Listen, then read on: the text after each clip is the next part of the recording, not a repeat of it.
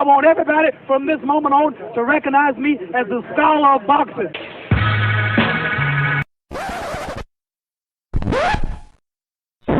See, their morals, their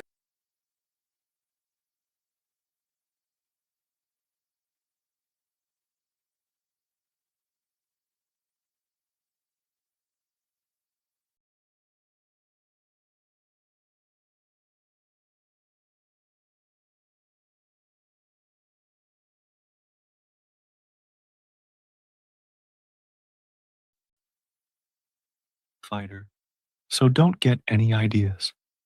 If he pats you on the back, you'll put it in your resume. His enemy. Have him listed as an emergency contact. The scholar has an inside joke with complete strangers. If he punched you in the face, you'd have to fight the urge not to thank him. Sharks have a week dedicated to him. He's the only man alive to is parallel park. A train is count to infinity twice. In Genesis, when God said, "Let there be light," the scholars said, "Say pretty please." He is the genius of all genius and master of all masters. And that's the trick to life. You have to be wise enough to know when you were living in your dream. And you have to be humble enough to accept when you're in someone else's.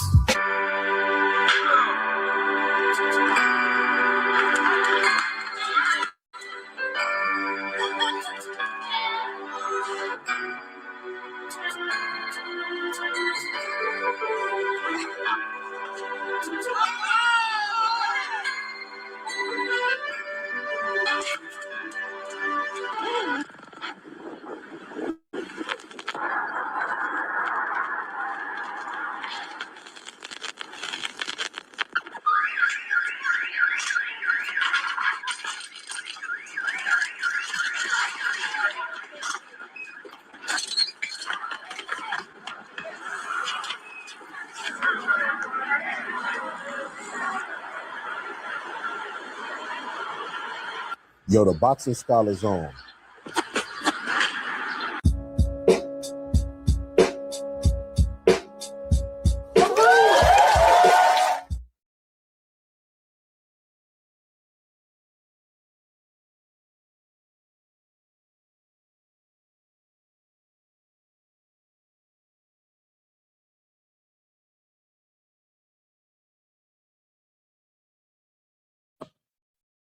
Bear with me. Bear with me. Give me a sec. Hold on.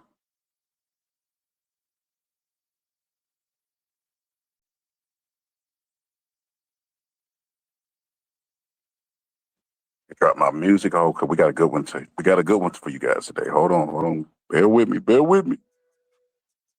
Here we go. All right, let's go.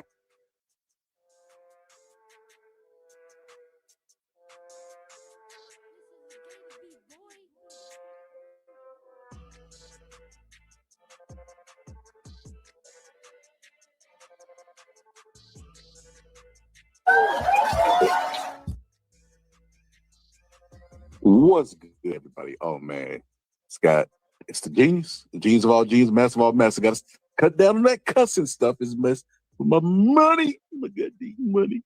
So, what's up, everybody? Like I said, man, I've been trying to do this live for a while. Black fatigue. You probably heard all about it. You know, you know how I do. You know, like my grandma used to say, "Devil busy, devil busy." You know, every time I try to do this episode, something comes up. So here we are, Black fatigue. For those who don't know, just like everything else in life, uh, everything else in life, we invent and then they come and flip, right? Like for instance, the N word, right? They called us that, never stop calling us that, and it's just mad they can't do it publicly, so they're fighting for their rights. We're not gonna take it. No, we ain't gonna take it. That's their attitude for everything. But listen, so much hypocrisy to cover so little time. So first off, let's go through the genesis of it, right? So Black fatigue, a white YouTuber said Black fatigue you know, and the internet just lost it, you know, well, the white internet. You either got black Twitter, the white internet just lost it, right? And when the white internet lost it, basically, they were like, yeah, we are tired of hearing about black issues. Yeah, we're tired of this, you know? So it picked up steam, and now they're trying to flip it. But Black Fatigue was a book that was already written for the fatigue that black people feel, right? It was already a book, already been published, already out there, already a real term, right? And it's exactly what it sounds like. Black people are tired, right? We're tired because we have the stuff that we have to experience and go through in America. We're tired of it. Black fatigue is exactly that. They try to put a spin on it, but without further ado, here we go. The woman who called a 5-year-old a racial slur. My first impression after watching the video, a little bit of white trash. I have to be honest, the kid was 5. I have worked with 5-year-olds for the last 15 years. Absolutely everything they do is out of pocket. They're like little unhinged drunk people. Nothing they do makes sense. A 5-year-old is capable of rifling through somebody's bag and taking things that don't belong to them. Ask any kindergarten teacher. But I realize why. But I realize anytime you hear that but, you know what follows but, right? BS. Bullshit, right? Bullshit follows the but. Here we go. Let's listen after the but. So many people are wanting to defend this because Black fatigue is real. I think society as a whole is there. We are just so unbelievably fed up with the ghetto ratchet behavior, entitlement, the victimhood, that they want to praise this woman. But what she did is not praiseworthy. But also on the same hand, please remember that every day, there go that but again, that us white people get on this app, we get called racial slurs every single day. So if you don't want... Y'all get called racial slurs? Have you not been on the internet long? Listen, we do fight parties over here, right? And we share links, right? Links to the fight. If you go to the comment section, the N-word is used like the word but that you're using in your statement right now. They use it every other word. Want to be called a racial slur, you also have to stop calling people racial slurs. You can't talk out of both sides of your mouth. I have more videos. She's not the only one trending under Black fatigue. Here it is. If I'm not allowed to blame you for all of my life's problems, then you're not allowed to blame me for yours. When I first got before I got on TikTok. This is becoming a Zeltrax commercial for white people where they're all coming together like, yeah, my first experience, Black fatigue. I was on the internet. And if you don't want us to use racial slurs, you can't use them to us. Because it's exactly the equivalent. If you call me racist, it's the equivalent of saying nigger. Stop calling me racist. I thought that racism was only white people being racist. I was so wrong.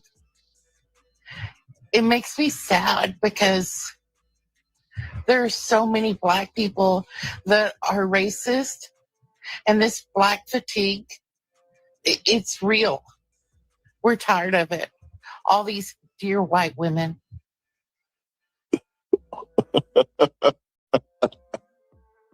Oh my God. We're tired of it. We're just not going to take it anymore.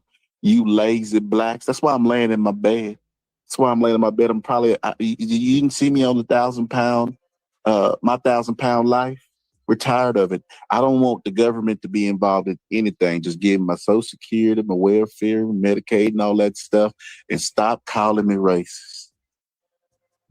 Dear white people. Black fatigue is real. Everybody is. And of course, there's always one. There's always one. This guy will not go away. This guy is cooning for a badge at this point. He's cooning for a badge at this point. This dude will not go away. Look at the coons.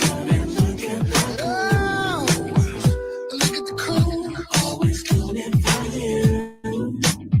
Look at the coons. Look at the coons. Always cooning for you. We got gray soldiers driving up and down the street, looking for a big today.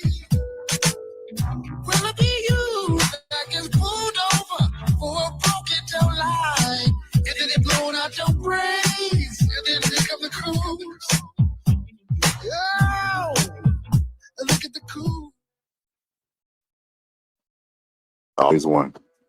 Is tired of black people, but it's two specific types of black people that everyone is tired of. Number one, everybody is tired of loud, ghetto, and ratchet, and violent, and mean, and angry all the time. Everybody is tired of them. Nobody wants to deal with them. Even other black people do not want to deal with these people. You know when you see them in public, you know when they're going to give you attitude at the CVS. Everybody knows it and they want to avoid it. The second group of black people that everybody is tired of is this sort of like fake black bougie intelligentsia who kind of like walks around telling everybody how they're supposed to think or speak or act when it comes to anything black. These are the most privileged black people in the world. These people have built enormous platforms and have so much money, and yet they are still perpetual victims all the time.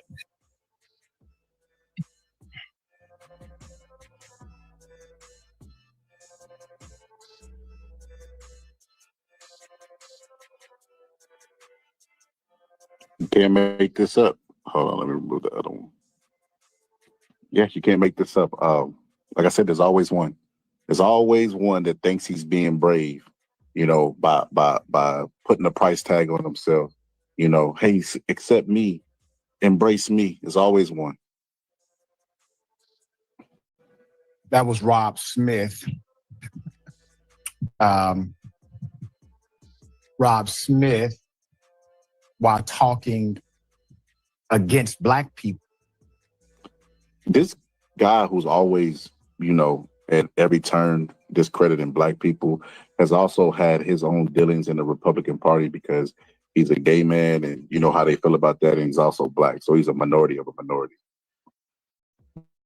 Oh, is somehow a victim of black people. He is just as ridiculous in real life as he was on that short video segment of himself. You can actually check it out. I debated him. It was a while ago. He never came back on the program. Rob, I welcome you to come back anytime, dear brother. We can debate this if you would like. Please don't wear that ugly ass tank top when you come. All right. There are some people that actually know what black fatigue means, the origin of it, and they responded. Here it is. My mutual Marie made a video talking about black fatigue, and I wanted to piggyback off what she was saying. Because it's wild to me how non-black people swear up and down they're just so tired of black people. Tired of hearing about racism and anti-blackness. Tired of being called out. Tired of black voices, black issues, black content, yada, yada, yada. Just so tired. But somehow y'all are never too tired or fatigued to steal from them. And you weren't even too fatigued to steal the term black fatigue. Oh my God, somebody who gets it. Yes. Never too tired to steal. This, oh my God, that's excellent. My bad. Proceed. Thank you. Thank you for this. This is incredible information. And I had never actually heard of the term, but I'm like, this makes sense. Like, what else could black fatigue mean other than black fatigue, right? So for now, black fatigue to go viral on this app and have it mean like what one racist white woman said about how she's tired of hearing about black people talk about racism is maybe the most like ironically disgusting, dehumanizing, hateful of this term. Madam, you're a damn genius. Out of all of the commentary, you stopped and you said maybe black fatigue means black fatigue. I want y'all to notice the ages of the people too that's trending, right? Older women, white women, you know.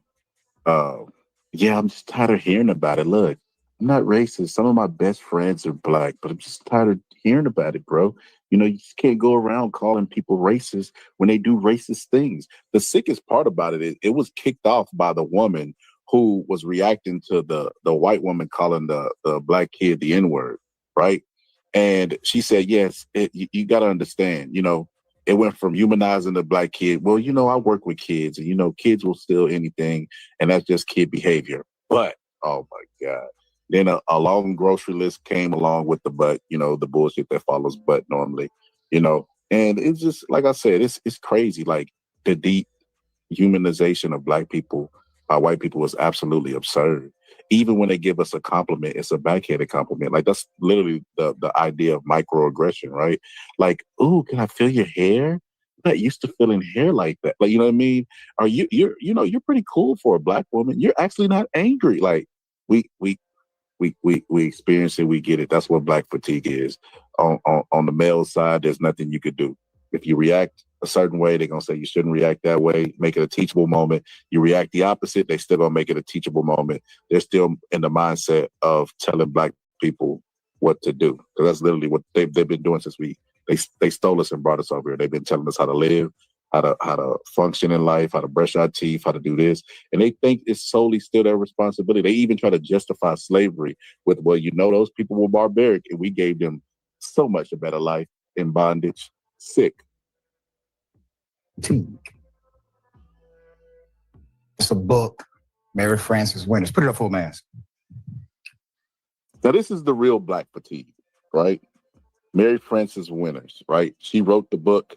Black people are aware of it. Like I said, anytime we have discourse online, we're always met with a bunch of resistance from the opposite people showing up, telling us how to feel, how to act, and, singing, we're just ordinary people, all that stuff. We get tired of that stuff. But the actual book, Black fatigue, is a real thing. It ain't a term that they just invented. You know what I mean? It's a term that they stole and hijacked like they do everything else, rock and roll, music, etc. White people think if they lay their claim to it and say it's theirs by birthright, like they're the kings of the universe. God died and left them in charge. Let's talk about the 2020 Mary Frances Winters Black Fatigue book, best-selling author. How Racism Erodes the Mind, Body, and Spirit is what the book posits. Mary Frances Winters writes, Black fatigue is a vital resource for Black and non-Black people who are looking for ways to heal, learn, and have productive and supportive conversations about racial injustice and trauma. To move forward, we need to know where we came from and where we are. Black fatigue is the foundation from which we can begin to imagine a better world together. The book highlights the history of white supremacist, racist systems that led to Black intergenerational fatigue. It focuses on the impact of Black fatigue on Blacks and on Black society. The racist system focus on the Black fatigue towards Black people towards Black people. I ain't gonna lie, that's gonna be on my readers list. This book is gonna be on my readers list so the fatigue of Black people towards Black people is definitely an interesting concept because, like I said, we have people out there, Black people, who are the descendants of we know the story. It's like, we kidnapped from the land, but the people that, that like Harriet Tubman, that on the front lines, blood, sweat, and tears, those people are demoralized by Black people. So, I mean, it's just like the N-word in a sense. We could use it amongst our own, but when other people use it, it don't have the same context, especially because they're trying to hijack it and make it mean something else. This is what I mean when I say Black fatigue toward other Black people. Check this out. So there's a Black woman that came on here saying that she found out that Harriet Tubman is not a real person. And that is the fastest that I've ever reported a post for misinformation. A lot of you Negroes are the ones that Carter G. Woodson was afraid were going to be miseducated and indoctrinated. The idea that Harriet Tubman is not real because she was birthed by a different name is wild to me. So Muhammad Ali is not real. El-Hajj El-Malik Shabazz is not real. Y'all do know Sojourner Truth was not born Sojourner Truth, right? Folks can claim that the school system dropped the ball, but I blame a lot of y'all's parents too. Because even a third grade social studies class would have taught you that enslaved folks that fled to freedom, that escaped, had a bounty on their head because they were considered property. They generated profit for their enslavers. So as a result, their slave masters and mistresses kept a manifest, a recording of their names. So by changing their names, it kept them safe. The same Black woman in that same video came on here to say that Harriet Tubman should not be considered a hero. It is as a result of that woman's work as a spy for the Union that she fought for gender equality. You know who else was a spy? Josephine Baker, who fought against the Yazidis. And you sit here as a Black woman with other ignorant ass Black people in your comments, while the current administration is currently desecrating Black American history. Yes, that's, you see the end whenever she was taking a deep sigh. That's what Black fatigue looks at. And there's 3 parts to this video. And I was going to leave it at that one and continue with my presentation, but it was so good that I got to play all 3. So this is the second part of that. Check this out. Here's the thing about the Black women's post who posted that Harriet Tubman is not real. There are people in the comments of that post questioning enslavement. Black folks. There are people in that post questioning the Underground Railroad. Because as somebody put it in a follow-up video, they don't understand how they could go underground. As though we don't have an entire group of Black scuba divers that excavate slave shipwrecks. And English and literary devices be damned for a lot of y'all. Because Underground Railroad is a literal metaphor. Underground, not under the earth. Underground, meaning that it is not widely known, that it is not widely spoken. It's on the DL.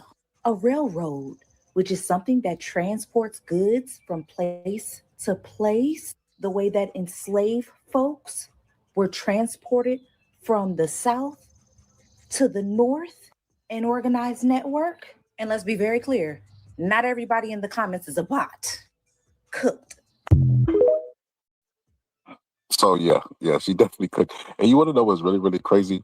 This woman right here, she has a site where she gives passports for Black people, you know, to lead the country, and she does some work for Black people. She buys Black-owned companies. It's really crazy that somebody reported her. You want to talk about Black fatigue? So somebody on TikTok reported this lady for supporting Black businesses and only giving Black people Black people passports. That is insane. That's what we mean by Black fatigue. We can't live outside of society. We can't do nothing for our own.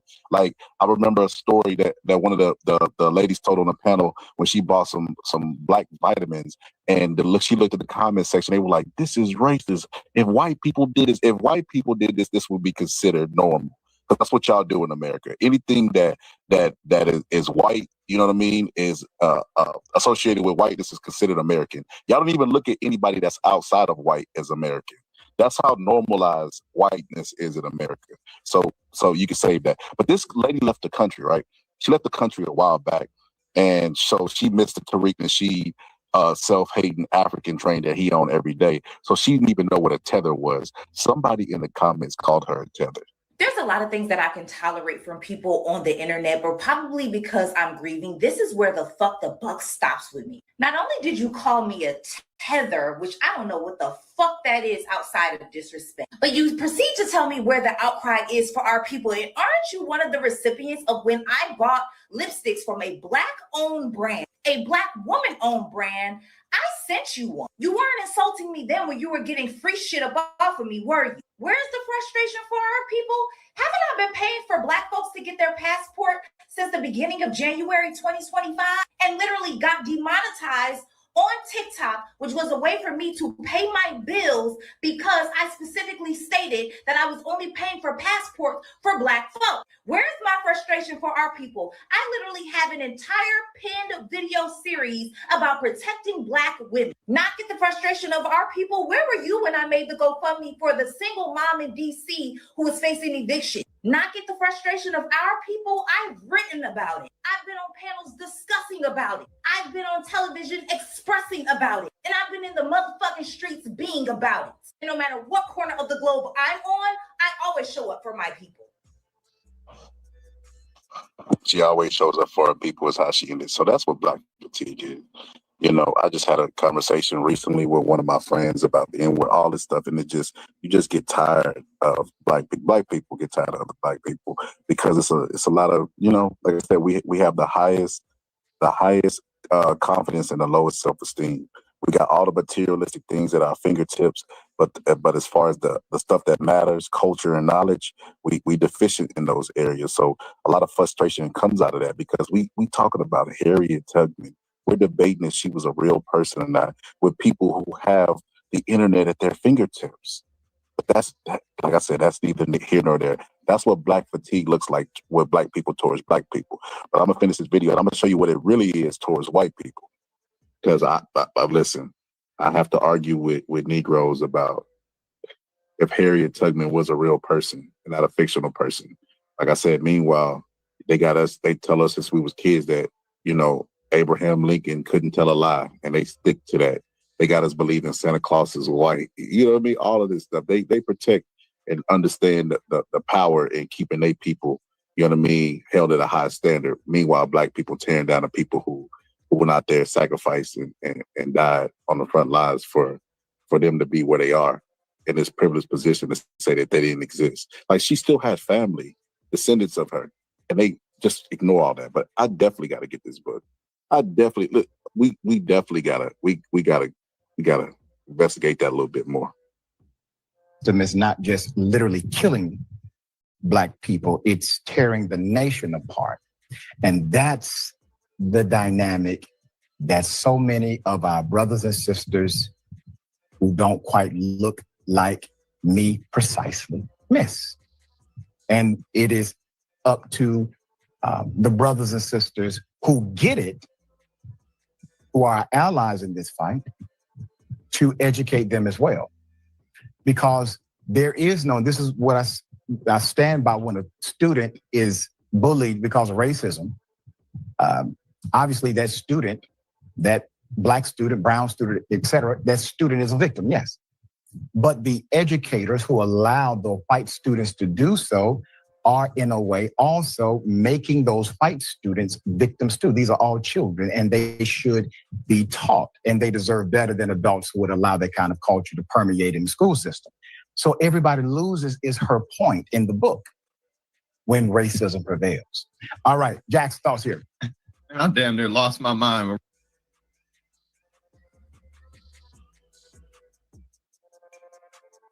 Yo, shout out to Terrence Howard's son right now. I damn near lost my mind, man.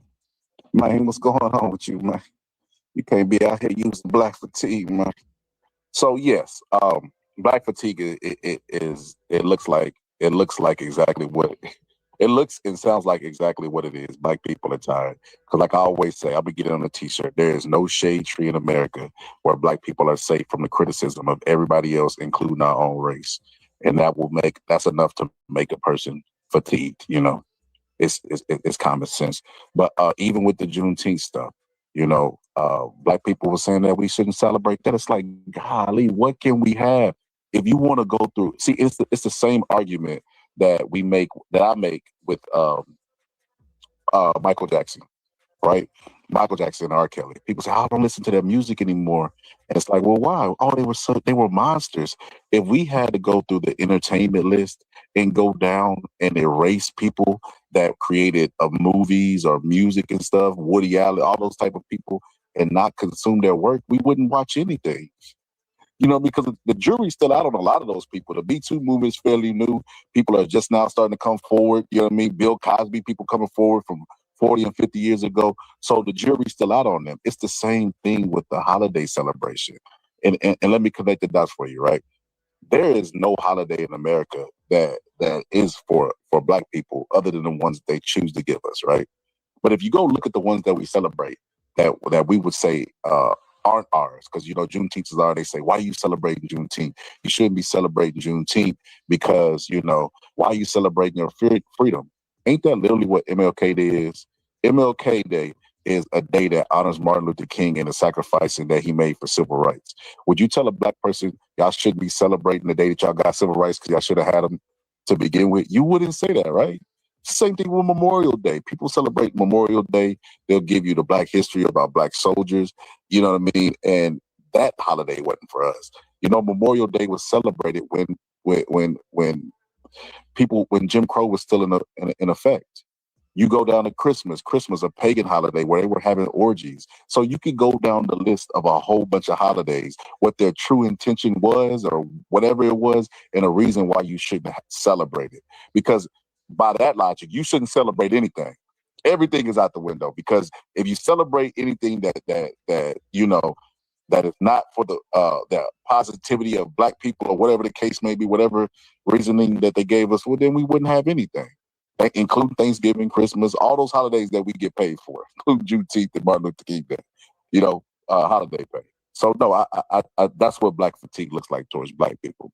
Now, in terms of white people, if there was ever any video to just sum that up for me, this one is the perfect one, right? And you know what's really funny? That this video was like in the 60s, right? This was in the 60s, 68, right? And these were college students. You know how they always say, you know, liberals and all this other stuff, you know, especially my homie Certified Player, he's obsessed with liberals, right? But, you know, these college students walked in there and wanted to join the debate, and they were hit with the same argument that we hit with today. Hey, man, you guys are fighting the wrong fight. You guys don't understand. The white man is not our enemy. You know who the real enemy is? The rich man. It's so crazy. And then when I went to the comment section, they were like, yep, Black people are still the same. They still complain today like they did the days of yesteryear. Like, this stuff you can't make up. But this is to me like the core of the frustration of Black people towards white people. The students saw that one aspect of the whole war was these napalm. Recruiters were coming to campus. I think that the criticism that we infringed upon the liberties of those who wanted to speak to the recruiters is justified. But I think that we have to remember that our country was founded on more than just the guarantee of freedom of speech. It was also founded on the right to life. And if we believe what Senator Kennedy has been saying, there's over 150,000 Vietnamese killed every year, many of them by napalm.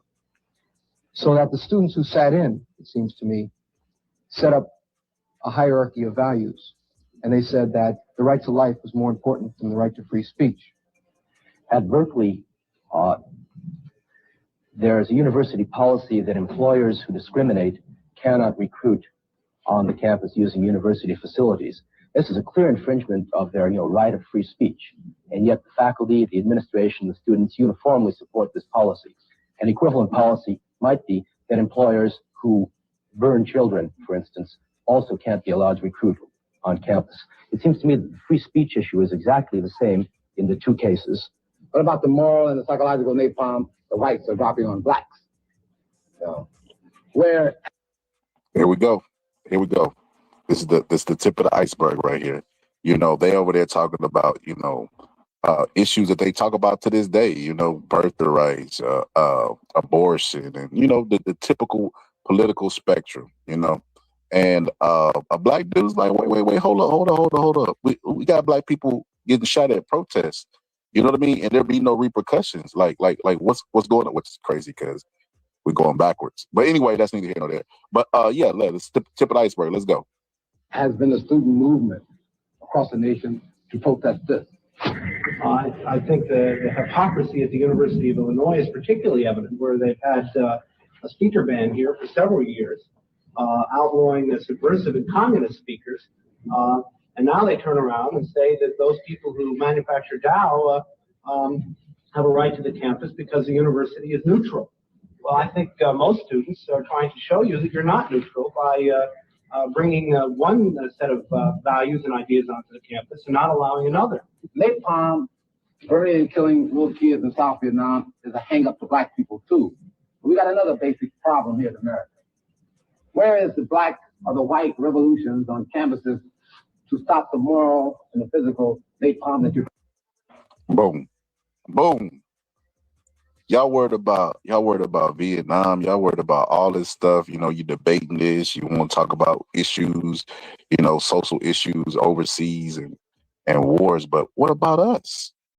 What about us? Look at that dude right here. He scratched his eyes. You know how people scratch that eyelid? That mean, man, it's getting hot in here. Dropping on black people. Look at the South Carolina massacre. Look at the one they had in Texas Southern University last year. Nobody demonstrated against that, but we've had lives to be shed. We had people that died there. But nobody demonstrated against it. But we get hung up and dropping napalm and stuff across the world. This doesn't involve me at all. You told us, get off the wagon. What did you say? You mean I said, when the black student movement finally started discovering the way and the track to work effectively with its own people, called Black Power. Who told you to sit in on down? Hold it a sec. Who told you to sit in on down? You want to hear me? And stop that. You want to hear me? Hold it a second. We're going to turn it to a teachable moment. You shut up, I'm talking. Answer your question? Did black students do this here? When you discovered Black Power, brother. Did black students stop traffic in the streets? Hey, you want to hear me or not? When the black movement discovered Black Power, Stokely stood up and he said, all right, white boys, back to your own people. We'll take care of our own. Why don't you see if you can learn to do something effective in your own people? We didn't know how to do anything effective in our own people, just as you hadn't known how to do anything effective in your own people. You're on to Black Power now. In the place where we live, the word is student power, because things that most affect us directly in our roles, have to do in and around our roles as students, as young people, with the way the war presses on us and presses on you too, dig it. That man said, dig it. It presses on you too, dig it. Bro, you can't make this up. Well, you know, you guys are supposed to be doing stuff for yourself, basically. And it's not our fight, but you got to fight with us because the war is going to affect you too. What? Strike against Dow on campus. It's a strike for you too. That doesn't mean, we expect you to keel over with gratitude. But you got to realize that there are two forces. White student movement has been going on for the last 10 years. But what you forget to say is that after each group of students go through the university phase, 4 to 6 years in school, they go out into white middle-class society and they don't continue the movement. They accept a job, a middle-class job with Dow, IBM, or any other firm. That right there is key. That right there is key. I love that he said that because, if you go look at people like Bill Maher, right? Bill Maher, when he was younger, he was more liberal. Now that Bill Maher has been rich for a long time, he's turning into Bill O'Reilly. You don't even know the two. They used to be polar opposites. They would debate each other and go at each other. You listen to them now, they sound like the exact same guy. And he's essentially saying that too. Young white liberals turn into old white conservatives. That's essentially what he's saying. And then these are the people that perpetuate the system. Tell me here, where's the violence at? Where's the violence that whites are willing to give to the war in South Vietnam to get the black man free? I haven't seen it. On the streets of Oakland, waiting for the cops to club open our heads. I'm talking about Northeast Champaign. I'm talking about I don't come Oakland. from here. Are my people free in Oakland? No, your people aren't free in Oakland. The real point is my people aren't free in Oakland either. Yeah, but you got a better set than I got. You talk about white middle class.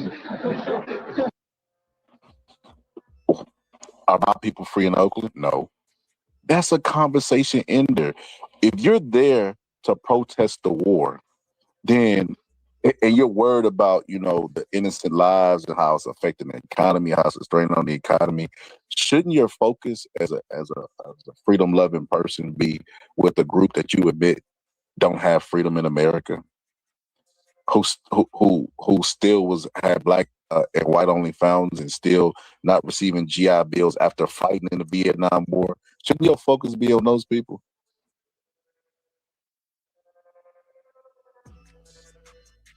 I don't come from here. Are my people free in Oakland? No, your people aren't free in Oakland. The real point is my people aren't free in Oakland either. Yeah, but you got a better set than I got. You talk about white middle class. That's exactly why we aren't free. Johnson, you talk about white middle class America being a jungle. You talk about it from your point of view. Dig it, man. It What is your point of view? None of us know how to, Kids who've grown up in the white movement don't go to work for Dow when they get out of college. They have a lot of trouble figuring out how to move next because nobody knows how to move in adult white middle-class America. That's one of the most important things. That's not solving our problems, though. Don't tell me about. We got to work on our problems too. Well, here, you got one problem here, and that's black people. No, Black you people got wanna one be problem. free We here. got The two, problem- black and white. No, you're right. You've been trying to get in. No, I just wanted to say it's real good that the issue has been brought in like it is, because you can't really discuss the whole question of Dow without realizing that what is some of the fundamental questions about the society. To question Dow's coming on campus really means that you have to question the war in Vietnam and the impact Dow and napalm is making on that. Then you have to go on to see that this society is founded on the fundamental foundation of racism and exploitation, and black people have been the real victims of that racism. Speaking for black campuses, I don't want to get involved into any question about whether or not a cat has a right to come on campus and recruit black students to come to work for them. They're scared to come in Tougaloo. They sent applications down. They have a very good reason to be scared. For the same reason the director of the selective service system had to be scared. Black people have been being the laborers for this society and being put in slots for this society for too long. Now, as to how white people and white students deal with that on their own campuses is their problem. And my problem is getting black people to understand that our struggle is related to the whole struggle of really tearing down, destroying the system and building it up. Now, if whites want to do that, good, but they can't tell me how to work on black campuses, and I'm really, frankly, not interested in telling them how to do that if they really want to move to destroy it with integrity. But if they just want to intellectualize about it, I don't want to even get involved in that. A call was put up, work in your own community. And for many of us who got our start working in the black movement, the realization of working in that movement was what white... What's funny is the government targeted a lot of those people in the Black Panther Party who were trying to work and do in their own community, like they just suggested that they do. That is the unfair part. You talk about black fatigue, they give you bootstraps, but the bootstraps have chips in them that they can make the boot collapse at any point. They tell you fix up your communities. Then when you make a effort to fix up your communities, they spy, arrest, lie, and do all that stuff. That is insane. White mass America was all about, and a realization that if we wanted to do our part, we had to change fundamental assumptions about mass America. And that means going to the white people, going to the students to create environments in the universities and elsewhere so that they won't, after they leave college, go to work for IBM or for the Dow. You haven't done it, though. You really haven't done that. You've acknowledged the fact that in 1966, in the summer of 66, Stokely Carmichael said, okay, we don't want you. Go into your ghettos and tell those honkies to stop being racist, to stop discriminating. Now we tell you again, you know what's coming this summer. So leave these universities each weekend and go home and tell those people to get themselves together. What's going on in the universities of the country, including this one, in a very quiet way, because we're behind you, is a struggle for white liberation and student liberation so that we can learn to control our own lives. So don't tell me, and I know some white people who picket and will picket all night against the war in South Vietnam, don't give a hang about a black person. So don't tell liberation struggle. Don't jump on this bad liberation struggle. I ask you one question. I ask all the students in here, I ask the faculty members, where are the universities and the problems in the society here in dealing with blacks and whites? Where are the students at? You tell me where they are. Don't give me no South Vietnam bag. Don't. Look at those faces. Look at the smugness of the guy who's speaking for all of the white people there. Look at them faces. Unbothered. They don't care. They're just waiting. They're hoping that he just goes and says, look, man, you take care of your people like Stokely said y'all were going to do, and we'll focus on every other issue. And if the crumbs fall down, they fall down. Hang up on Dow Chemical Company. Tell me, what are you doing in your neighborhood here to stop what that old lady is doing against that one who comes in there to work 12 hours for her? I agree with you that there's got to be some basic change in this. All right, if we're going to talk about it, then let's talk about it. Don't give me any shuck and jive because I don't want to hear it. If you're going to talk about joining yourself in a black revolution to overthrow what is wrong here, don't tell me about, when Rap told you and Stokely told you to go back to your neighborhoods, he didn't tell you to go back there and raise hell about something that wasn't even pertinent to the black man's problem. You're right. Somebody asked me, what has the Senate done? Facts. He said, we'll take care of the black people, but he didn't say, well, black people, y'all fight for every other person's issue but your own. And white people, y'all don't have to worry about our issues anymore. Y'all fight for, like, yeah, that's a great point. Great point. It hasn't done a blame thing, and I say that, and I know it. It's irrelevant. What we've got to do is figure out ways as students to be relevant to that regime and to start it. You're right. There's one thing we're fighting, and it's American establishment. That's the only thing. You're fighting it your way, and See, here we go. The American establishment. I wish we could do it where they are now, you know what I mean? Or where their families are now set up in life, you know, because I guarantee that dude was right. I guarantee a lot of those people that they was telling to pull up by their bootstraps, you know what I mean? If they joined any movement, they was arrested, you know what I mean? And they're at the college campus, so I imagine that they're educated. But a lot of things he was talking about, like the TSU shooting, where they were protesting and the police officer just shot them, and there was no repercussions, no outrage from other students who value protesting. There was no outrage amongst that group. That was the most shocking part about it, is that nobody was outraged. That's where their black fatigue comes in. Like, wait a minute. So why should we care about everybody else if y'all don't care about us? Low-you, Stokely Carmichael. Listen, black people today are really, really mad at Martin Luther King because white people always try to weaponize him against us, right? They try to weaponize every leader that we had, including Stokely Carmichael, right? I'm fighting it in mine. I was asked to come tonight and listen to and participate in a discussion on students and student rights, student problems and student rights. I think it's safe to say that that this person is from the South. He's a professor from the South. So where's Vacate? I don't know where she is. Tell it, pull up. I'm gonna drop the link in a little bit. Right. Now, if I had been geared to coming to a discussion on black-white relations, the problems of the north end of Champaign, I would have been thinking in the last 24 or 48 hours about an altogether different set of questions, an altogether different set of problems. I don't think that it's possible to bring together a group of black people tonight and sit them amongst these people as it supposedly was supposed to be done by integrating them well into the group and discuss something else. That's totally impossible. Black people to come in and vent a sense of frustration for people who are obviously not oppressing them. Their oppressors are quite obvious, and if they want to take a force against them, I suggest that they go and do that instead of mouthing off against people who spend quite a bit of their lives trying to help them. Don't yell at us. We're just trying to help you. Y'all need to go yell at the rich people. Like, you can't make this up. You can't make it up. We're not your real enemy. We did nothing but try to help you people, except for when you when you show up and tell us to march and protest for y'all. We did everything but the thing that y'all asked us to do. Why are y'all so mad? It is an obvious fact that those people who talk the most, when it comes right down to it, that's the actual violence. They're not the ones who do it. You're probably right there. You know? Okay. So that means Governor Wallace is running his mouth off.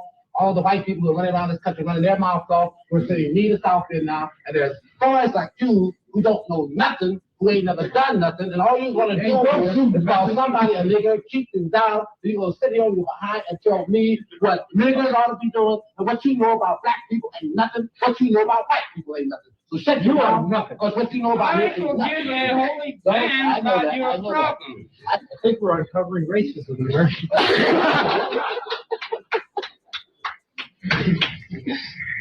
The fact that this discussion hasn't got... They find humor.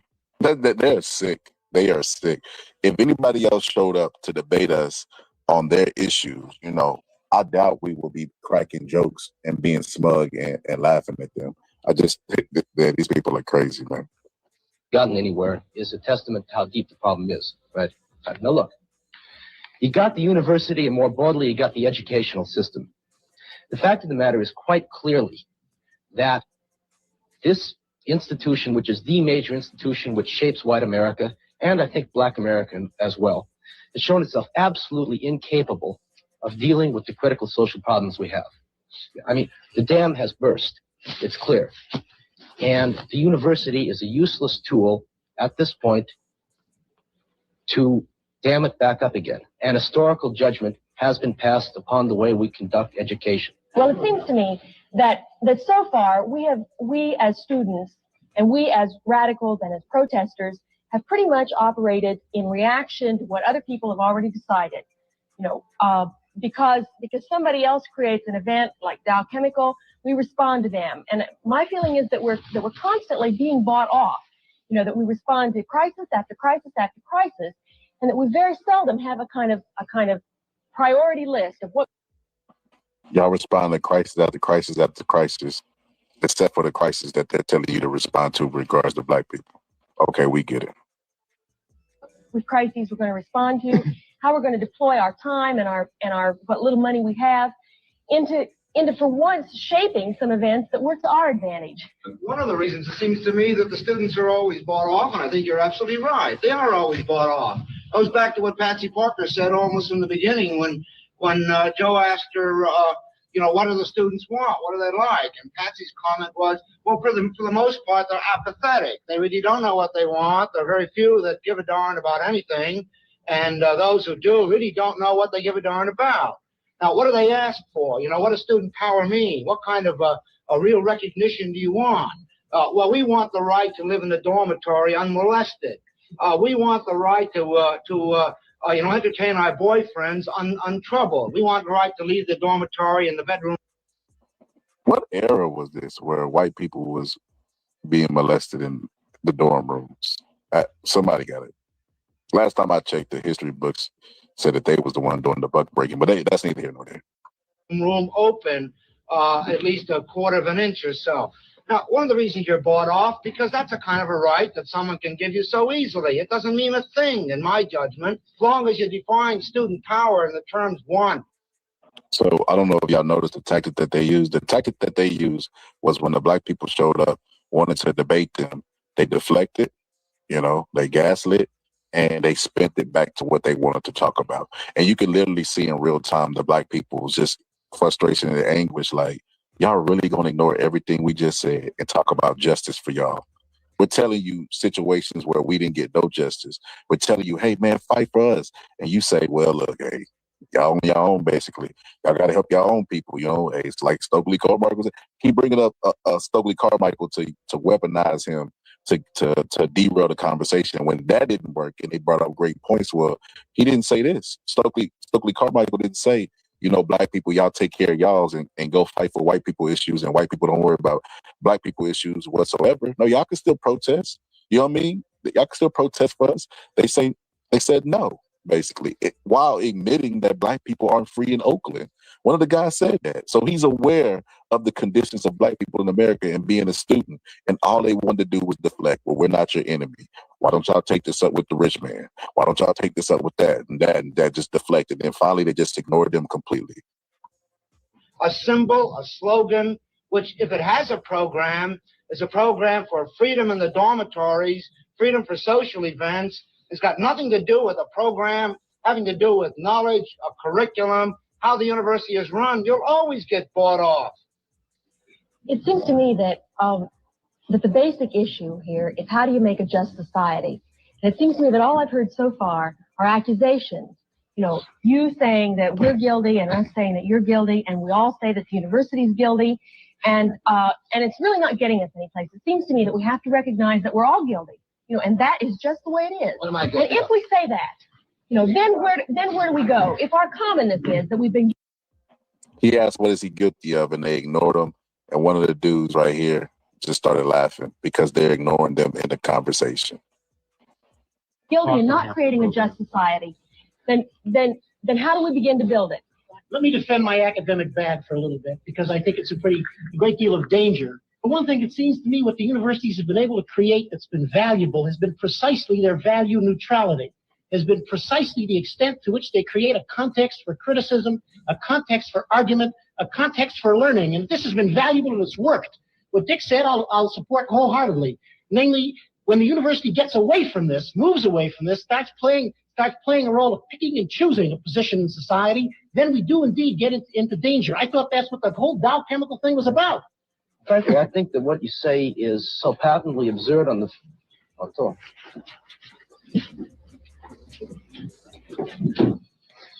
This is it right here.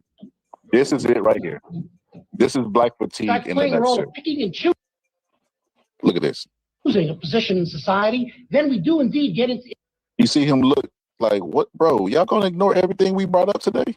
into danger. I thought that's what the whole Dow Chemical They raised their hands. They didn't call on them. They skipping them. They ignoring their comments and everything. thing was about. Frankly, I think that what you say is so patently absurd on the floor. And then shocked. Then they're shocked when black people leave. That's the one thing they wanted them to do.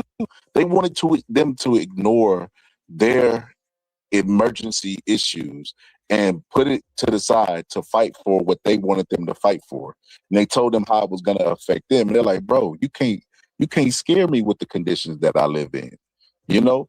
And when they were faced with the reality of hey, they just gonna ignore me and dance around the question, they finally leave. And white people are they're like, what's going on here?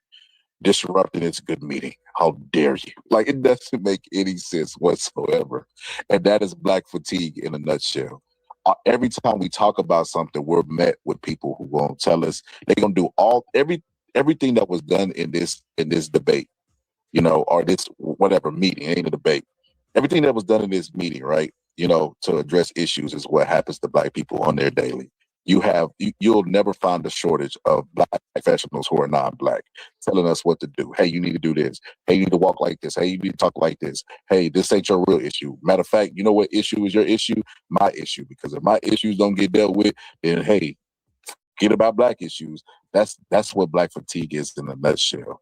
You know, black people are our voices falling on deaf ears. All of those black people were aware of their living conditions and what they were experiencing.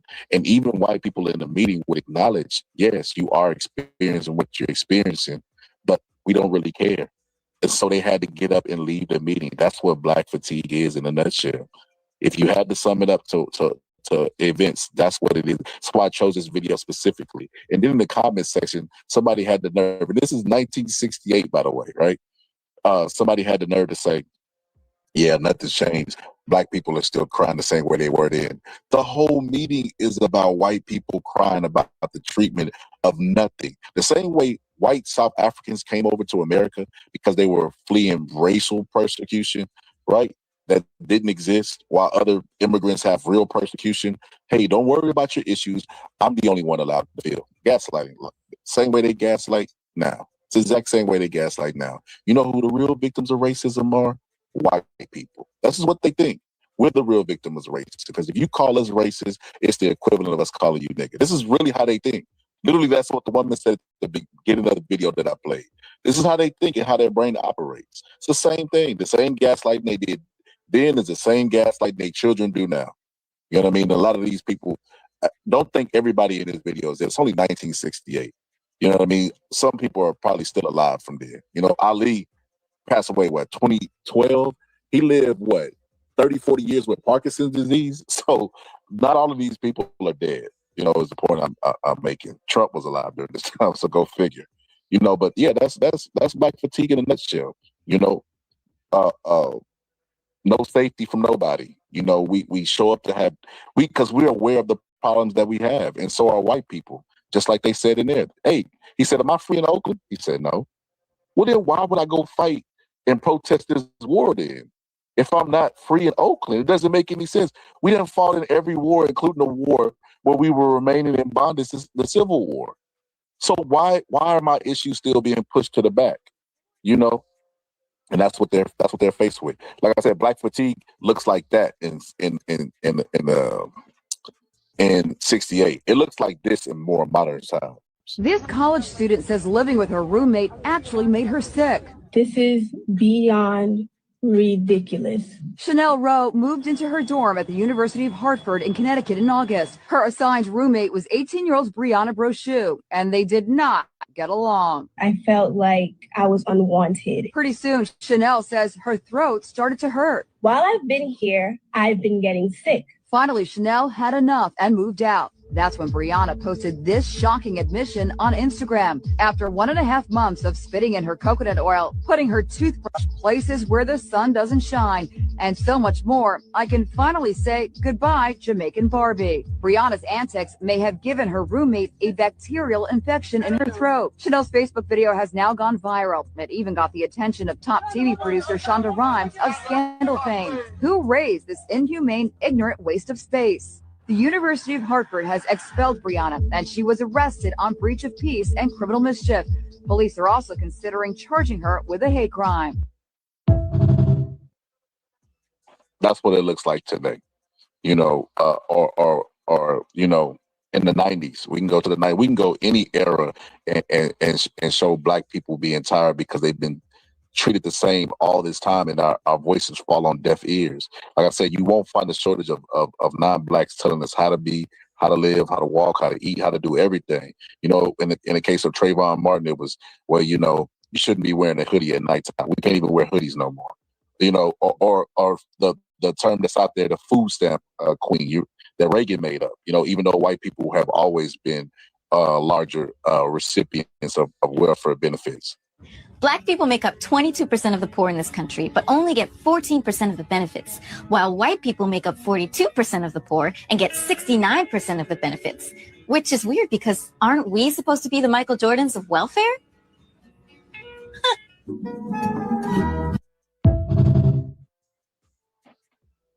Yes, you heard it right. There are lesser poor white people, and poor in America is people making $20,000 or less with 4 or more kids. So white people are 40% of that, right?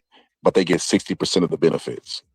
60% while calling us the welfare queens and the lazies and all of this stuff. You know what I mean? That is crazy. That is insane. But hey, that's what their ancestors was fighting for. Them students that was protesting in '68, they was fighting for their kids to be in that exact position and for black people to be exactly where they are. It's not a secret. You know what I mean? And like I said, black fatigue, it don't just stop there. It don't stop with them putting the toothbrush inside her ass, and for no reason. She didn't have no real beef with this girl. She didn't even talk to her. The only reason was she didn't like her. She didn't like her. And it was obviously because she was black. And she would have never got caught. Scooby-Doo, I wouldn't have got caught if it wasn't for you pesky kids. She would have never got caught if she had not went to the internet bragging about it. Had not went to the internet, she never would have got caught, or a situation like this. Hands up high in the air. Face away from us. Walk to the sidewalk. This is my grandson. That's your grandson? Yes. Police mistook an 18-year-old for a robbery suspect and handcuffed him, disturbing. On September 7th, 18-year-old Akil Carter was stopped by police in Wisconsin while driving home with his grandmother, Paulette Barr, and her best friend. According to the police description, they had previously been notified that there had been a robbery in the neighborhood, and after noticing that Akil's vehicle was very suspicious, they followed it for about half a mile and decided to ask them to pull over. The situation immediately scorched to a halt when an officer can be seen on the car log video telling Akil, who was wearing a yellow t-shirt and gray shorts, to get out of the vehicle, put his hands up, and backpedal toward the officers on the sidewalk with his back to them. Akil was allegedly detained and questioned by the police for about 6 minutes before he and the passengers in the car were allowed to leave. This frightening encounter left Akil's grandmother feeling helpless and unsure of what she could do to protect her grandson. In the aftermath, the Wauwatosa police chief declined to conduct an official investigation into the Yeah. Y'all guys ever heard of Atlanta? Little Wakanda, where black people are prospering? Well, it seems like, black fatigue is evident there too. With signs in tow, these residents made their voices heard Saturday, fighting to stay in their homes. They have no answers for our community. Only thing they want to do is find ways to take. The city of Villa Rica wants to extend the Mirror Lake connector through the spot where homes currently sit. The goal is to connect the Douglas County side of Villa Rica to the downtown area. But residents say they're not leaving, with many of these families owning these homes for decades. They're not going to take it. They're going to have to pay for it. But we don't want to move. My sister and them don't want to move, and they will not. They've been talking for more than a year saying they don't want this. Residents from Mirror Lake have even come over and said, we didn't ask for this. But yet they have willfully continued to push this forward. Residents also say there's been a lack of transparency from the city. Back in December at a community meeting, interim city manager Diana DeSanto said the project was needed due to growth in the area. In that meeting, she also said she hopes to come to a compromise with residents. She told Fox 5 days later she wished the city had been more open about their plans from the beginning. I wish we'd done better. I wish we'd done a better job of communicating from the very beginning. Residents say they will continue to speak out. They're displacing a whole bunch of people. My daddy is a disabled veteran, served his country, and now has to worrying about if he has a place to go. The mayor of Villa Rica did not wish to comment on today's protest. We also are still waiting to hear back from the interim city manager. At the live desk. Yes, in Atlanta, white people still are trying to gentrify at a place that, you know, is considered a place where black people migrate to go be successful, you know, are in high population, are the majority down there. They're trying to go over there and take over. There's no limit. It's no limit. And the truth is this, right? This is why those people walked out of that meeting, right? Because the sad truth that we have to come to face is they don't care. They've never cared. You know, it don't matter how good hearted they was, they don't care. It don't matter how you know, pure intention your friends is, they don't really care. Not per se. If they do care, it's because they've grown an affinity for the person specifically that you are, not because you're black. They don't care about black people as a whole. And they would never give up their status because that would include them to be treated like a nigga. And they don't want to be treated like a nigga because niggas don't even like being treated like niggas. So that's the truth of the reality.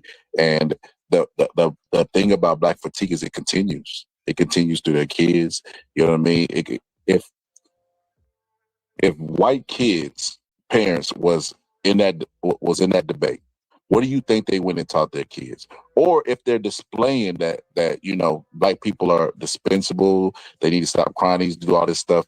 It's passed down. Like we live in a country where black people were kidnapped, built the entire country off the backs was built off the backs of black people, right? All the goods, the number one import in the world became America as far as cotton is concerned. And they got the nerve to try to convince people that black people are lazy. That's the reality in America. And here's the truth about white people. Now, I want you to look at this photo very closely, and I want you to see who's in it. More important than the man hanging, because you got to understand the lynchings that occurred in America happened after slavery, not during. Thousands of lynchings happened after slavery, because this is a reaction to white fear of what we would do once freed. But we didn't create a vigilante group to take out white people, but they did create a vigilante group to take us out now that we're free. See, that happened after slavery. They were called the what? The Ku Klux Klan. They don't wear hoods anymore. They wear suits. But they're alive and well all over the world, even here. So look at who's in the picture. I want you to look at this little girl in particular. You can't see her closely, but she's actually grimacing, like smirking. Now, remember, let's go back to the puppy concept here.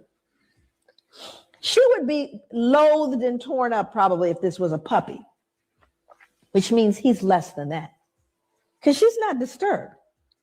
This little girl is not disturbed by this, but she should be, shouldn't she?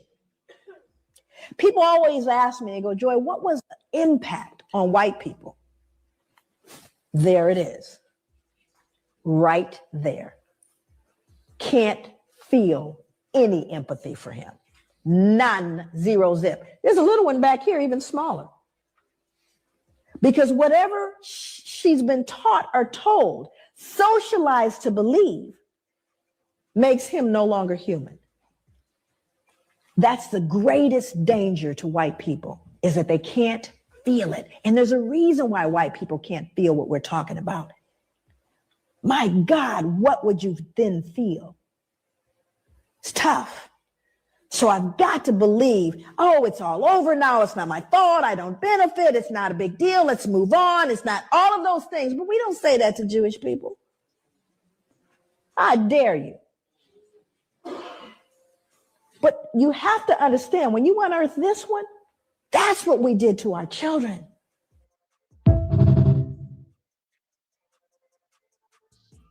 Yeah, that's kind of what black fatigue is. According to the description of the book, I'm gonna have to buy the book now.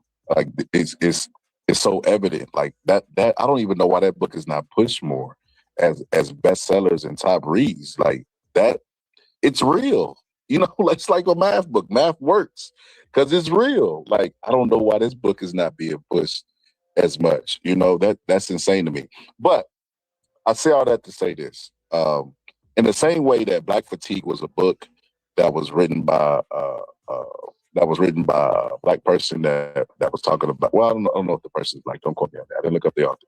But it was written for Black people and white people to understand, you know, the Black plight. It had to been a Black person to understand the Black plight because most people don't care to understand, don't want to understand. So I'm gonna jump on the limb and say for the sake of argument, they probably are more than likely Black. But the book is like I said, it's evident. It's all around you. You know what I mean? It's in the highways. It's in the, you got to cut your hair for a job, the Crown Act. It's in everything. It's in every aspect of our life. But I wanted to show you this, right? So a lot of times, you know, we get in debates, right? I just had one recently, you know, about the N-word. Should other people be allowed to use the N-word? You know, and you know what? No, I'm gonna just table it there. I'm gonna just table it there on Black Fatigue. I think I'm gonna table it there. I think I'll do another episode. I'll do another episode tomorrow about the other subject. But yeah, because I want Black Fatigue to be alone. I want it to stand alone. So I'll leave it where it is. Hold on, give me a second. Let me drop this link right here. I only got one more video to present. Hold on.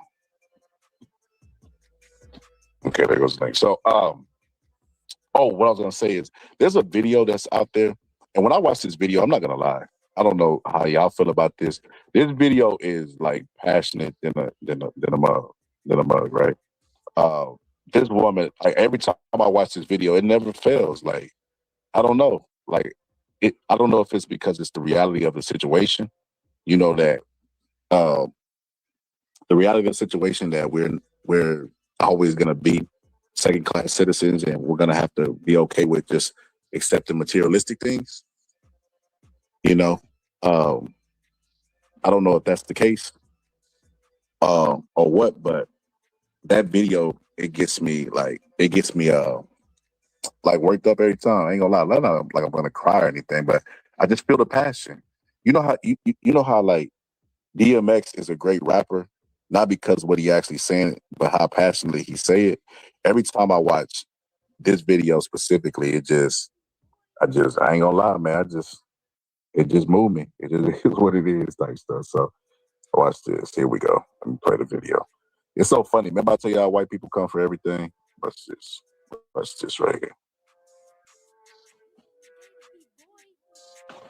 Watch this. This is during Black Lives Matter protests. Watch this.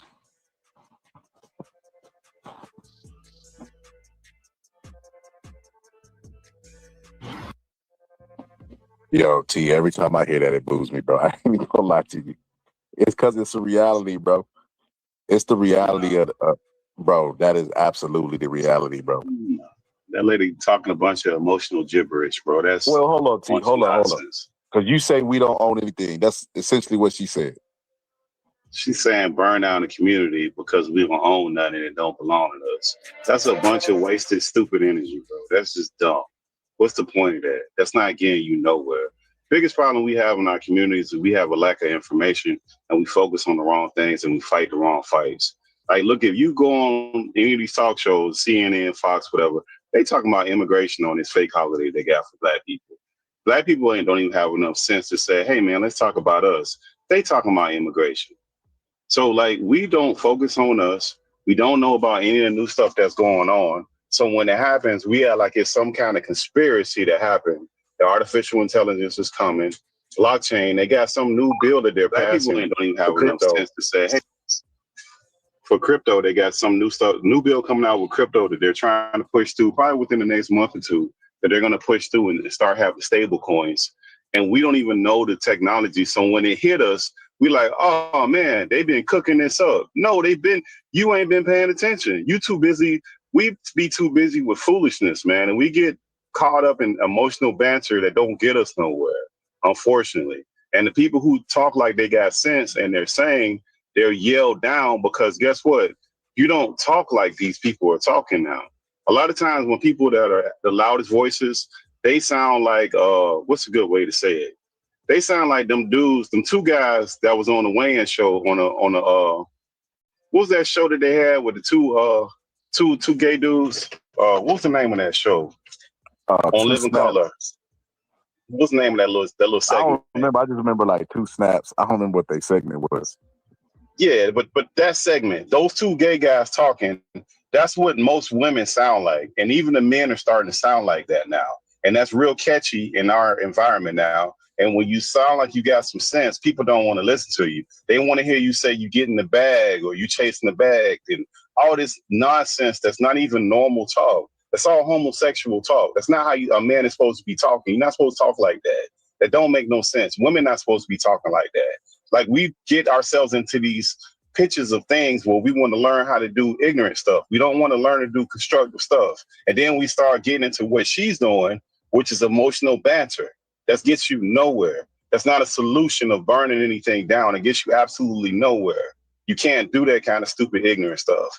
Black men can't do that. Women might be able to do that. Black men end up going to jail. If they're lucky, sometimes when the cops show up and you acting a certain kind of way, they'll end up smoking. Well, you seen Tyreek Hill going to a football game that they know the man inside, right outside the stadium, and he got done, and people were saying that he was wrong because of the way that he did. He told the cop not to bang on his window.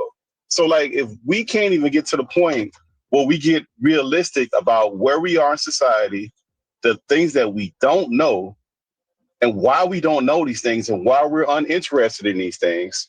And then when you get another group that run past you because you're not interested, you don't want to apply yourself into these things until they get completely past you, and now you want to try to learn them. And you can't get mad at people like that. Because at this point where we at, your phone is able to do so many different things that you don't even need a home computer because of AI. AI done caught up so much speed where you can do so many things from making videos. You can make a complete video out of nothing. You don't even need actors. You don't need nothing. You can make a realistic video from your phone with certain apps with just completely nothing. You can make a podcast with completely nothing. Just your phone. That's all you need is some apps. So like we are to the point where a lot of this stuff that people do is just nonsense. And we focus on the wrong thing. They don't have no information on nothing within the last 5 years. Definitely the last 5. Maybe the last 10 people don't have no information on. Now, you go back 50 years, 40 years, they got all the information in the world. Why don't you know what's going on? Why don't people know what's going on out here? That's the biggest question I have for people, because it's always the lack of knowledge that we have, and the stuff we're talking about happened so long ago. Why are we still talking about that stuff? We can't change none of that stuff. Only thing we can do is rectify going forward and saying, what we going to do about right now? What the hell can we do? Is the way that we did things at that time, is that the way we should be or should not be moving? Maybe some of it maybe yes, some of it maybe no. But we can't just live there. We want to live in those places. And that's why I have a problem with her to say all that.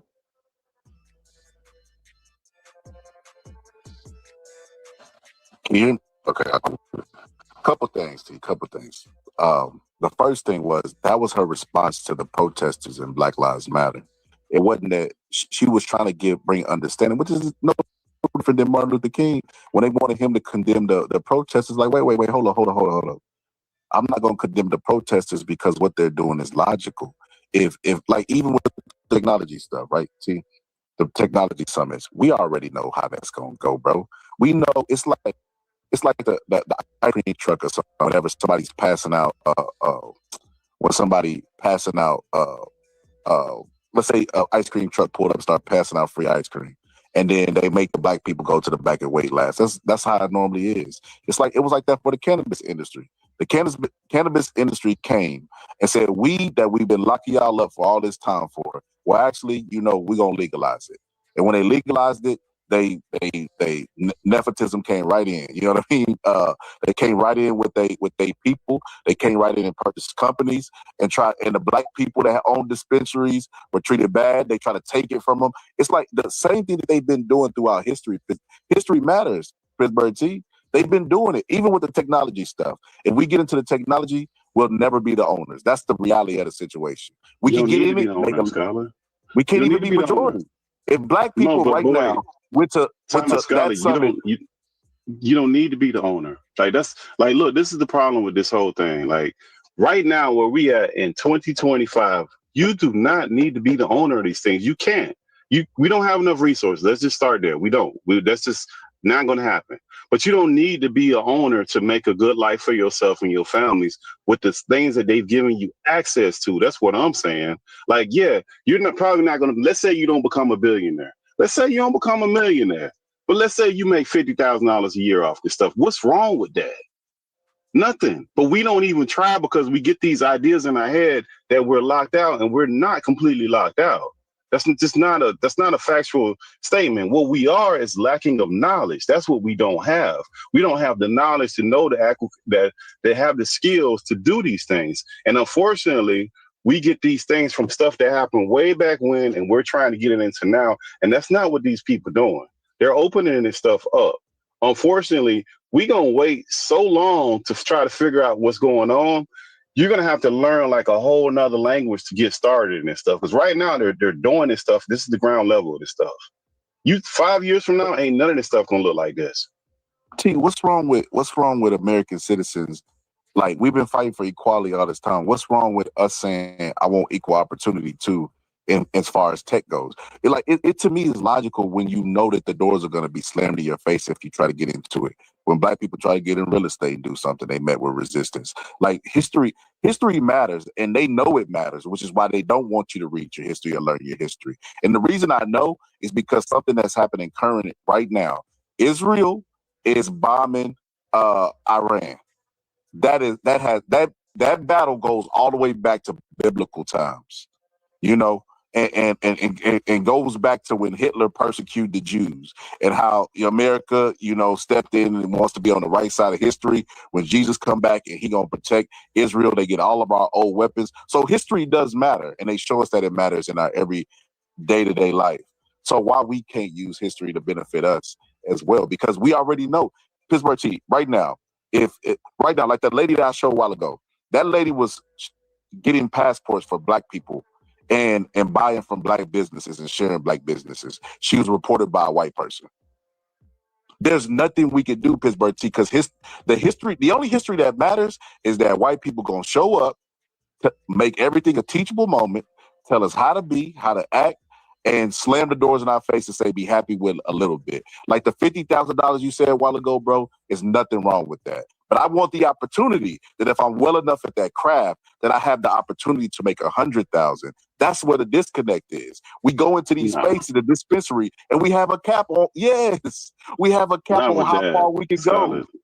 Scholar, when you get into technologies, when you're in the beginning phases of that, you're at the ground level of that. Like, that's not the same thing, bro.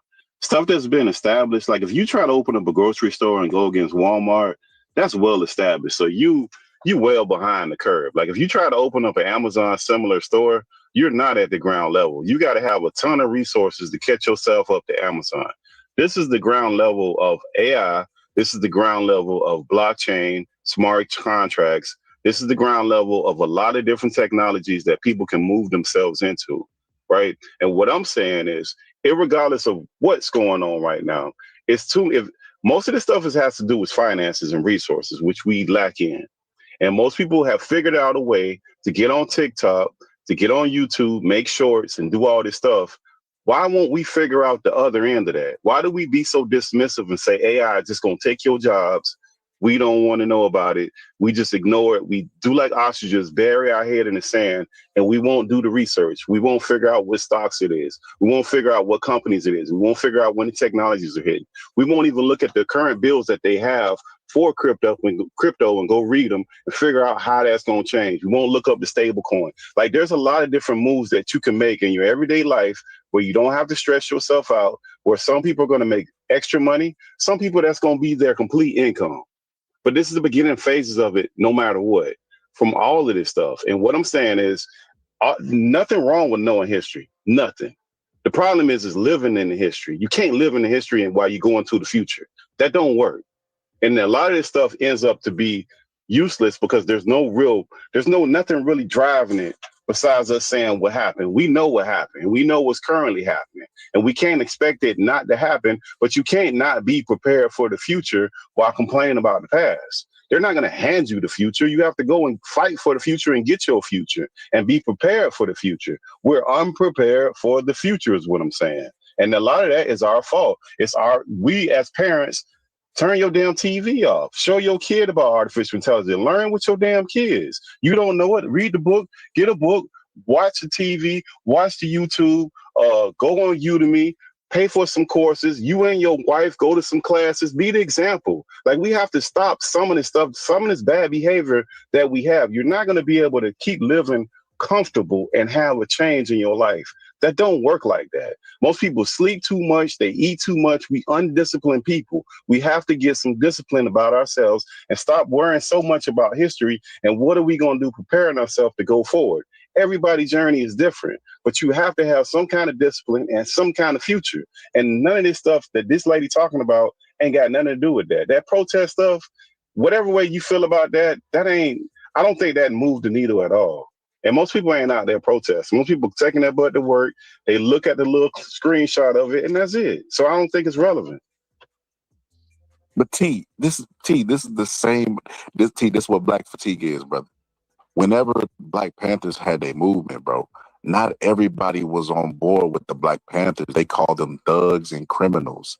There's always Black people who think that they know what's best for Black people. That's what Black fatigue is. There's more than one way to skin a cat, right? Like for instance, right, the tech is an avenue that we definitely need to explore. We definitely need to explore tech. But what I'm telling you is, even if we explore tech and go into tech, it's gonna be a cap.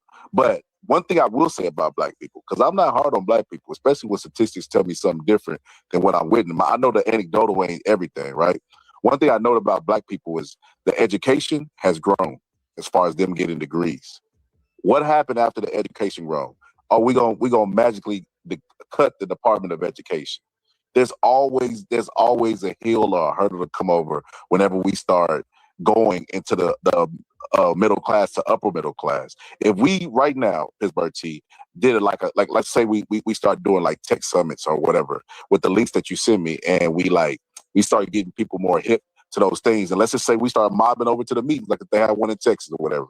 Bro, I guarantee that meeting would be shut down. They would move it. They wouldn't tell nobody about the location. They have a history of doing stuff like this. So one will lead me to believe that if we try to infiltrate these places, we're going to be met with resistance, because that's what's happening. Like I said, we start to spike in education amongst Black people, which is a great thing, right? Because now they can go into the middle class, make more than the average $40,000 that Americans are making, get off these government assistance that they said that we all own. And what happens? Well, hey, look, we're going to cut the Department of Education, stop giving these Negroes free education. We stifle, bro. Yeah, but Scholar, that ain't what I'm saying. What I'm saying is, irregardless of getting a college degree, and that's the other part, like, Black people are the most resilient people on this earth, right? Most Black people, let's even say the person who goes and gets a degree, most of them, majority of us, are not going to work in the fields that we get degrees or certificates or whatever licenses in. That's not what we do.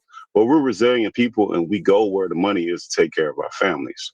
What I'm saying is that irregardless of whatever education that we have, a lot of times we have to change with the environment. So just going to get a degree might not be what it is, depending on what kind of field that you're going in. And the other issue is that even if you never go into tech, even if you never make any money from it, you need to know what's coming down the pike. You need to know what's going on. You need to be aware of your surroundings. You just can't not be it, because number one, we're on these devices all day long. Most people have no idea what security is on these phones. They don't know what apps and what they're sharing their information to, who they're subscribed to, how any of that money stuff flows. A lot of this stuff that we need to figure out, that's what we need to figure out. We don't need to be worrying about a lot of this other stuff that has nothing to do with us. We're just aloof to it. So the idea, we still have an idea that we go to college, everybody need to go to college, and everybody need to get a degree. I say that's nonsense. Some people still need to go to get a degree, and some people don't, depending on what you're trying to do. what career you're going into. If you're trying to, it just depends. So we can't have this like universal thing where we just think that everybody going to go to school, but you would only have that small grasp of it if you don't know everything that's going on. So we need to know all the pieces on the board is what I'm saying. We don't need to be limiting ourselves to what we're limiting ourselves to, because the board is changing. It's not the same no more. So you can't do that no more, depending on what you're trying to do. So you limiting yourself, and then you get mad after you've run up all this debt, and then you get finished with $80,000 and you can't get a career. But you chose to do that in that field, that way, the wrong way, because that's what you felt like it was. You didn't do any research. You just went by your emotions. You didn't do any research. You didn't figure anything out. I don't think that's what black people do in Pittsburgh, T. I think that's what Americans are doing. Yes, I think that's what black people are doing too. I think, well, the black people I know, I ain't looked at the statistics, but they're definitely goal oriented when they go to college. Like they know what they want to do. A lot of the black people go after a lot of them are women, if we're gonna be honest, and a lot of them are women with baby daddy issues, right? And they say, hey, look, I'm tired of feeding my kids beans and weenies. I'm finna go to college so I could make more money. So they already know what they want to go for, whether it be nursing or whatever the case may be. A lot of black people is not just wandering freely through college. As a matter of fact, I'm gonna look this up whenever I yield. I'm gonna look this up. I guarantee that a majority of the black people that graduate are older. It ain't the younger people that's graduated. It's like the older people. Like I guarantee they probably over 30 years old by the time they either go back or graduate or finish school, because they going in with a specific goal. I want to hit this marker. I'm gonna get this degree, and I gotta. Or sometimes, like even with my friend in his situation, they told him that if he goes and gets a degree, he'll get a raise at his job, and they'll pay for the schooling. So, he went back. So it's a lot of situations that people do borrow a whole bunch of money and get degrees like kinesiology, and they don't be able to use it. But I don't think that's black people. I think that's Americans in general, because they told that college is going to make you successful. I think our story is always going to be a little bit different than the average or the norm, because where we come from. Like I said, I always say this: we live in a mental health society where they champion mental health. Where's the therapy that black people have received from slavery and Jim Crow? Jim Crow was almost worse than slavery, one could argue, because that's when they built the statues. That's when they burned down the businesses that black people built. That's when they did a whole bunch of lynching. Like that lady said earlier, that was a real sick time, Jim Crow. So where's the therapy for Jim Crow? Since mental health is so important, and since you could pass down certain traits to your kids and all that stuff, where's the therapy? They're not gonna give us none. So when I look at the state of black people, and I don't judge it so harshly, because I know that history matters. I know. Listen, you could take a person that is a predator, PDF, and you push him into a family, and he goes and he touches whatever, he touches somebody that messes up the entire family, right? That messes up the entire family. Generations to come gonna be messed up, etc. So take that and multiply it times 100, and that's what the 400 years of black people's history in America was. And they did not receive any mental treatment, nothing. If anything, they received syphilis. They injected them with syphilis. They gave them shock treatments and stuff like that, experimented on them. But no, they never gave them the help mentally that they had. So I judge black people a little less harsh than that. I do have my moments where I'm tired, where I sigh, because I'm like, oh my God, that's so crazy and insane. But for the most part, we're doing pretty well. I don't think anybody else could put up with the persecution that we do and end up how we ended up. Scholar, we finna be loud, bro. I mean, like what I'm saying is, like, we're okay for where we are, right? If we don't get up to speed, we're gonna be passed by, bro. Like all this stuff, even these immigrants, that's the reason why they're trying to kick these immigrants out. When they get all this artificial intelligence stuff running and these cars driving by themselves, they don't need that underbelly of them people like that. So like that whole, you get out of high school and just go get a job, and you ain't got to go to school, that's going to be over, man. You're going to have some kind of skill, some kind of trade, or you're going to have some kind of specialized license or degree. Like that's not going to be going on like that. Or you're going to be the Uber driver or the DoorDash person forever. They still going to have some kind of gig job for you to do, but it's not going to be like what it was. And a lot of these companies and or counties, they have all these pensions and all this stuff, This stuff finna be cut back. So like we have to be ahead of what's finna happen. These people telling you what's finna happen. So like it's not just finna be us. So what I'm saying is knowing what's coming ahead in the future, we have to prepare ourselves for it, bro. And we just not doing a good job for it. America as a whole ain't doing it, but I ain't concerning myself with America as a whole. I'm talking about black people. We talk to black people about some of this stuff, they're very dismissive. They don't want to hear it. They generalize it. Oh, man, that AI stuff, that shit, it's going to take everybody's job. That's how this is as much as the extent that they know. Why don't we know more? Why do we know more about flat earth than artificial intelligence and chips?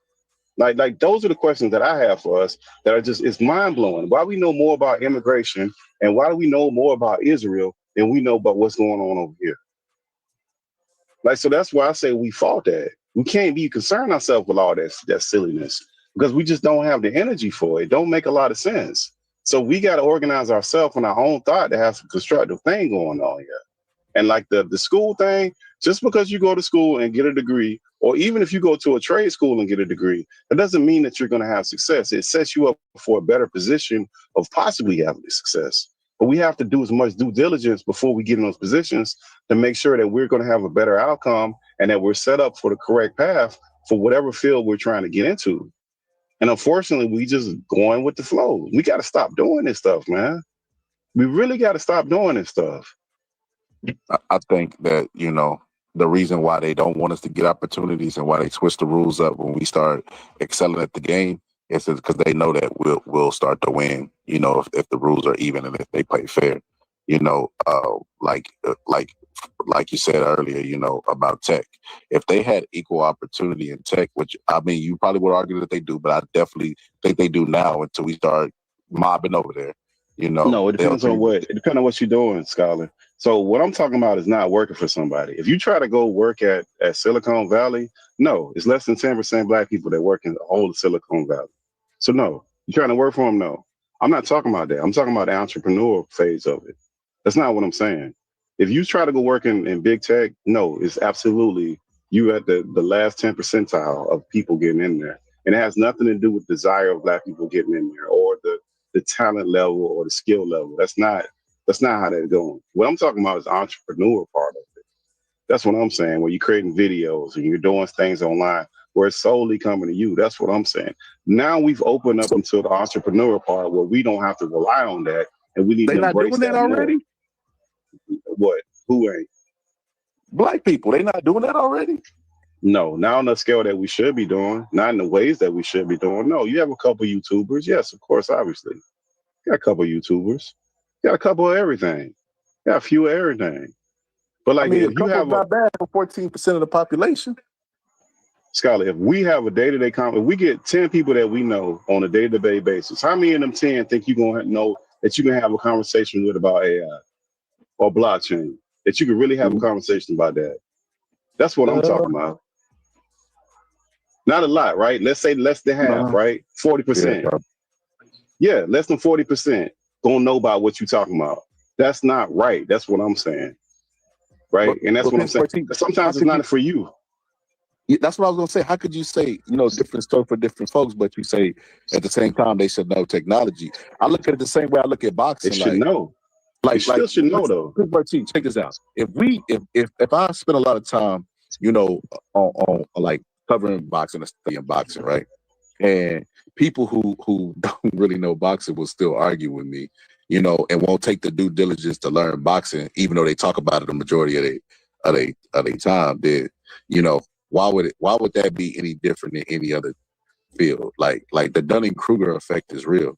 Everybody think they're a professional or expert at something. No matter of fact, if we had a tech conversation, they would show up and have the conversation.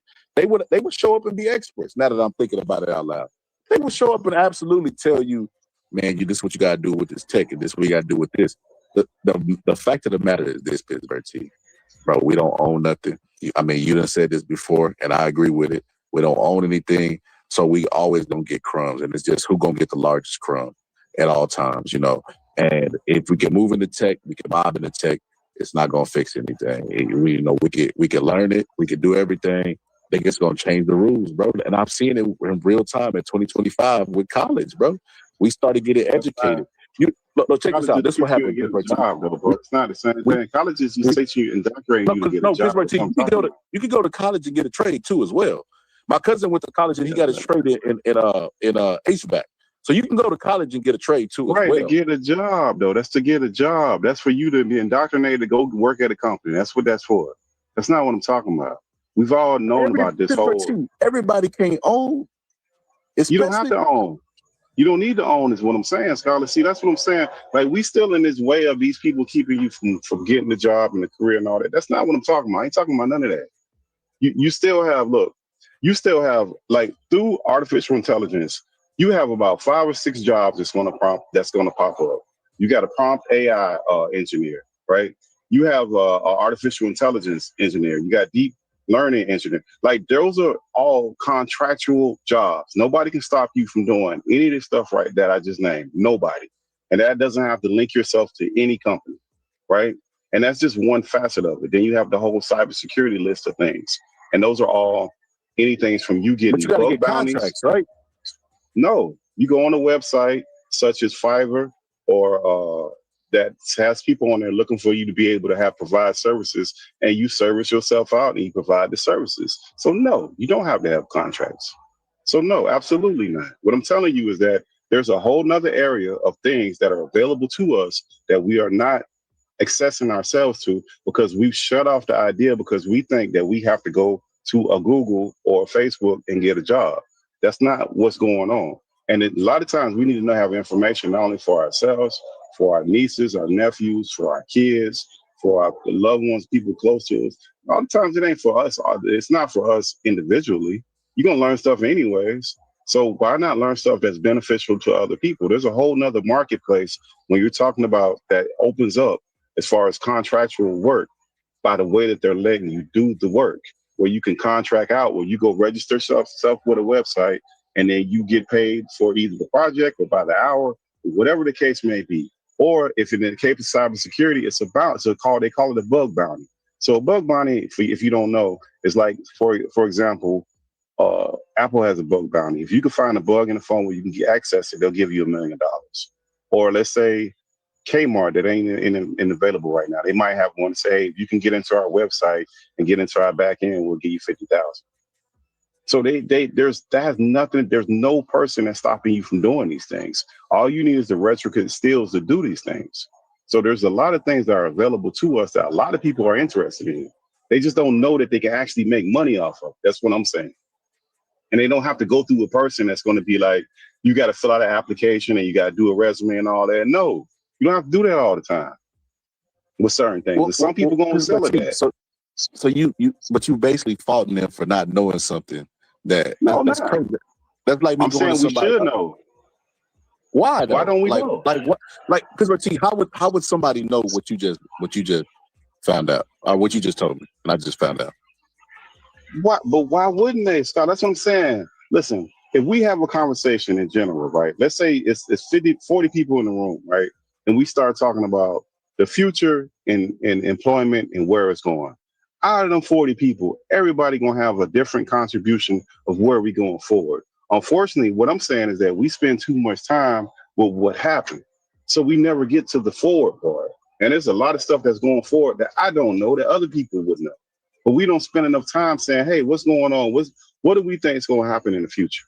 And you will get all these ideas. You will get all these people telling you the things that they've been watching and seeing. And these are the things that I think some of it might be true. Some of it might be conspiracy. Some of it, you never know. But you will get the ideas going. We're not even there. We still talking about stuff that didn't happen that we can't do nothing about.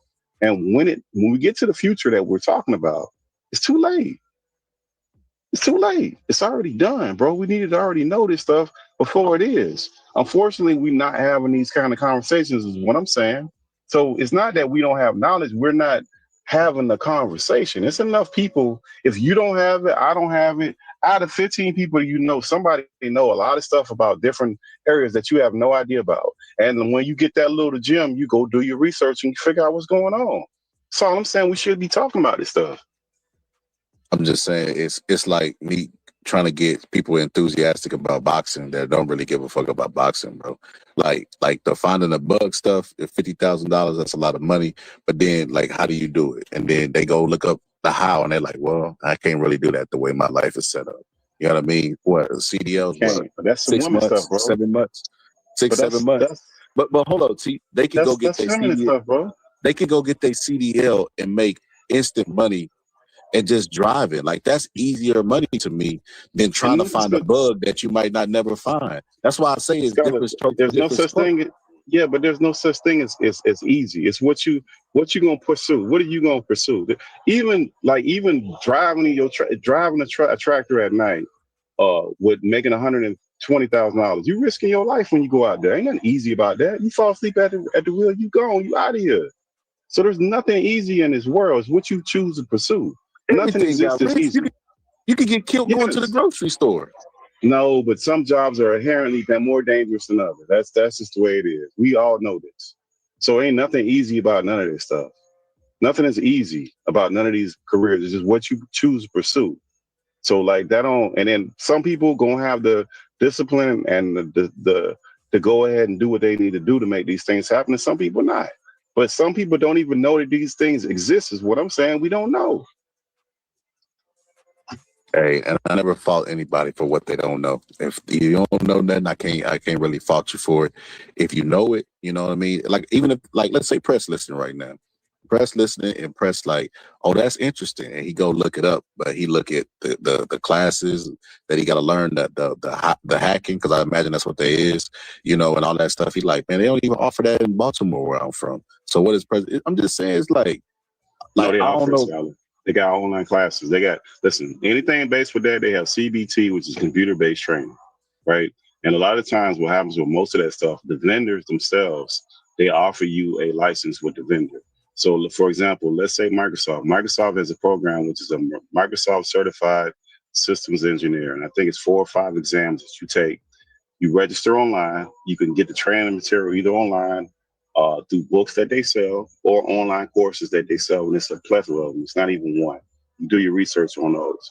You go to an authorized center that's close to you, or they were doing a Zoom, where you could take the exam. You pay $125 per exam. So you got to take 5 or 6 of them, less than $1,000. You got engineering license, Microsoft. Same thing with Cisco. They have a CCNA, Certified Networking Administrator exam. I think that's $400. Same exact setup. So a lot of this stuff, you don't have to go anywhere. The internet has brought this stuff to you, is what I'm saying.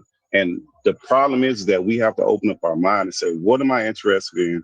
What do I want to do? And we need to once you take that step forward, you got to be committed to do whatever it is. Open up a business. I want to open up my own shoe business. Sounds crazy, right? No, not really. If we really start applying ourselves in some of this stuff and stop, the biggest problem we have in our communities is we don't talk about the future, and we give up too easy, man. And people encourage you to quit. People tell you, man, that's crazy. Why are you wasting your time doing it? You could just go do this. Why are you doing all that? We're not very encouraging people. I don't know if that's just a people thing, but I know our people are very discouraging. Maybe it's a people thing. Maybe that's what it is. But that ain't what you need to be telling people, especially young people. You don't need to be sizzling out their dreams because of your fears. And we do that too much, man. Yo, T, I just looked it up while you was talking. T, you know, bro, experienced hackers, bro, sometimes don't find stuff like years. So this is what it said. This is what it said about Apple. It said Apple basically has a bounty out there, and you could actually collect. And it's the bounty is heavy. But I was like, how many people actually collected? And it was like a few. And it was like really experienced people barely collect. And then like they looked at the people that had collected, they ain't even did a whole bunch of payouts for people. So you can spend 5 years, Pittsburgh T, trying to hack Apple and it not work. Bro, that's one of them. That's not no career. No, that's one of them. So okay, so when you go on those sites, most people who actually do that for a living, of course, you have the ones that pay the most money are going to be the most difficult. And then you have a lot of ones in between that are from some easy to more moderate to more difficult. So it's a whole range of things. And most people ain't focusing on the most mission impossible stuff that nobody's really hacking. I just brought that up in as an example if that's possible. The idea that you're going to sit there and just keep hacking out Apple every couple months and getting $1 million, that's nonsense. They're not paying $1 million for no reason. So no, people make a very good career as doing that. Data analysts, they make good money. And all they do is deal with almost like an Excel spreadsheet and enter stuff in columns and tables, but on a larger scale. They make tons of money doing that. It's tons of careers out there that are available that you could do from your house, that you could subcontract at this point, that you don't have to work for per se a company at this point. But we're not opening up our brain to these things because we think that we're not even thinking it on this level. We need to. People need to go to Fiverr. I think it's Fiverr, and what's the other one? Scholar that's like Fiverr that you can go and subcontract. Let me look it up real quick. But they got a couple of those where you go on there and people offer services from anything from editing photos, building websites, creating apps, anything you can that can be done on the internet. Data scientists, data analytics, cybersecurity. There's tons of stuff that people do on there. And you start seeing the services and where these people come from, and you get an idea. It exists. It's a whole world of people who do this on the underbelly of doing this stuff. It's not crazy. It's not impossible. It's just that I'm just proposing. I'm not saying that you're incorrect. I'm just proposing the idea that we start looking to some future ideas of things that we letting get away from us. And we wonder why certain groups are getting things and where our kids are not interested. Number one, we not interested as parents, which we should spend some kind of modicum of interest to interest our kid. We can't just be talking at our kids about stuff that we not even looking at. So we have to do a better job of that. I don't know, T. I think there's certainty in going into school for a political science major to try to go be a politician in areas where we don't have a lot of representation because, tech is a good field to get into, but it's also great to be in the people who enforce the laws as well. That's just my opinion. Or going into, lawyers. I think, man, if every family had a lawyer that could represent them or tell them about law, that would be productive to me, in my personal opinion. I just think it's a bunch of things that, that we could do and go into. I don't think we're not doing it. I think we are. If we looked up right now, the black hackers who are trying to hack an app, with some black people that are trying to do that. I think them trying to defund the Department of Education, showing that black people was not just sitting around. They're definitely goal-orientated, and they're going with specific goals in mind. They joining what Deuce would say, the boule, you know what I mean? So that they can help other black people, get jobs. Because there's a lot of uncertainty in the job market anyway. Just because you have anything doesn't mean you're going to get a job. The only way you guarantee a job is if you know somebody on the inside or you just got a good personality and they like you at hiring. I remember one time when I was younger, Pittsburgh, I went to a job interview, and the dude at the job interviewed me even though he already knew who he was going to hire. And in the interview, he wouldn't even ask me questions pertaining to the job. He was just like, what's your favorite product for this company? Or what's this or what's that? I'm like, what kind of questions? It wasn't even like job related. It's like, bro, you could have just told me to go home. You found your candidate. Like, why would you waste my time? But that's how the world works. Dog eat dog world. There's a real thing called being overqualified in America. That is the craziest thing in the world. That I watch people march and protest, white people mainly, march and protest about DEI and how it was people that was getting jobs that was not qualified. And there's a real thing called overqualified in America, and there's no outrage over that. How you overqualified for a job? I've experienced that multitude of times. So, that's just why you think that. But hold on, T. Why you think that was? Why you think you experienced overqualification in the workforce? Because I'm in a Latin city, and I don't speak Spanish, and I don't know Spanish. Okay, so nepotism. Okay, so you agree with me about the plight of black people and how history matters and how people look out for their own, and stuff like that. No, I'm not disagreeing with you. I'm just saying, in addition to what's going on, there's some things we can do to change our situations. Because, like, okay, let's say the person like me who goes and They do all the things they need to do to get their stuff together. And somebody says, hey, you overqualified. All right, cool. You go from place to place, they're telling you the same nonsense. You even change your resumes up to put lesser stuff on there to make people feel more comfortable. You do all these things, you still don't get a job. Now, at this moment, you still got to pay your bills. So you're more than likely, you're going to work at a place that you don't want to work, that has nothing to do with what you're doing, right? So what I'm saying is that's going to be reality for some people, not all. You need to have all the options that you can have on the table to have some kind of backup besides that. That's all I'm saying. And people are going to do what they want to do. We just need to have this kind of spread information for things because there's so much bad information out here and there's so many scammers out here that just charging people money for nonsense. And that's what they've been doing. And they're good marketers. They have creative names. They do things to get us going. They know how to hit the trigger words. They know all the games to do all of that.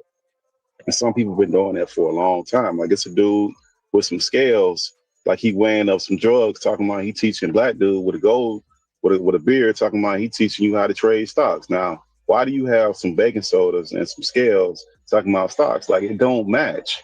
But that's all marketing and nonsense. So that's what I'm saying. Like you got to stay away from people like that. And you got to get to the root of what's going on. And we got tools. Everybody using ChatGPT, Gemini, Grok. They're using some kind of AI at this point. They really are. Even if they're using a free version, most people have dibbled with it to a certain degree. We just got to use some stuff a little bit more effective and try to figure out how to go around some of these stuff because these obstacles not going nowhere. We just got to be more creative with how we get around them. You know what I'm saying? I don't disagree with that. I think we ended in the same point I started. History matters. History matters. You know what I mean? We gotta learn from the histories. That's the thing. You know, and we definitely gotta keep people who like in that video I showed, I don't know if you've seen it, T, but the black people were sitting up there talking about their problem and white people like, all right, will you just shut up? Stokely Carmichael said, for you people, we're gonna take care of yourself. It's not our problem anymore, pal. You seen that video, right? When the black people walked up. Yeah, I seen so that's what I'm, bro. That right there. When that black girl was talking, you said it was emotional, bro. At this Pittsburgh team, we not robots, brother. Everybody has emotions. If you don't, you like King Von. You know what I mean? Emotionalism, robot. You know, Hitler or somebody. Yeah, you a psychopath if you ain't got no emotions. Yeah, everybody got emotions, bro. But when she was up there spitting, when she was spitting Pittsburgh T, I felt exactly what she was saying. It's like a harsh reality that we have to deal with, that no matter how hard we work, no matter how much money we acquired, the status is already permanently branded into the DNA of America. That's why I mean, like, it's like hopeless. You know what I mean? Like, and when we show up to have this discourse, like if we had a panel about, let's say I opened it up for black people and I said, how many black people have ever experienced being overqualified for a job? You know, and we showed up. How many non-black people is gonna hit that link and tell us, nah, but you what you don't understand is they probably had met their quota that day for black people. They gonna show up and make it a teachable moment while we can't have discourse because they want us to ignore our issues and fight for theirs. That's the seminal point, that the takeaway from the video that I showed. Everybody wants us to ignore our issues and fight for theirs. And it's like, well, look, include white people. If we gonna be consistent about the immigrants, we gotta be like that about white people. So when white people is up there talking about, you know, justice for what's the dude that got stabbed by Carmelo Anthony? What's old dude's name? I can't remember. Yeah, I know what you're talking about. When they talk about justice for him, it's like, hey, if anything, we're gonna fight against you. You know what I mean? We ain't fighting for you. I ain't fighting. So, yeah, I ain't getting involved in that, bro. I don't think that ain't got nothing to do with us either way, man. Like certain stuff, I just don't even want to get involved in. I don't want to get involved in immigration. Hold on, T. So you think the only thing that got something to do with us is not social issues, but technology? No, there's a lot of social issues that have things to do with us. Immigration ain't it. That young boy that stabbed the other boy in Texas, that's not a social issue. That's two young boys that did some teenager stupid stuff. That ain't got nothing to do with no race. There's a lot of racial issues that people are having that they are dealing with. There's underemployment. People go out and get these degrees or they get all these things and they're working but they're underemployed. That's the issue. And it's a bigger issue, obviously, for black people than it is for any other group that there is. That's a huge issue for people where they're working. So they can't say they're not working, but they clearly not making enough money. I mean, do you look at the stats of where they're working at, how much they're getting paid versus what they should be getting paid? And a lot of times they're not even in the field. So that's a huge issue. That's a very big social issue. You start looking at resources, and there's a ton of issues that black people have. Those things just ain't it, is what I'm saying. Wait, hold on, T. Because the social climate affects how you treated at work. Like it's like a temperature. It's like what's a that got to do oximeter. with it? Huh? Well, those things ain't got immigration ain't got nothing to do with me. I ain't talking about immigration. I ain't talking about and immigration. that young boy that ain't got nothing to do with me. That definitely got something to do with it. Definitely got something to do with it. Because if we have kids, okay, is the criminal justice system fair to black people? No. Okay, so we understand this. So we understand that there's a two-tier justice system. It's one for white people, rich white people, and everybody else, right? Yeah. Okay, so why would you say that it ain't got nothing to do with us whenever, we raising money for him to why are we raising money for him? He stabbed that boy. Like, that ain't even a question if he stabbed him or not, bro. No. Why are we raising money for him? He ain't innocent, so he innocent? Did I miss something? No, the money being raised is for him to not get railroaded by the system that you already agreed is not fair to black people. Scholar? Did he do it? It ain't about him doing it. It's about him being treated fairly. So did the white boy say something? Did he do it? You missing? If he did it, and the white boy ain't say nothing racial, he ain't call him no racial epithet. We can't link nothing racial besides all the environmental stuff that we want to try to link. That ain't got nothing to do with these two stupid teenagers doing dumb teenage stuff. That's not what this is, in my opinion. Until somebody can show me something racial with this, besides their skin color, there ain't nothing else racial behind this. It's just their skin color. That's it. God, T. Oh my God, T. What else T, is what racial, happened to you, brother? What happened to you? Who called you? T? What else is Who racial? called you, brother? Cool. Edify me, brother. Tell me how this got something to do with black people. Tell me how this racial. It's a racial issue. Tell me how. Because between these two teenagers. Okay, so let's start here. Right. So we have the justice system that you agreed has been unjust and unfair to black people. Right. This is a black man. So right there, just basic math. He's about to go into the justice. Teenager. Yeah, teenager. But I think 17, so he might be tried as an adult. But he's about to go into the justice system, wanting him to have fair and legal representation. So meaning, black people's not saying they don't want him to get no time. They saying they want him to get 15 years versus 99 years. That to me is logical, and it's a black issue, right? Black issue because we know black people get treated unfair by the justice system. So with that, just looking at it from the color aspect, there's no reason for anybody to be outraged by this if they would agree that black people are treated unfairly by the justice system. Even Donald Trump has said this, right? Not that he's doing anything about it, but he said it publicly, right? So when the money gets raised, the response to that is racist white people, right? That tell us, oh, he's a criminal, oh, he's this, and oh, he's that, right? That's the response. Matter of fact, the white lady who called the little boy a nigger raised more money in a matter of days than Carmelo Anthony had raised in a matter of months. And their outrage was over Carmelo Anthony and not the white woman who called the little boy a nigger. That to me is sick. That's what the fight is, the fight of the obvious, right? The systems that exist and play on us in our everyday life, right? That is the obvious that you cannot escape, right? No matter what, it's still a black boy going to court that could be treated unfairly, right? So you're dealing with that aspect of it, and also the aspect of, what is the actual law in Texas, bro? Stand your ground means exactly that. You're not obligated to run. You're not obligated to do anything, and I feel like he's well within his rights, but the courts are going to determine that. It's not up to me. I'm not doing jury duty for, wherever it happened in Texas, but that's my personal opinion. There's no way to separate the race element from this. It still ain't proved that it had anything to do with race, bro. You saying that you want him to have, he's going to court. He's not going to court. And whatever the law is in Texas, they'll flush that out. They'll have a trial. They'll have a conviction. or he'll have an innocent plea, right? Or he'll have a hung jury. That'll all happen. That'll all happen within our legal system. So he's not being denied that right.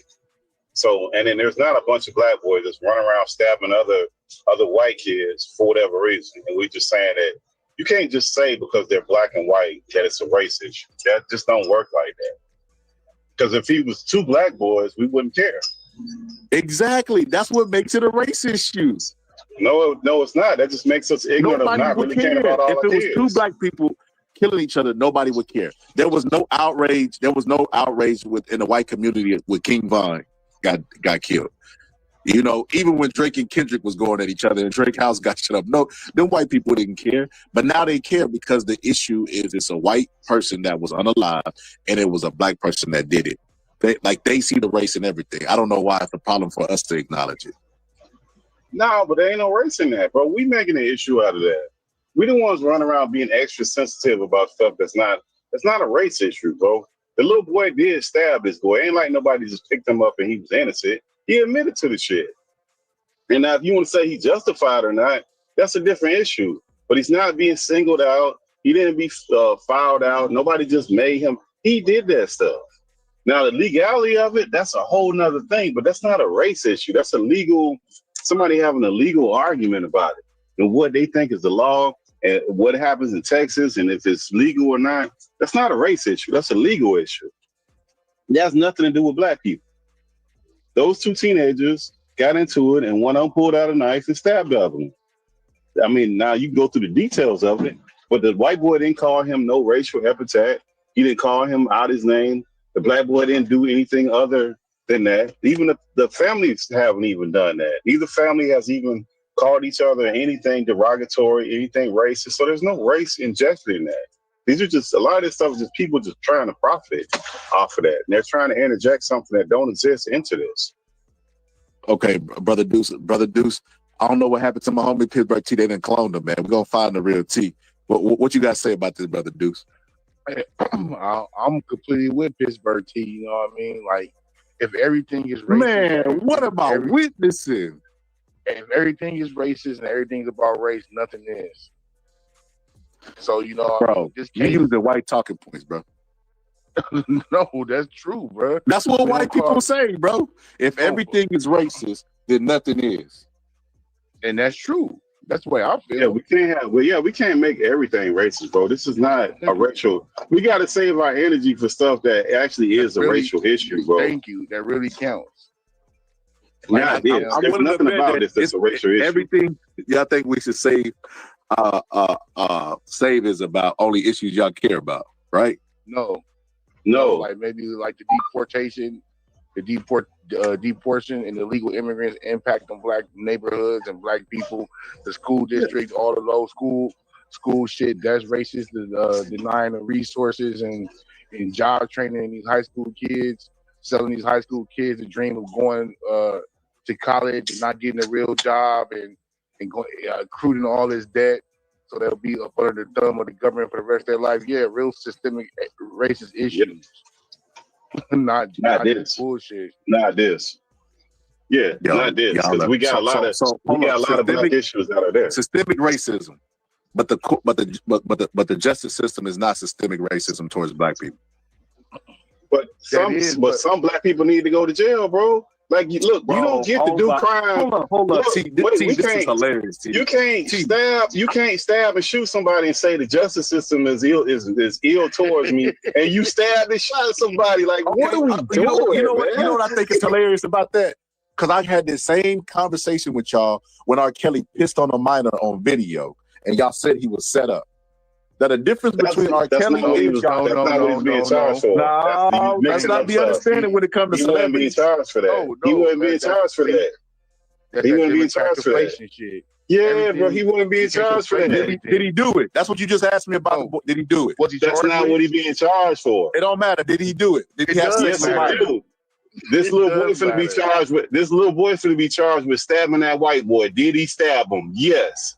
That's not what R. Kelly is being charged with. He was charged with RICO. Okay, let's stop what R. Kelly was charged with. I don't think R. Kelly was hit with the RICO. I think that's just Diddy. But No, it's R. R. Kelly Kelly did, too. R. Kelly did get here to Rico. R. Kelly okay, got well, the I same look it charges up that after I Diddy ask got. this question. I look it up after I ask this question. Did R. Kelly do it? No, You not do what he got what? charged with. No. Not what he got Not what he charged with. charged with. Did R. Kelly sleep with a minor? I see y'all acting like R. Yes. Kelly in the interview. What is Yes. exactly do you mean by a minor? Yeah, did he do it? Did he do what? Shit, did he rob a Sleep bank? with a minor, yes. Yeah, he sleep with a minor. Yeah, everybody knew he was a pedophile. Did he get charged with that and go to jail for that? No. Okay, do you think pedophiles belong in jail? Yes. You think R. Kelly's a Okay, pedophile? so that's poetic No. justice, right? No, it's No, not. I You don't can't think just R. run Kelly's a around pedophile. charging people for stuff. Yeah, you can't run around and just charge people for stuff and say that we think you did this, so if they catch you for jaywalking and they think you killed somebody, they get to lock you up for 20 years because you was jaywalking, but that's poetic justice because you did something wrong. That's what we're saying. You can't do that. You gotta lock people up for what they did. No. So what R. Kelly did is that the jaywalking was not equivalent. Would you say Deuce always false equivalence? It definitely was a false equivalence. Let me tell you why.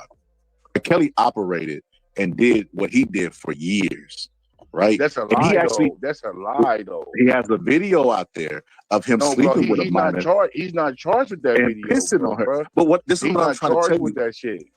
R. Kelly has been doing that with women for years. You listen, No, when we had this bruh. conversation, y'all said, well, the mom should be charged because they was bringing the kids to him. So y'all think the mom should be charged, I didn't not R. I Kelly. didn't say that. But R. Kelly don't know how No, we're old not these saying girls that. are He's not charged with anything, anything. bro. I'm not. If Yeah, R. he's Kelly not don't know charged how with it. these people are entrapping him, hell no, he shouldn't be charged. But they These should people charge know him, but he should be, but he's not in jail for that though, Scholar. We conflating stuff that he ain't charged for that. It's the same thing with Puffy. Like we always talk about Puffy, all this stuff. He's not charged for any of the things we ever talk about. Him having orgies, he's not being charged with that. That ain't got nothing to do with what he's being charged for, and he going to jail for. Like you gotta correctly charge somebody. Listen, Yeah, that's Diddy belongs in jail. why. R. Kelly Why? belongs in jail because Why? they're monsters. Because he like to have sex. He's They're a monsters. monster. How's he a monster? That dude is Why? a monster, bro. How is he a monster? Listen. Why? Listen, What do you man. do to be a monster? Oh, why? Let's ask Tupac on it. Pac, can you hear me? Is P. Diddy you a think- monster? You think Diddy has something to do with Tupac getting killed? Get the Come on, fuck bro. out of here, man. Come on, man. You think Tupac had nothing? You think Diddy had something to do with Tupac getting killed, and nothing about the nigga he jumped on, who's a known Stone Cold killer? Hey, and they also had a That was in the game that was looking for him after he hit on. PPD is being charged with the murder of Tupac. And Yeah, but is he saying? that's wrong, Is he too. understand saying Puffy? Is he saying that is wrong? And is he saying Puffy made me go? What made PPD Tupac being go charged kill my with? cousin? What PPD being charged with? I really don't even know because he didn't shoot the gun, so I don't know how to get. I don't know what he's charged. You don't have to shoot the gun. Deuce. Accessory to murder. Deuce. If you with me and you commit a murder and I don't turn you in, brother, they can get me with accessory and conspiracy. They can. They usually don't. Okay. Well, we'll see if PPD get out. Like don't know that if said, PPD R. gonna Kelly get out. definitely said. But hold on, this is what I want to say because you brothers, y'all confuse me. This is what the whole black fatigue ties in, right? Because when we talk about issues, right, like about issues that y'all don't think is important issues, y'all dismissive of it. Y'all say, well, we shouldn't be focused on those things. Let's not hyper focus on these things. Let's focus on the things that I deem important. I don't think that's what Pittsburgh T was saying. Both of y'all been saying that. No, we that saying it's save not our racist, energy for bro. stuff that's actually racist. That situation with that Texas is not racist. Hold on. Let me tell you how I know y'all full Democrats, of. man. Hold on. Let me tell you how I know y'all full of. So now don't bring that red stuff over. This ain't the red after stuff. No, but look, check this out. Democrats, man. This is crazy, bro. This is crazy. Why I get called a Democrat, man? I ain't even saying nothing political. But check this out, bro. But check this out. When we were talking about R. Kelly, right? And we say, R. Kelly did what he did, and you say, well, I remember asking you and Pittsburgh T. I don't remember who said this. One of y'all did, though. Y'all don't remember. I said, why is this important? Why is Tory Lanez being defended important? And basically, the statement that I received from y'all was, well, if they could do it to him, they could do it to you. But then when I bring up Carmelo Anthony, who's an average person, a mom and dad, average income, you know what I mean? Maybe slightly above average, middle class. They're still achievable. They're not celebrities, right? Then y'all say this is not important. You shouldn't worry about this whatsoever. But all That's of a not sudden, what he said, though, bro. No, that's not the same thing. That's not. Bro, first of all, Carmelo Anthony stabbed somebody. I ain't running around as a teenager stabbing nobody. So my kids ain't do that. But Tory Lanez shot somebody. And you don't think Tory Lanez belongs to you? He didn't shoot nobody. That's the problem. That's what we were saying about Tory Lanez. And when I brought up what's the importance of Tory being innocent, you basically hit me with the, well, you know, if they can do it to Tory, they can do it to you. So why don't you have that for Carmelo Anthony? Because he's not innocent. He never, listen, Carmelo Anthony never denied that he stabbed that young man. He never said, I'm innocent. Y'all framing me. I don't know where y'all came up with that. He never said that. Tory Lanez from the beginning said he was innocent. Nobody's arguing that. But T, he's an average man. He's not a celebrity. And he's going on self-defense and stand your ground. If somebody, Pittsburgh T, God forbid, somebody put you in a situation where you had to take their life, you would want the benefit of the doubt also, correct? Not at school, bro. You ain't got to take nobody's life at no school function, bro. That's craziness. School and school function is two different things, two different frames. So, at the basketball game, you play on the basketball team or the football team. Did you ever think that if you got in a fight, you just pull out a knife and just stab somebody, you could claim self-defense? That's what we're saying. That's not right, bro. You can't do that. He didn't just pull out a knife and stab somebody. It wasn't a mass stabbing like they have in UK. It doesn't. It don't matter. He got into an altercation, whichever way you want to say it. It was an altercation and a stabbing. Now, the way that it happened, it don't matter. What I'm saying is, if you get in an altercation on school grounds or at a school function, you should not be able to stab somebody and kill them and walk away. And it doesn't. Then you can't interject race if the other person didn't call you any name. He didn't say anything that made it be racist. His family after didn't say anything that made it be racist. The opposing family didn't make it be racist. But now we want to interject race. Like, no, it don't work like that. That's two teenagers had teenager stuff. That's not normal. These stabbings, kids don't just stab kids like that. It's not a normal event at school. And everybody just walk away. Man, the more I hear y'all, man, the more I hear that white dish detergent that got to y'all, brother. This thing got a comprehension problem. Y'all gonna say where was the parents at? Where was the parents at when all this was going on? Let's look into his past. But when it comes to Tory Lanez, oh no, Tory Lanez ain't do that.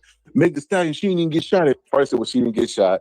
It went from she didn't get shot to she was actually shot, but it was Kelsey that did. That's what I'm saying. Like, why don't y'all defend Carmelo Anthony like y'all defend Tory Lanez? Wait, because the dude said he did it. How are we supposed to defend Carmelo Anthony? Carmelo said he did it. He admitted to it. He got the legal assistance, and he got his bail. Like, how are we supposed to defend him? Like, what are we supposed to be talking about defending him? Hey, don't talk negatively on him. I ain't got nothing to do with who's talking negatively. No, he admitted to it. I know you ain't just that's that. Pittsburgh T.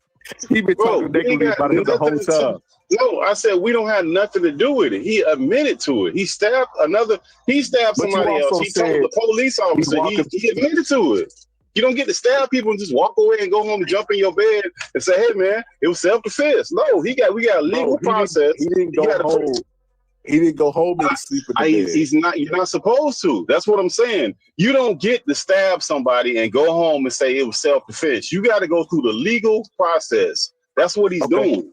Okay. Well, there was a similar situation in Texas where a white boy did the same thing. He took the knife in the bathroom with the intent that he was going to stab the guy who wanted to fight him. And he went home and slept in his bed comfortably. And what I'm trying to tell you is if you admit that there's a discrepancy in how black people are treated by the justice system, I don't understand how you don't think this is your fight, especially if you got loved ones that are around the same age as this person or know somebody that's the same age as this person. This is definitely your fight. Because just like y'all told me with Tory Lanez, if they'll do it to them, they'll do it to you. I'm telling you with Carmelo Anthony, if they'll railroad him, they'll railroad you. What's he being railroaded against? Edify me in what he being railroaded. Did he not stab him and say, tell the police officer on the scene I stabbed him? He's facing the same thing that every other black person in America faces, right? No, they ain't. Everybody run around stabbing everybody, bro. I ain't stab nobody. The first thing they do is paint us negatively in the media. And y'all, you help them. Who cares about that, though, bro? It doesn't matter public anymore. image matters. Public perception matters. Those people are going to go be jurors. You think that the jurors actually honestly answer if they have like watched anything on the news about it? They're going to say no when they really have. So that stuff absolutely matters. And lawyers understand that this is why they put information like that out when stuff like this happens. That's why they did it with Diddy and the Cassie tape. But let's how's he going to be innocent? How's he innocent if he stabbed the dude, he admitted to stabbing him. Ain't nobody putting that on him. He did it. Like, this ain't even we got to figure out what happened. He admitted to it. So if this is the situation, the only argument he got is if stand your ground, that's a legal argument. Most of us are arguing if a person actually did it. No, most of the arguments that we're making is if the person is, first of all, lately, people ain't even charged with the stuff that we saying a lot of times. That's the first problem. Like, they bring up all this stuff that ain't even got nothing to do with the charges. In this case, that boy stabbed that other boy. That's been established, and that's what people have been talking about. So that he's being charged correct because he stabbed. Now, the self-defense and all of that got to go through a court, man. That's way over anybody up here that even understand any of that. That ain't no race. That ain't got nothing to do with no race. That's a legal argument. The other stuff that's going on. So what do you? So Pittsburgh T, if you agree that the justice system has residue of treating black people unfair like it's did in the past, right? Do you think the law matters, or they look at race first? Is it law or race first? Because of where you at. Yeah, it's both. Nah, some places worse. Nah, why y'all can't answer? See, that's what I mean by y'all got that white detergent on y'all. Y'all being white. No. Why you can't answer direct questions? What happened to y'all? Listen, I done had conversations with y'all for a year. I'm starting to think they cloned y'all.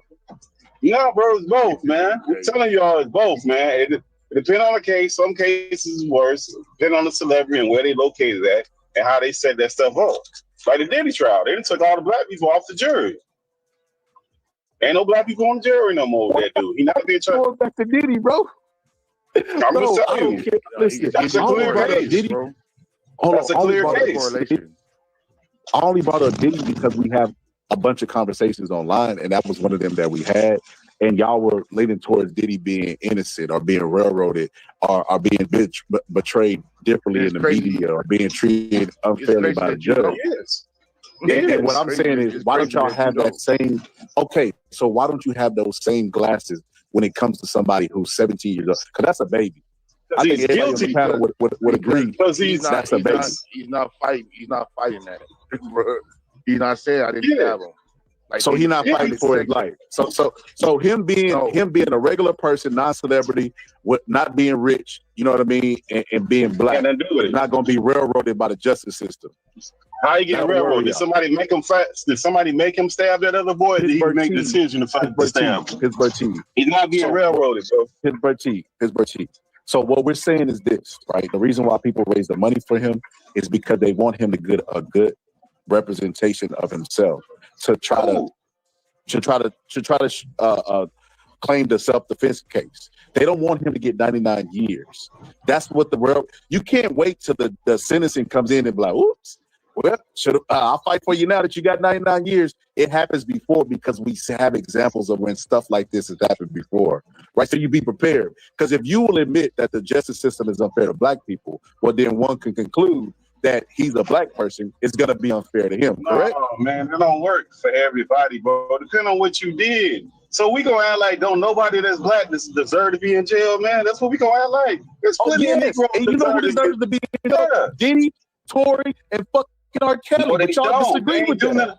Because they didn't do what they're being charged. The person that did the thing that he's being charged for is that little boy in Texas. He stabbed that other boy. He did it. He admitted to it. How he's not getting that shit, bro. It's crazy. He admitted to self-defense. No, bro. Did he kill the? Did he stab him? It doesn't matter. He said I stabbed him out of self-defense. Oh, it don't matter. So it do matter. Self-defense. Did Tory Lane take a self-defense case? Did he say that he did it and he did it for self-defense? No. He said he was innocent. No, that's what we're telling you. Tory Lanez wouldn't even get on the stand and say he was innocent because he knew that if he got on the stand, he knew if he got on the stand, his lawyer didn't got on the stand. Lawyers, sometimes the lawyers advise them not to do that. Yes, lawyers are not guilty. See, do y'all hear what y'all saying, bro? Why would the lawyer advise him not to take a stand in his own case? I don't know. Are you a lawyer? What do you mean? Lawyers do that all the time. We want to use deductive reasoning right now and common sense. Why would a lawyer advise Tory Lanez when people are saying he did something to not get up there on the stand and say I didn't do it? Is Diddy on the stand? Is Diddy gonna take the stand? Listen, now we're going to Diddy. Let's focus, dude. Let's focus on Tory Lanez. There's not a lawyer. Let's talk about this situation, bro. I'm letting you know that everybody don't fucking get on the stand and for their fucking case, bro. The lawyers don't do that all the time because it's a number one, it's a cross-examination. Meg Thee Stallion versus Tory Lanez was simple. Meg Thee Stallion was shot, right? So, and it's so funny because the Carmelo Anthony did the situation and said he did it, but it was self-defense. And you're saying, oh, he's guilty. He's guilty. He's guilty of stabbing him. And then you say, well, some people belong in jail. When I'm talking about Carmelo Anthony, then I bring up Tory Lanez, who's gunshot. No, you said all black people. You said all black people. Can we admit that black people are being railroaded by the system? I said yes, but not all black people don't deserve to go to jail. Some of the Negroes deserve to be in jail. Okay, but the ones that you say don't deserve to be in there happen to be famous people who lean towards that they did some shady stuff. No, the cases we know. We talking about this case with Tory Lanez, where we know 3 people had gunshot residue on them, 1 got charged, and 2 of the ladies had marks on them like they was fighting, and the dude didn't have no marks on him. And the lady was lying all the way from the beginning when the police showed up, all the way up into the court case. But now we got to believe everything she said. So if you want to believe all victims, cool. We're not doing that. That's what we did. That's what. Did I leave something out, Deuce? Fill it in what I left out, Deuce. 2 people had residue on them. Everything, bro. No. 2 people had residue on them. It wasn't 3 people. It was only 2. Right? Well, one person was shot. So the other 2 had residue on them. So it's 3 people that got some type of gun material on them. 1 got shot supposedly, and the other 2 had gun residue on them. So only out of the 2 that didn't get shot, only 1 got charged. But out of the one that didn't get shot, the lady had scratches on her like she was fighting with somebody. And the only other person that had scratches and marks on them was the lady that was shot. Oh my God, man! Somebody better bring back my homie Pittsburgh T ASAP. You talking about somebody getting stabbed? I don't know who these new niggas is, Deuce and Pittsburgh T, but man, somebody done cloned y'all. Somebody done cloned Tyrone. I don't know who these people is. But hold on, check this out. Right, check this out. So, Tory Lanez gun was fired. Right. It wasn't Tory Lanez's gun. Residue was found on Tory Lanez. He never said it wasn't his gun. So he never said it. Even when his lawyer never said it wasn't his gun. They just said that Meg Thee Stallion didn't shoot him at first. Then they said, oh well, she was shot, but it wasn't Tory Lanez that did it. So that's cap news. But 2 people had residue on them, on their hands, right? Because we're not talking about the feet. Meg Thee Stallion might have had. I don't even know if you can get residue from because y'all said it was a ricochet. Didn't y'all? You can't get residue from a ricochet, can you?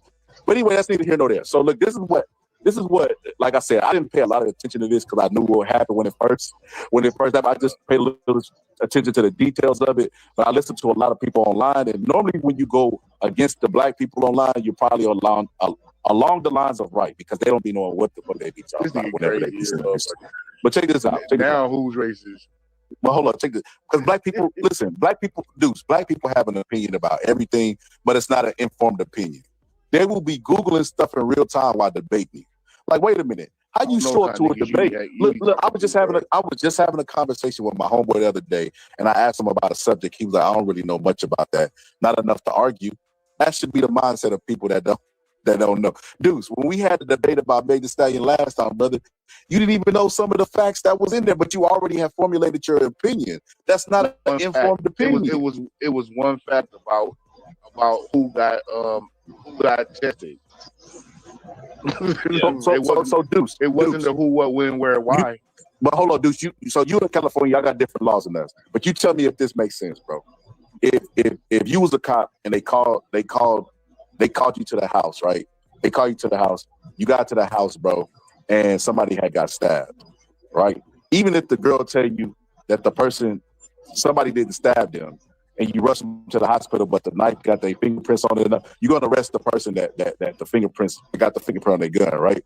I mean on the knife, right? Yeah, but that's a false equivalency. Well, hold on, no. I'm gonna make it make sense. Because like I said, the more research I do, I'm like, bro, this is so obvious.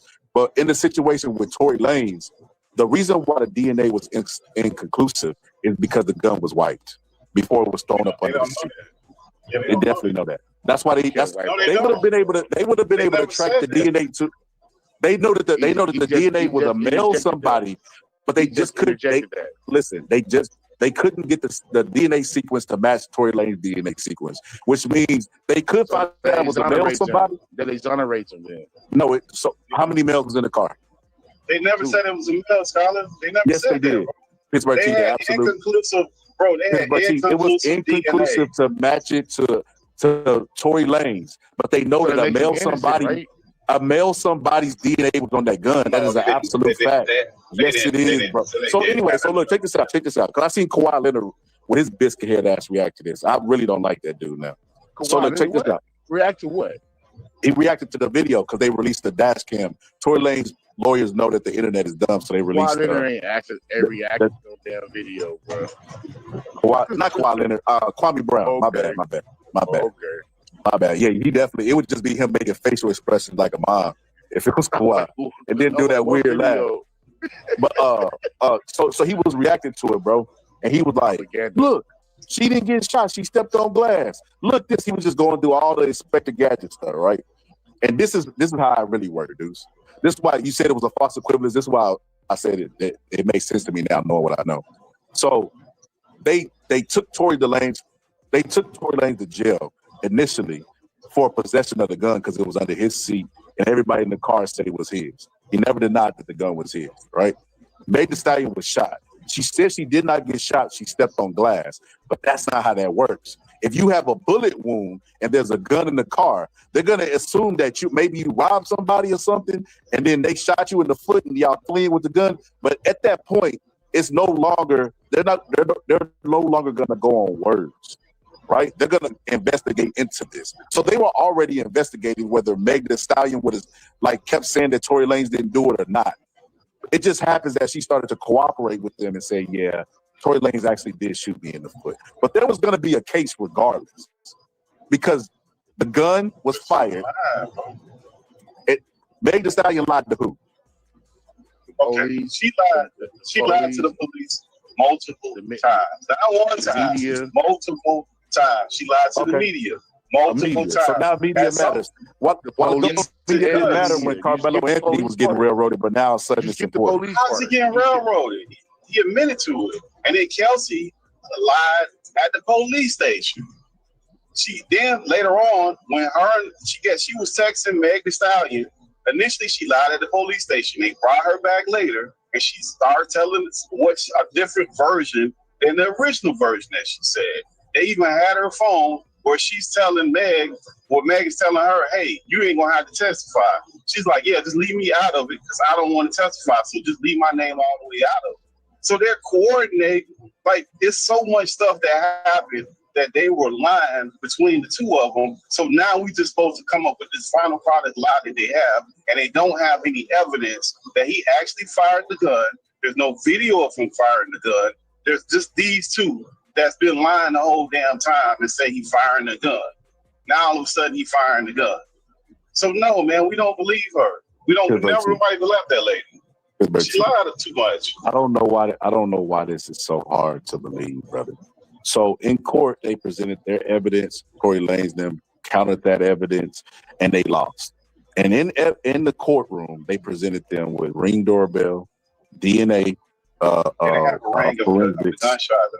They didn't have a ring bell of the incident. This nigga They had a ring bell of them running. No, they did not. Bro, So they had a ring bell of him shooting her. No, they didn't. Oh, They didn't have that. This nigga's crazy. Like, You know what's really funny about this situation? Hold on, when Tory Lane's lawyer went out there and said that we have extra proof that we got ring doorbell footage. Everybody like, yeah, release that doorbell footage. Now all of a sudden, ring doorbell footage don't matter because it didn't capture the incident. How y'all know that? See, that's what I mean by informed. And what I mean by informed opinion, brother. If they had the damn incident on ring doorbell, you don't think they would release that shit? You don't think we would know what the hell we talking about? Yeah, they didn't release that. This is the frustration, Deuce, right here. Have y'all ever looked at the court transcripts? No, have you? Bro, if they had bro. So where's the video? The footage of the incident, So where's the ring bell of the shot? So this is the most frustrating part right here, bro. So you formulated your opinion, Deuce. You got a phone where you can look up the court documents because it's public information. But you show up to argue and you haven't even glanced at it. You ain't seen no damn. Bro. You ain't seen, bro. You seen him. You seen him shoot her. You seen on video him shoot her. Bro, that's not how that works, Deuce. If me and you are detectives, hold up. Me and you are detectives. We show up to a crime scene. We know somebody was unalive. We know somebody did it. We use the clues. We use forensics. We use all the stuff that's available to us to determine who did what, right? And then they go to court. Whoever we accuse of doing XYZ, they go to court. I just asked you, nigga. I asked you, have you seen the video footage of him shooting her? Dude, just because you don't see video footage. Deuce, have you seen video footage of Donald Trump getting election stole from him? Yes. Well, man, we talk about that, bro. Come on, man. We keep deflating, man. You see, y'all tripping, man. There ain't no video of him shooting her. No, I think it's crazy that you have to see stuff on video in order for it to happen. No, hold on, Deuce. I don't got. Listen, Deuce. I don't got my mama and my daddy having sex on footage, brother. But I know that I'm here. No, come on, bro. No. Let's not skip over the part. You said there's video footage of it. You said that. Deuce, video footage. There's no video evidence, bro. We just got their testimony, and we ain't conclusive. That's all we got. It's testimony. That's it, brother. Deuce, you hear what you want to hear, bro. I'm saying there's video footage. You said they got video, bro. Y'all gotta listen, bro. Y'all gotta listen. You gotta listen. There's video footage to back up the story that Meg told. That's how that works. That's how that works. So no. So you said they have a video of after the incident. They don't have a video of the incident. So there's no video that can prove what she said is true. No more than there's no video of what Tory said is true. We don't have evidence to that. The car was parked whenever the shots went off. But there's no video of it. It doesn't matter. There's no video of the incident. Because it would have came out already, bro. It doesn't exist. Have you looked for the video that has not came out, bro? Yet? It would have came out already. It would have been everywhere, dog. So check this out. So I know you're gonna say Deuce. I already know what you're gonna say. We really believe that shit, huh? But when Tory Lane's lawyer came out and was talking about the video footage, the ring footage that they didn't allow to be in court, everybody was saying release the footage, right? So Meg Thee Stallion's lawyer responded with, hey, well, they already put that stuff in court. We've already been here before, right? And he's saying they didn't. So you gonna believe Megan's lawyer or his lawyer? Deuce, why would they save footage that could potentially get them? Because it wasn't. They didn't save footage, bro. No. Don't conflate it, bro. They didn't save footage. They didn't allow the footage to be in the fucking. It wasn't admissible in court. That's like they didn't allow that bodyguard to come in court. Yeah.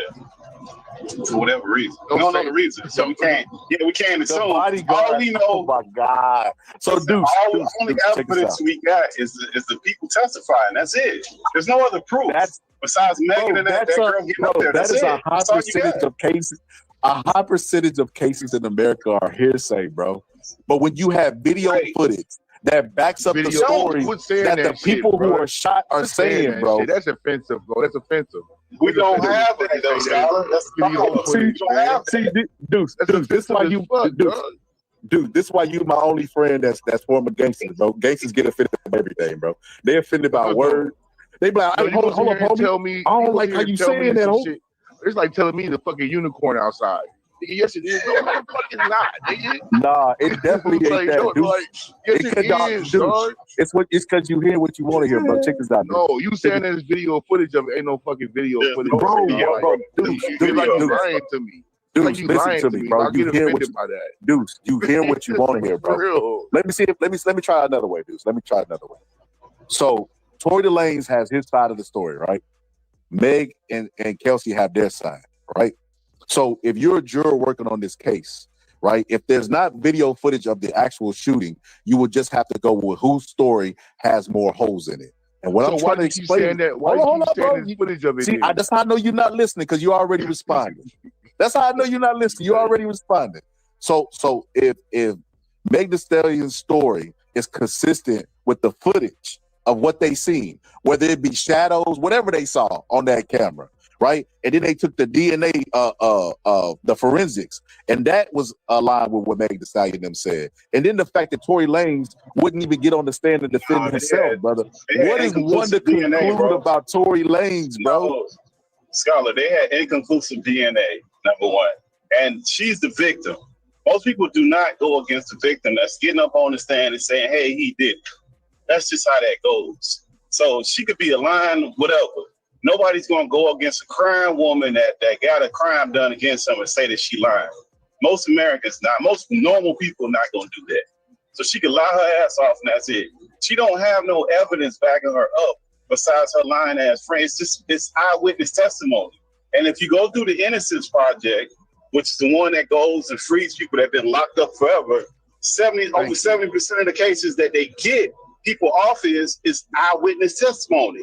Where a person said, I saw him do it, he did this to me. Those are the testimony, those are the trials that they're getting overturned. So all we got is eyewitness testimony. We don't have no DNA that's conclusive with Tory Lanez on there. We don't have no gunshot residue that's conclusive where he's the only person with the gunshot residue. We don't have that. We don't have no video showing clearly that he did it. We don't have none of that. So we have to rely on eyewitness testimony as it. You either believe her or you don't believe her. And what I'm saying is she done lied so much, I don't believe her to lock somebody up like that.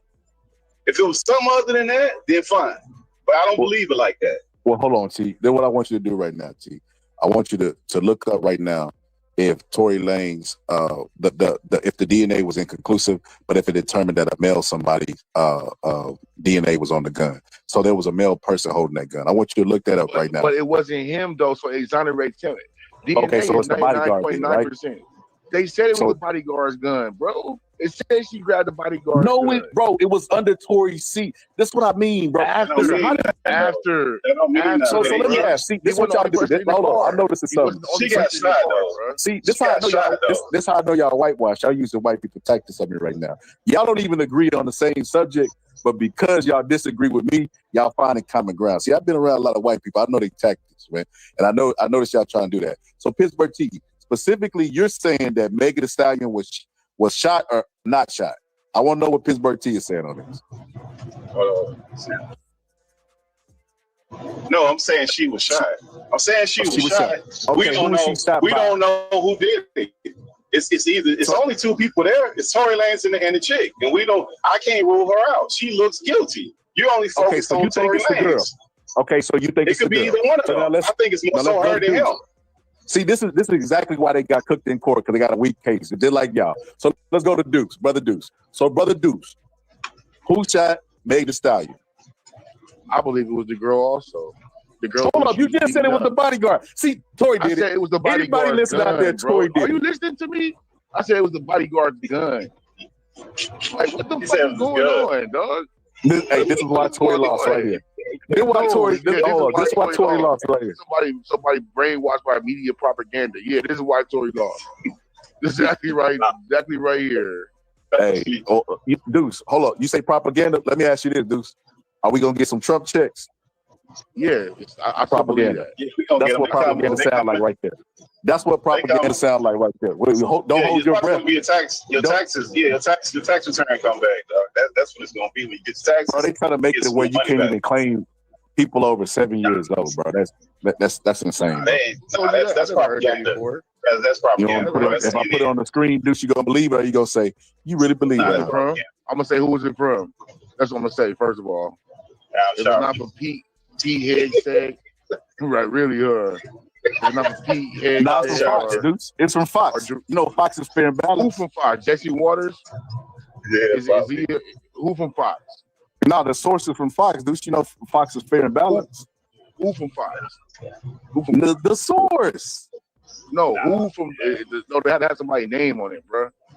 Yeah, somebody name. Oh, so you only trust some people at Fox? Yeah, of course. Y'all are crazy, bro. You shouldn't trust them. You You trust talk about everybody at propaganda. Fox? Propaganda, I don't see bro. it either. Fox News is, bro. Fox News is the king of propaganda.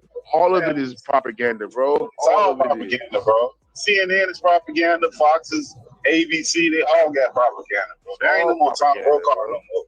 They all ain't no more Tom Brokaw no more. Okay, so let me ask y'all this. So why should I listen to y'all propaganda versus theirs? What make y'all propaganda more special than theirs? Truth. The truth is out there. Yeah, the truth based on what? Based on what, Deuce? The issue. You got boots on the ground for them Trump checks. I believe people who's there. You know what I mean? So hold on, you got boots on the ground for them Trump checks though? It's supposed to be. We got last time.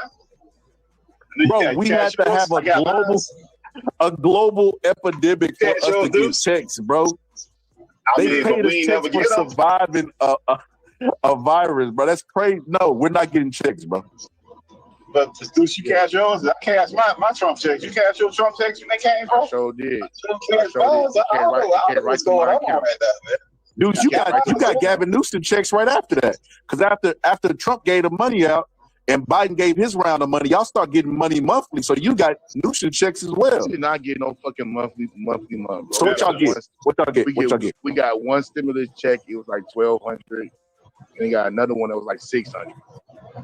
Deuce, that's why I say you definitely was cloned, bro.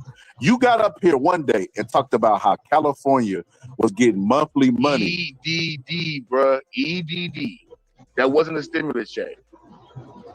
I was talking about how it was $600 extra on what you was making. And unemployment was a part of that, correct? Yeah, EDD. Yeah, and a lot of people lost their job during COVID, right? Yep. So I guess that's kind of like saying free money, right? Not really, because they fucking. Was they denying anybody that applied for unemployment?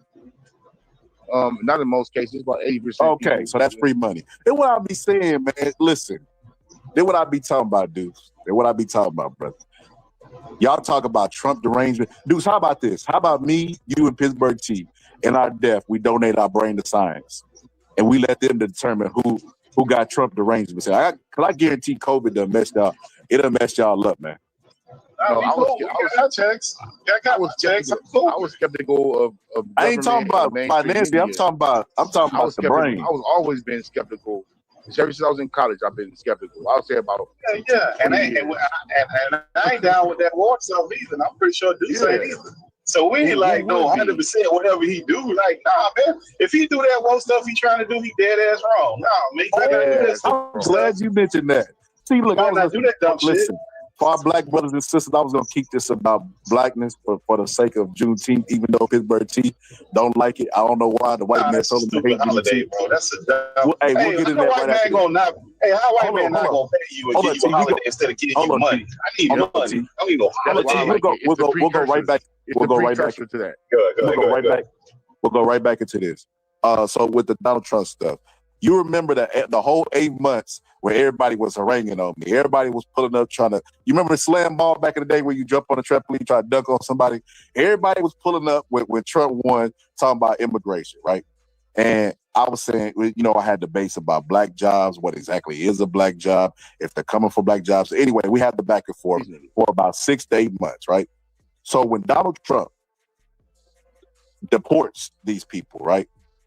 He gets a call from the real owners, right? The people that got more money than him, like Elon, right?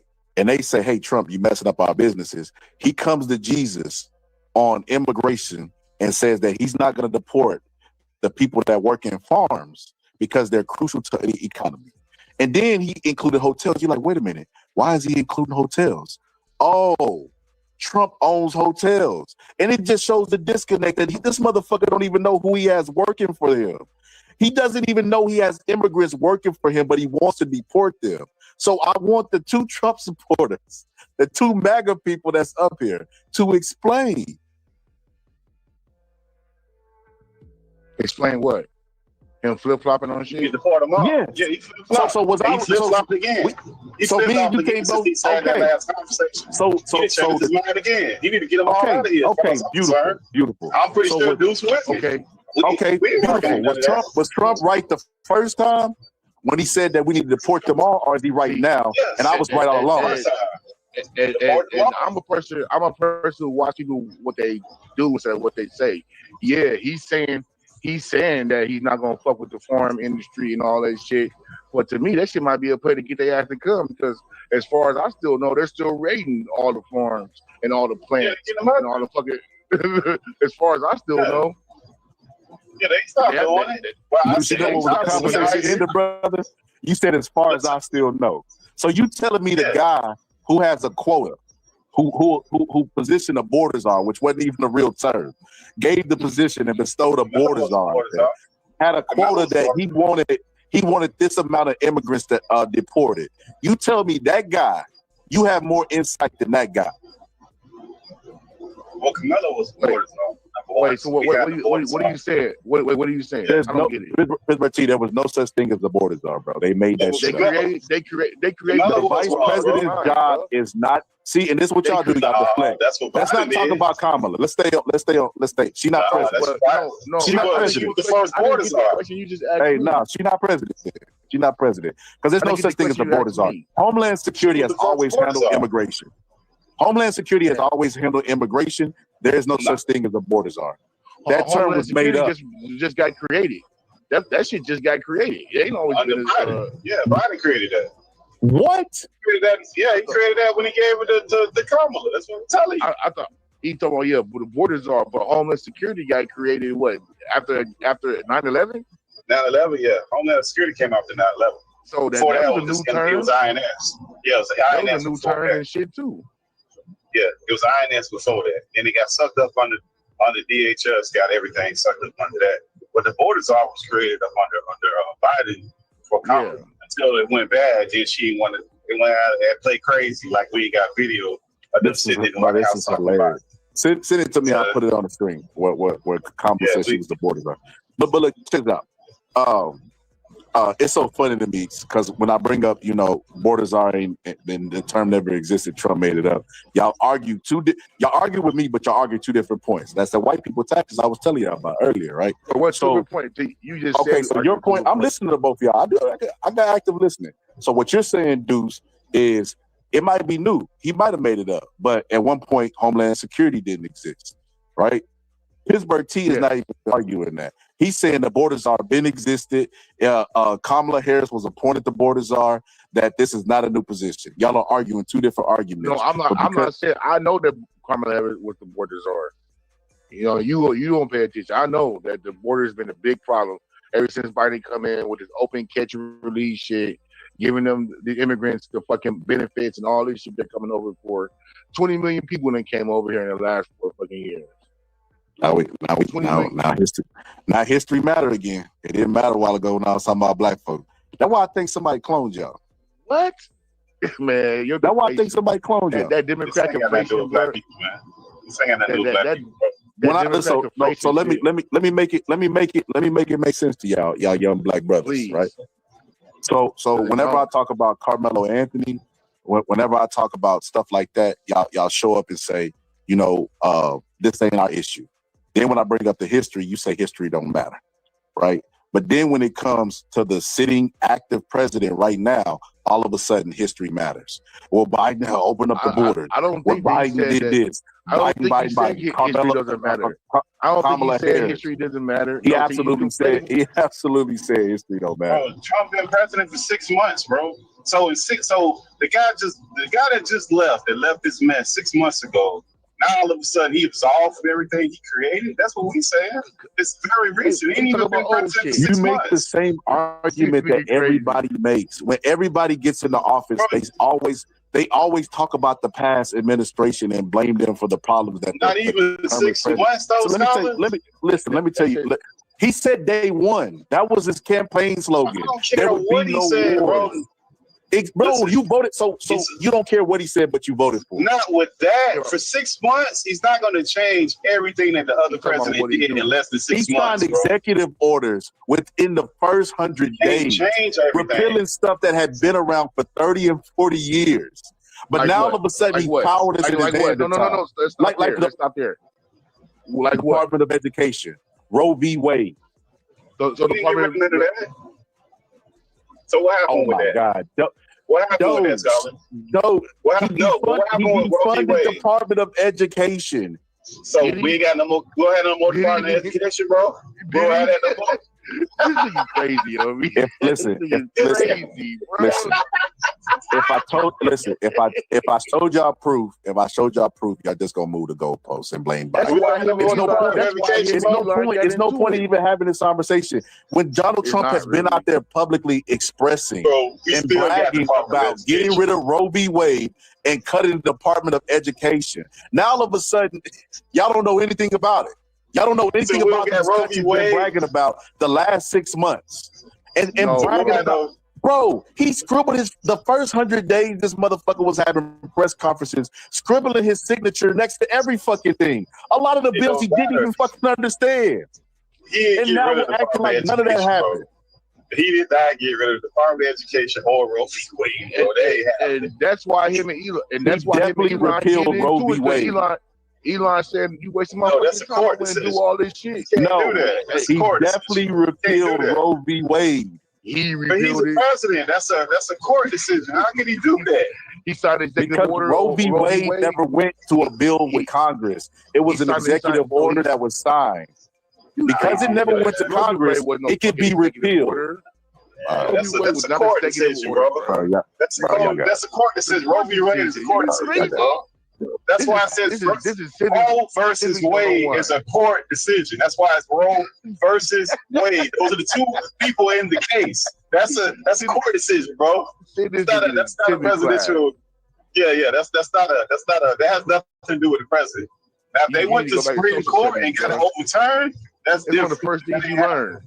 Brown versus Board of Education, Roe v. Wade. You learn this like one of the first things you learn in class. Yeah, Brown v. Education. Yeah, those are court cases. Yeah, that's court cases. Back to elementary school. Okay, that's one of the first things. What's Plessy versus Ferguson then, Deuce? Plessy versus Ferguson is, I know fucking Plessy versus Ferguson. That's famous too. Is that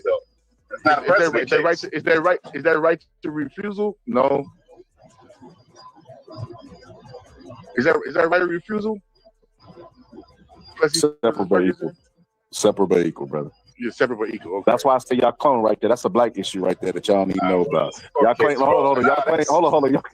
So y'all was claiming that other issues ain't our issues. So was Brown versus Board of Education. I would have got that.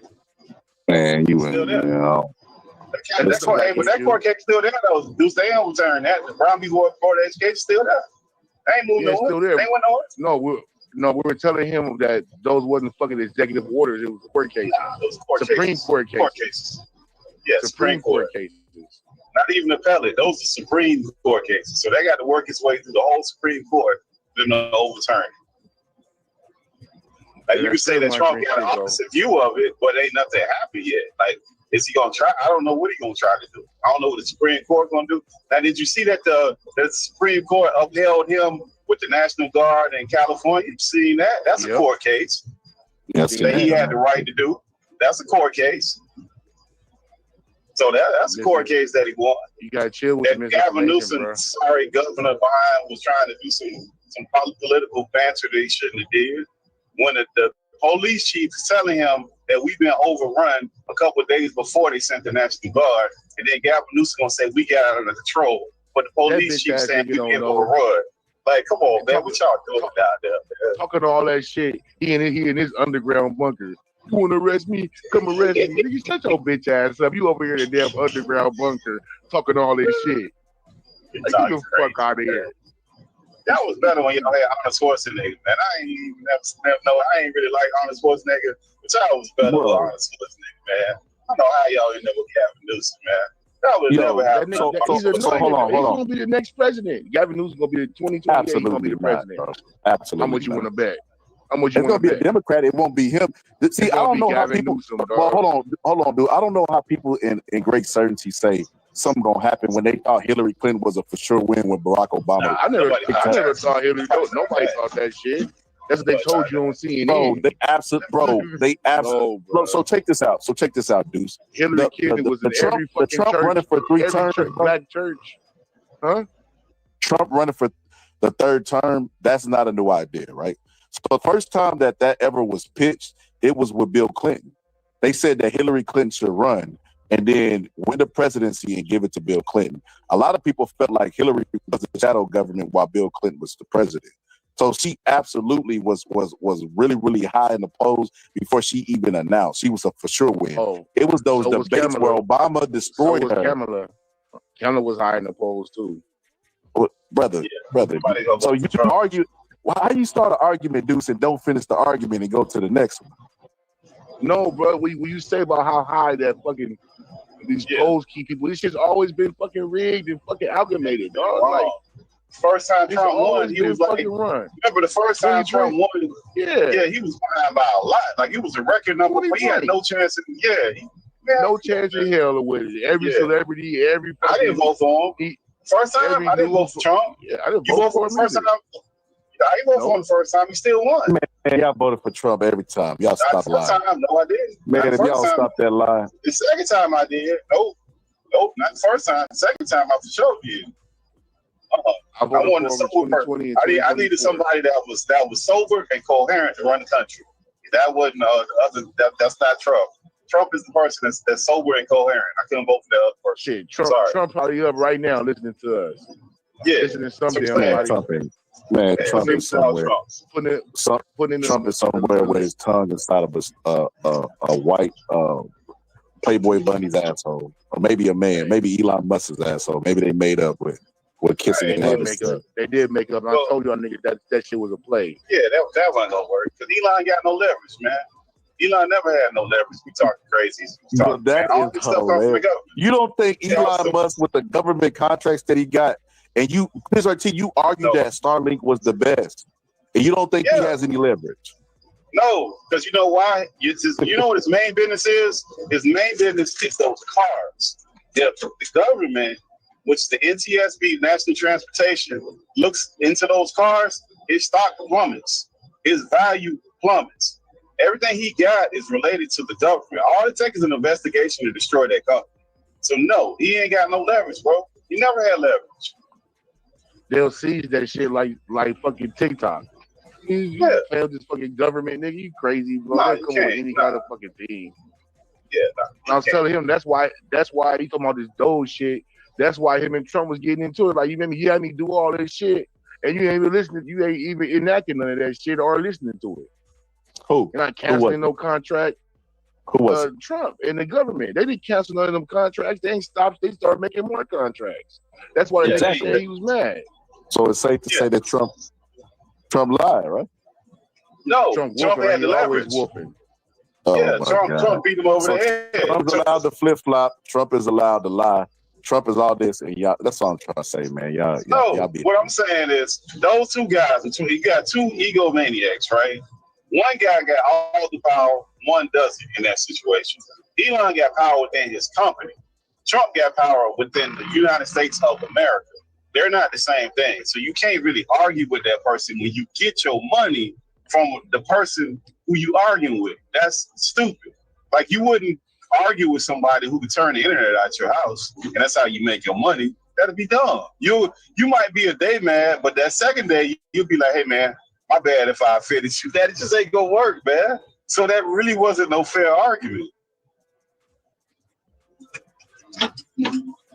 These young Democrats, man, you guys gotta get out that emotional shit, bro. I'm only emotional with sports, or if I can't get my Jordans. Other than that, bro, the emotions are on my sleeve. You guys gotta start thinking critically and logically. Hey, speaking of sports, hey, you see how they sold the kids of the Boston sold his damn team, man? That man probably mad as hell. That's why these kids ain't shit, bro. You give them something and they sell the shit, bro. Like, and people keep hollering about how much money that they made off of it. Man, that man left them a legacy where they never had to do anything ever in their life, man, no matter what. So why are you selling it, man? These kids ain't shit, man. You can't believe these kids because they can't get along. They got all kinds of provisions. If you do this shit wrong, you get to get replaced as CEO and all kind of shit. But you can borrow against it though, dudes. Like let's say I only own like 20% of the Lakers, and it's valued at like $5 billion. And I don't want it $100 million. I could borrow $10 million at any time I wanted to at like little or no money, and I could just leverage that as collateral. So you never really have to sell the team. They were talking about like control of the team and shit.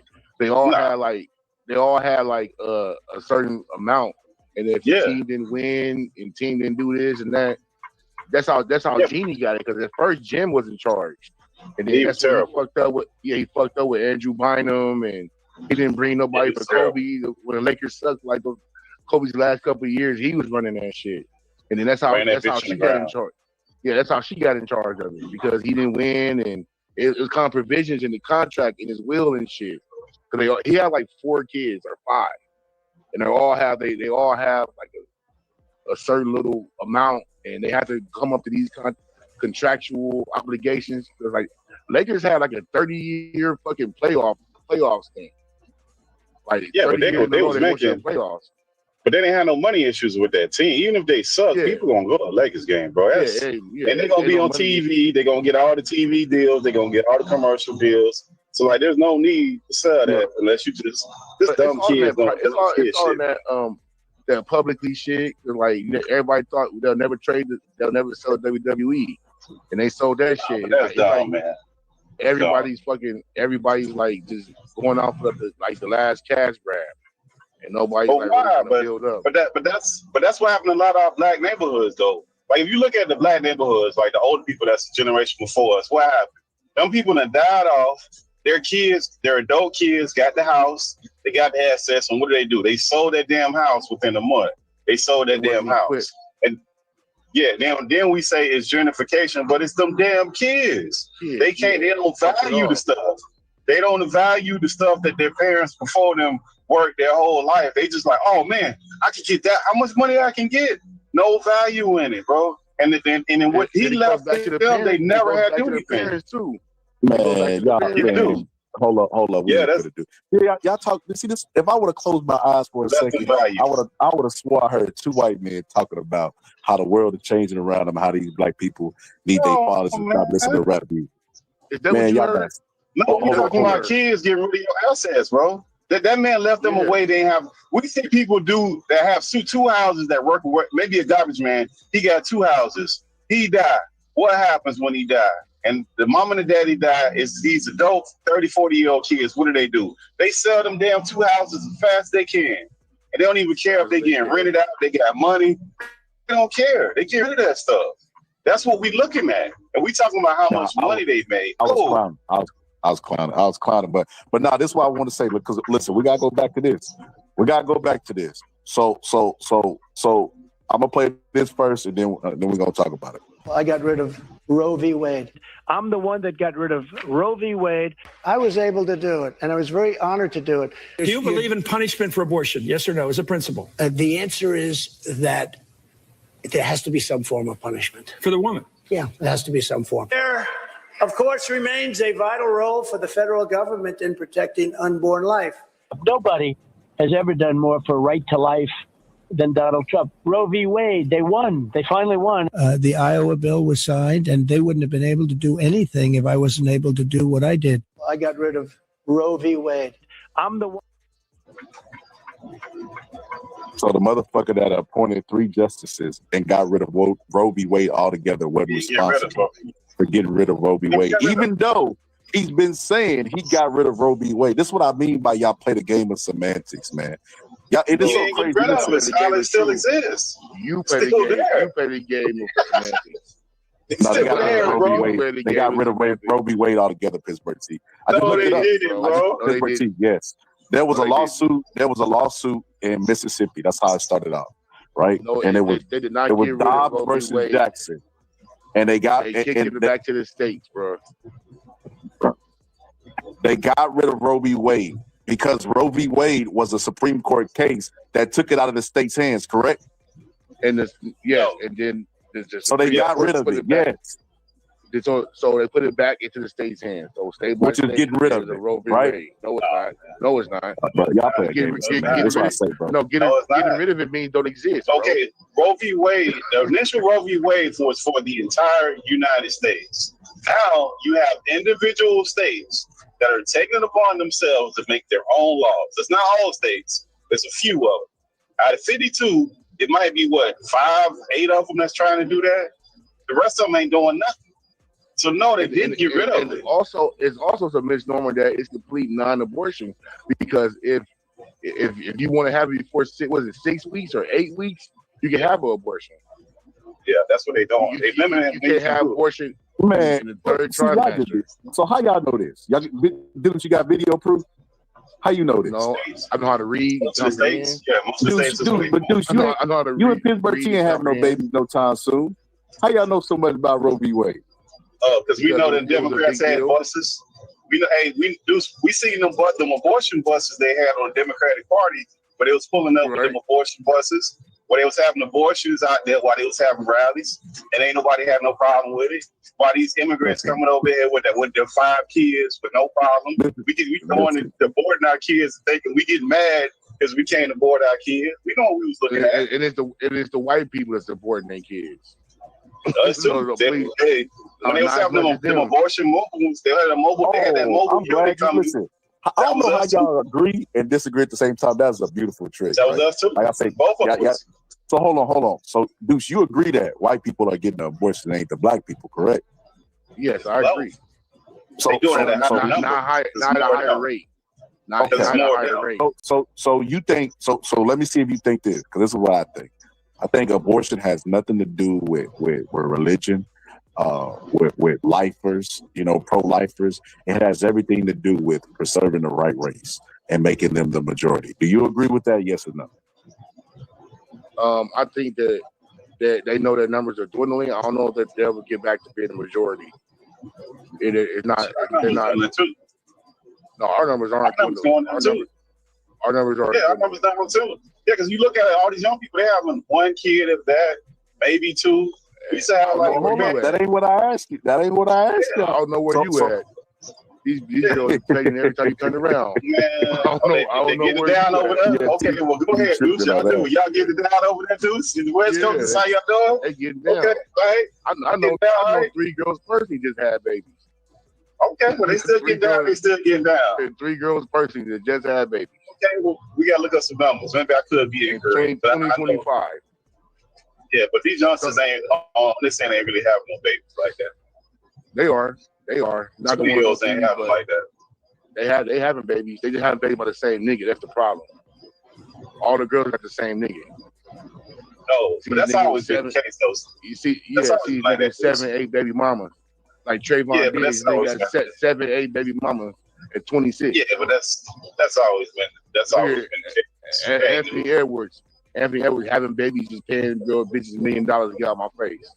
They niggas but them chicks think they're winning.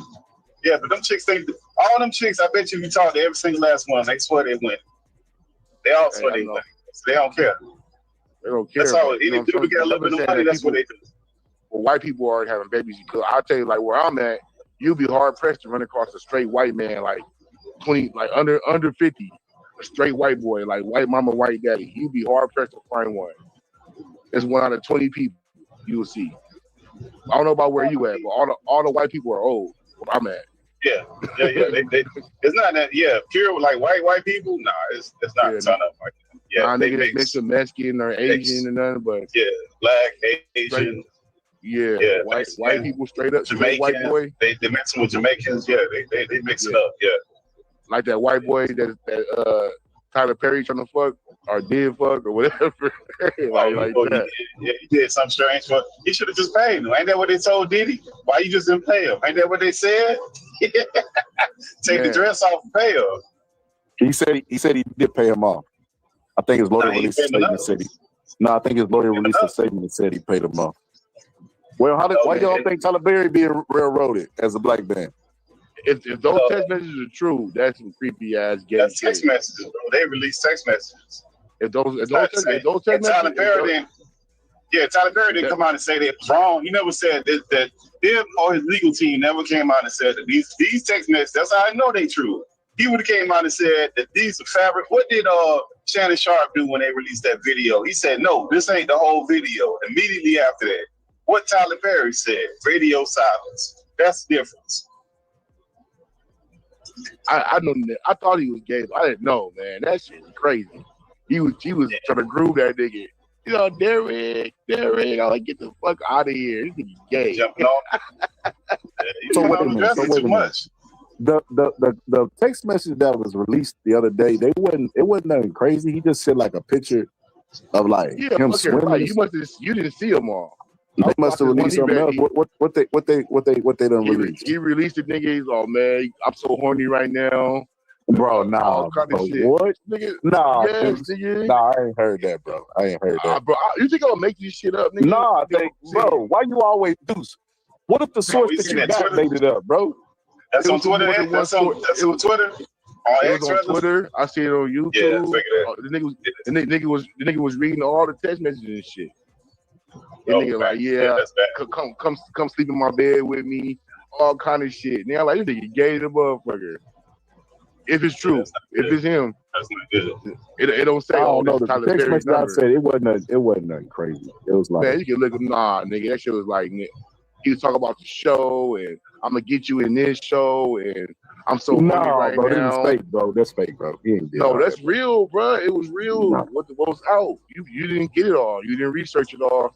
I'm telling you, the people that I was seeing, they were going through the whole lawsuit, and they put out screenshots and shit. And this nigga was trying to groom this nigga. It wasn't just that picture like, oh yeah, you only see one hunk in the picture. I know what you're talking about. It was more pictures, it more text messages and shit. It wasn't just that one picture. They had all kind of shit. And nigga was like, nigga, I'm horny and come get into bed with me. I'm taking testosterone. I feel sorry for the next person I see. Taking testosterone. Yeah, I'm telling you. What me? Nah, bro, that's fake, bro. I'm looking at it right now, bro. Fake. No, where are you looking at it from? Where are you looking at it from? I asked ChatGPT first, and then I just went regularly on the internet too as well to see. I don't see nothing, bro. All right, bro. I'm telling you, don't make me get logged off and go find this video. And shit. Go ahead, bro. Go ahead. I'll play it. Nah, fuck that. I ain't finna get Tasha K, bro. They ain't gonna Tasha K me. You ain't the only nigga talking about this shit. Everybody talking about this shit. Yeah, Tyler Perry might go after everybody. That nigga finna go home. He got his money. He got his money. They paid him already? He settled? No, I'm saying Tyler Perry got money, so he ain't got to worry about nothing. Oh, well, they say the same thing about Buffy. Look at Buffy now. They can't even look at that nigga can't even look at. He got the judge stopped the trial and brought the lawyers in the chambers and told his lawyer he better not look at the jury no more. Like what? You making faces and looking at the jury. Come on, man. Any kind of way to do something, they know this nigga. What is that? So you ain't allowed to look at the jury? And on top of that, they got rid of all the black jurors. Ain't no more black jurors on that trial no more. They all gone. Whatever reason.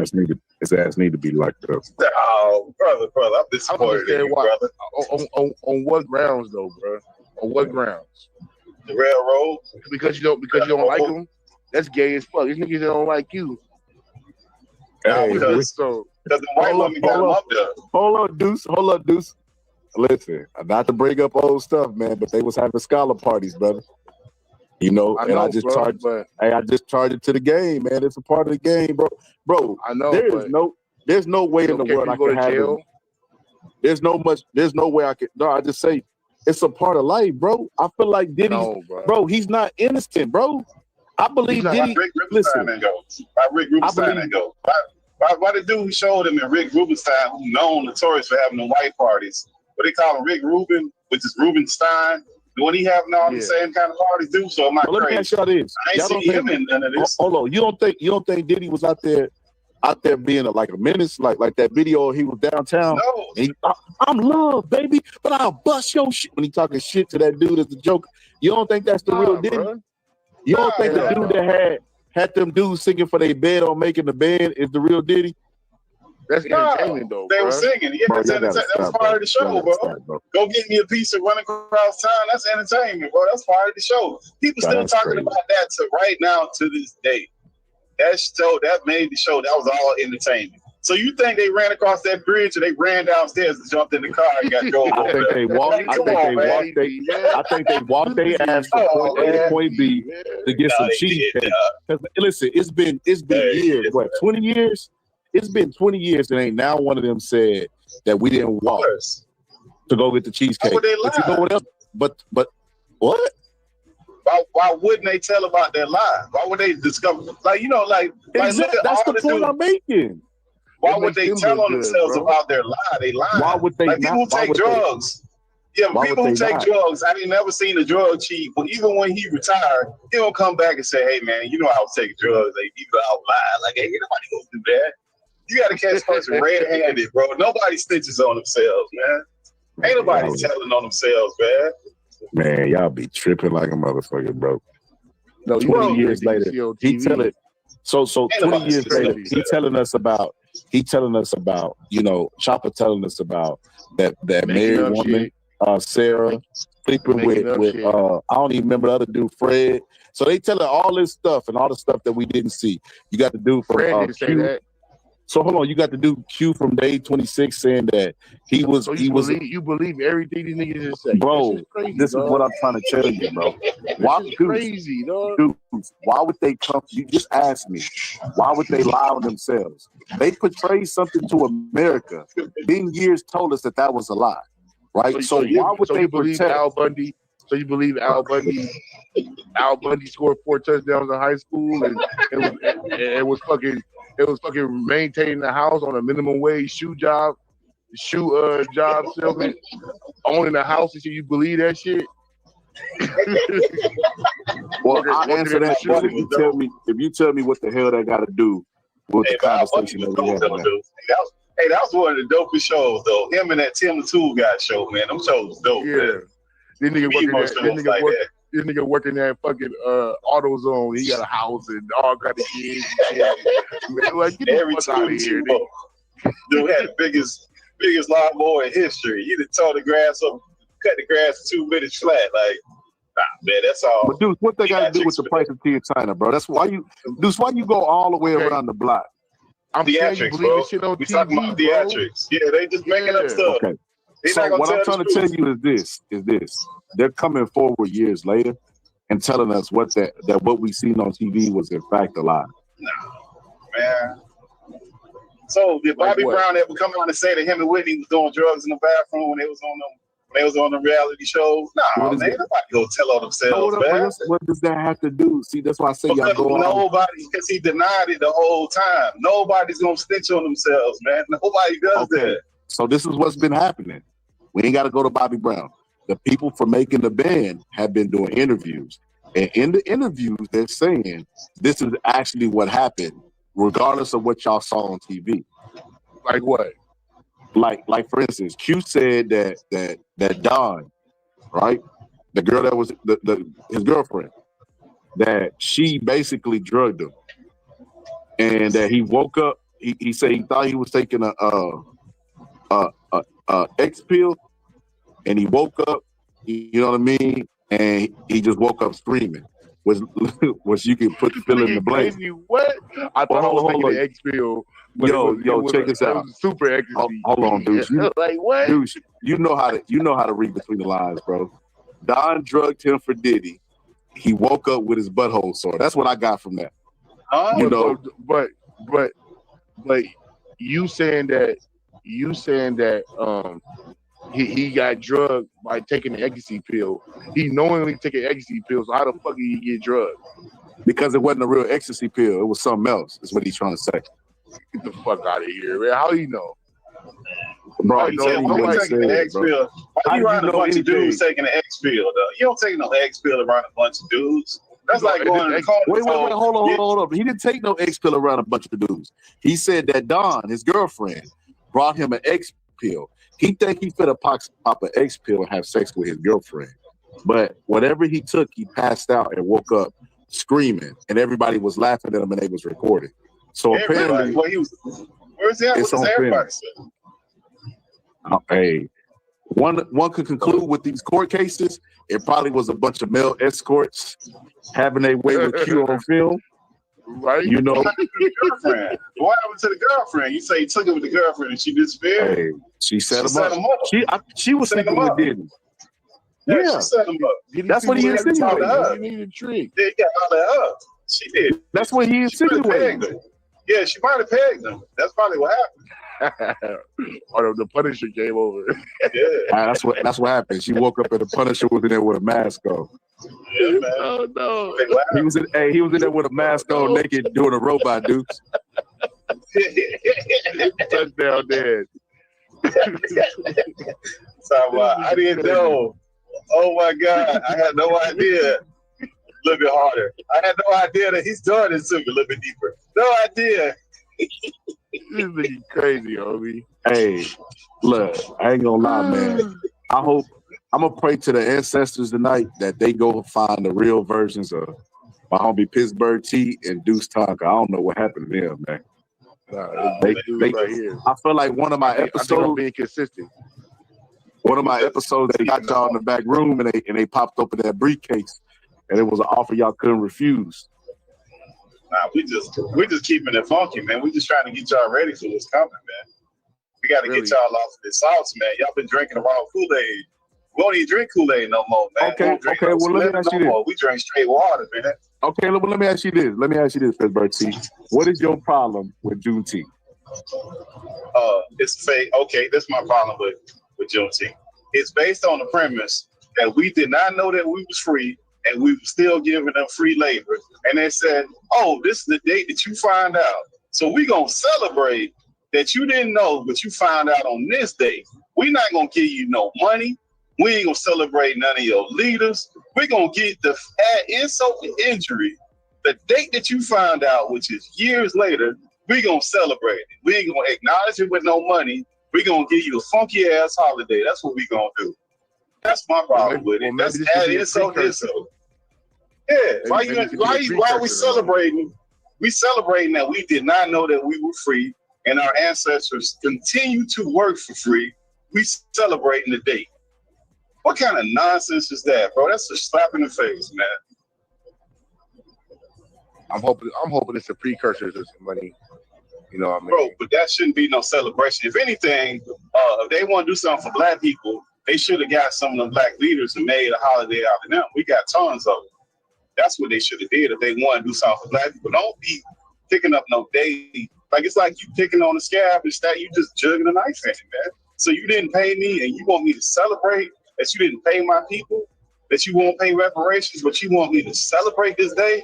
I'm supposed to be happy about the fact that my people was free for I don't know how many years, and that they found out, and then from that moment on, they didn't work, but you got however many more years of free labor, and this is only the Texas date that they found out. This ain't all these other states, because a lot of other states had these dates, same dates.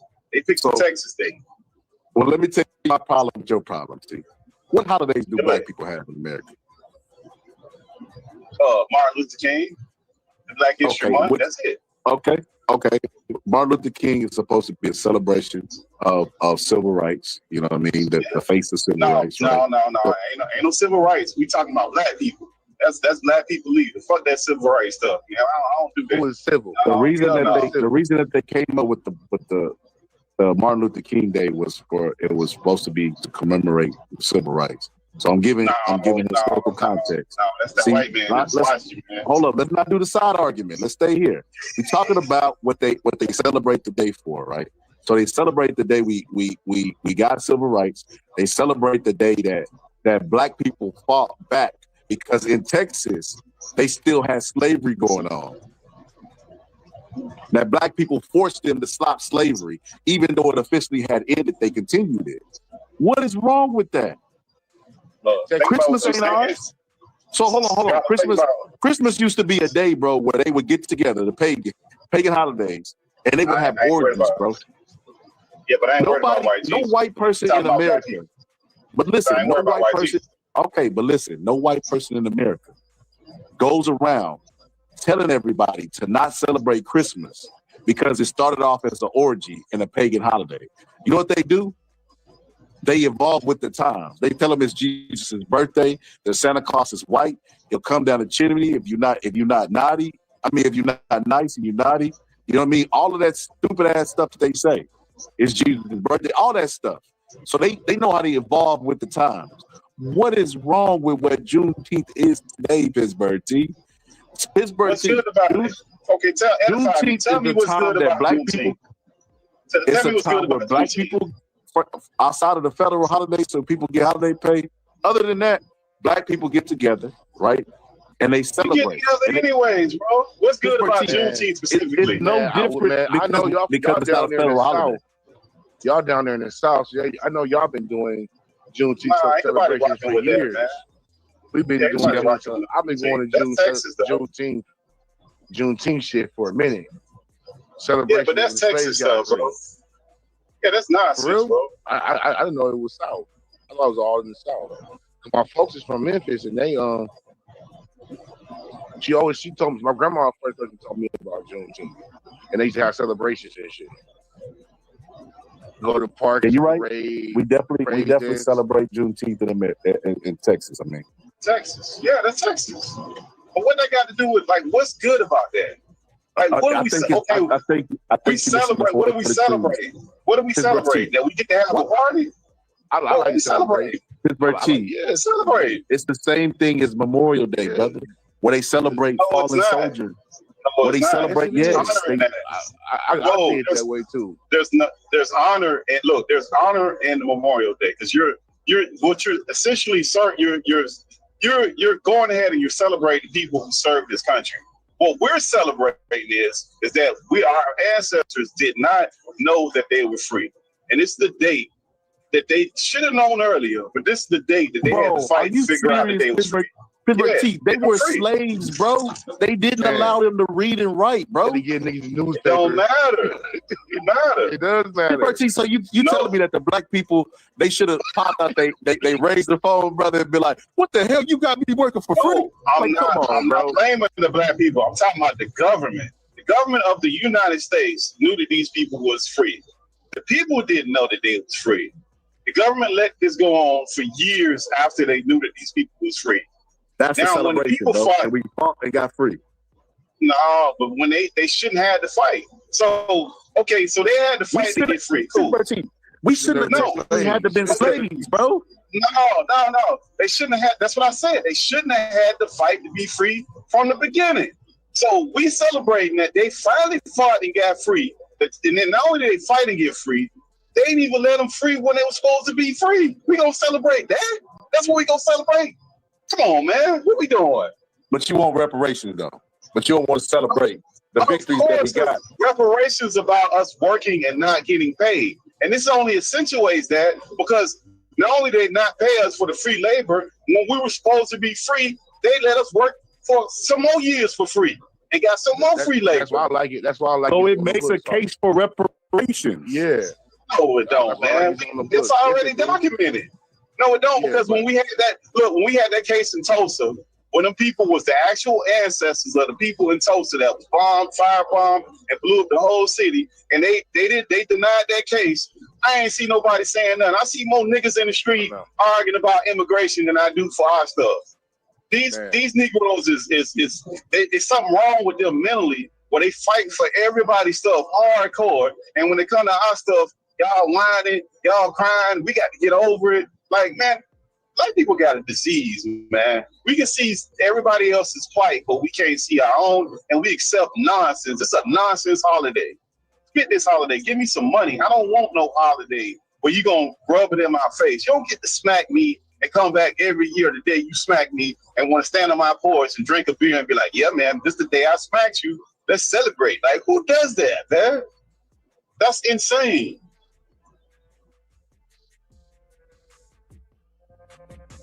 I just feel like this is putting some on the books to strengthen our case. So because when this reparation wave gets cooking, we get LeBron James talking about reparations. We got Kendrick Lamar already talking about it. The people who's perceived to be black voices and things like that. We finally get shit going. You know, we got shit on the books to strengthen our case as a precursor.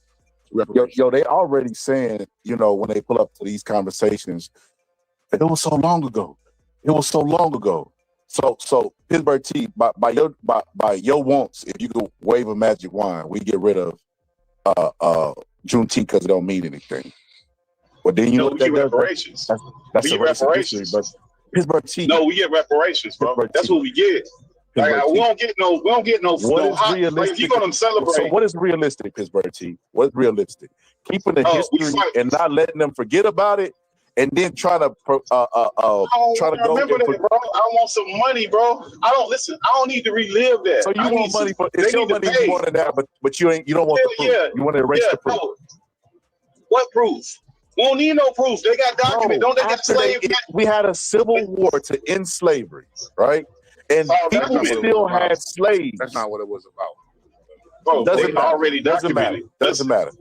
Everything that happened with slavery, ain't that documented? Ain't that documented, Scholar? That's documented, right? What? That's all documented. The whole slavery system from the slave, all the way coming from this is why I said documented. According to y'all, we wasn't even brought from Africa. According to you, we wasn't even brought. Okay, so we can't even agree on that. So no, we can't say it's documented. It's documented. It's documented that everybody didn't come from fucking Africa. But the ones we came from Africa. Okay, cool. Hey, let's go with Scholar's thing. We all came from Africa. Cool. It's documented. The white man need to pay us. We don't need no funky ass holiday. We need some money. We don't need no keep your holiday. What good is the holiday? What is doing for you? Who cares? I don't need no stupid holiday to remind me of what you did to my people. I know what they did to our people. It's a silly holiday. It don't make no sense. What's more realistic, Pittsburgh T? The checks that black people been asking to cut for a long time, or the holiday? They haven't been asking.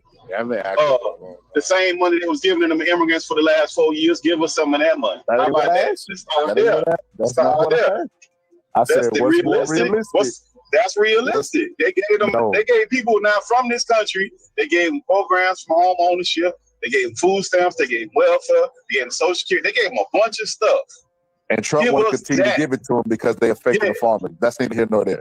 Listen, he shut it off. What's more realistic? What's more realistic? What's more realistic, Pittsburgh T?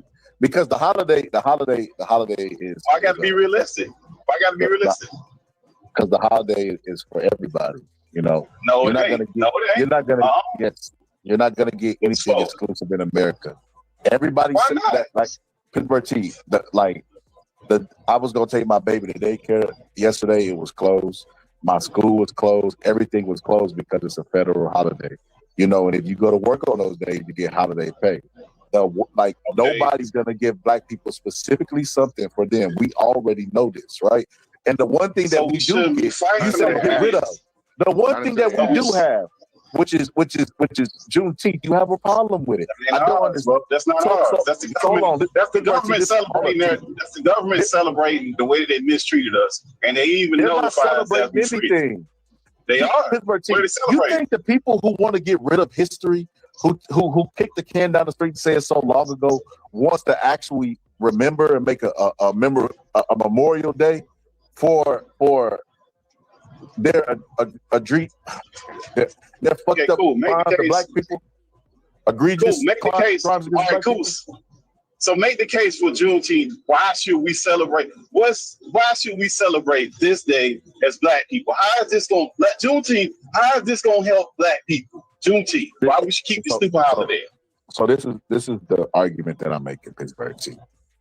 Whenever we had a live Pittsburgh T about Sinners, brother, you pull up and tell us why Sinners ain't a good movie for black people. That ain't our movie.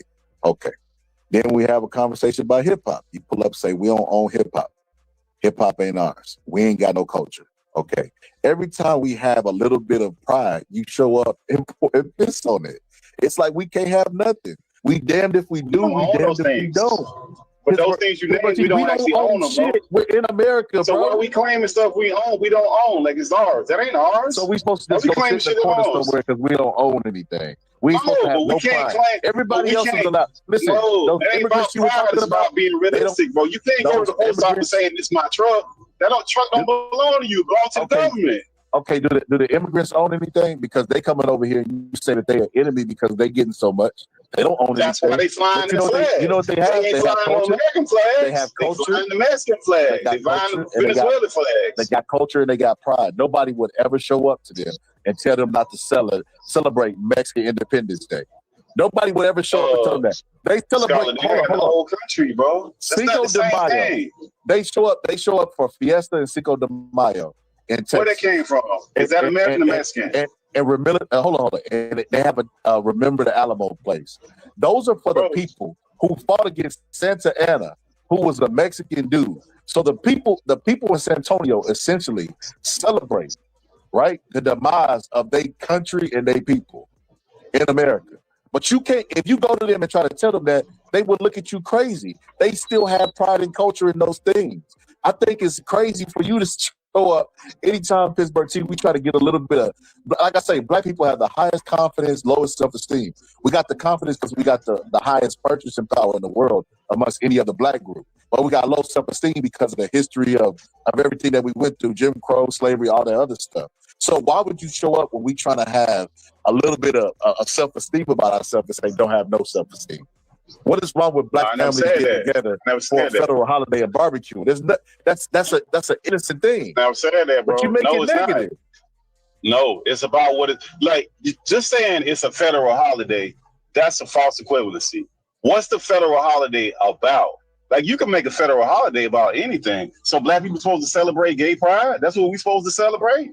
They have to have a meaning behind what you're celebrating, bro. Like, there's a lot of... But Christmas is a federal month. Didn't they approve that month to be federally for that month? Isn't that month federally approved for the rainbow people? It is, right? They don't get off. You don't get time off. Nothing shut down. No. Well, they had that with your boy Biden. They had them parties up there with them rainbow folks. But one of them had his breasts out, his lady parts out, standing on the White House lawn. That was famous. It's not a federal holiday. But I know it is a federal holiday. Christmas is a federal holiday, and Thanksgiving is a federal holiday. That's some white folk stuff. Okay, that's white folk stuff. That ain't our stuff. Those are two holidays that black people celebrate. Why you ain't angry about Christmas and Thanksgiving? Why you more angry at the holiday they give the black people to celebrate, but you're not angry at the other pagan holidays that ain't even what they saying they is? Because that's not exclusive to black people. Christmas is white Jesus. That's not exclusive to black people. Juneteenth is not exclusive to black people. Of everybody is celebrating. It's exclusive to. No, it's about black people for black people. That's what that's for. No, it's not. It's not. Federal means everybody. They're not giving only black people off on that day. Okay, I ain't talking about who they giving it off. Whatever they celebrating. Are they celebrating something that happened to black people? Yes. That's what I'm talking about. And the thing that they're celebrating don't make no sense. That's American history. But that's what I'm trying to tell you. Yeah, that absolutely is American history. Okay, so we celebrate all American history. Do we celebrate the single shooters? We celebrate them? No.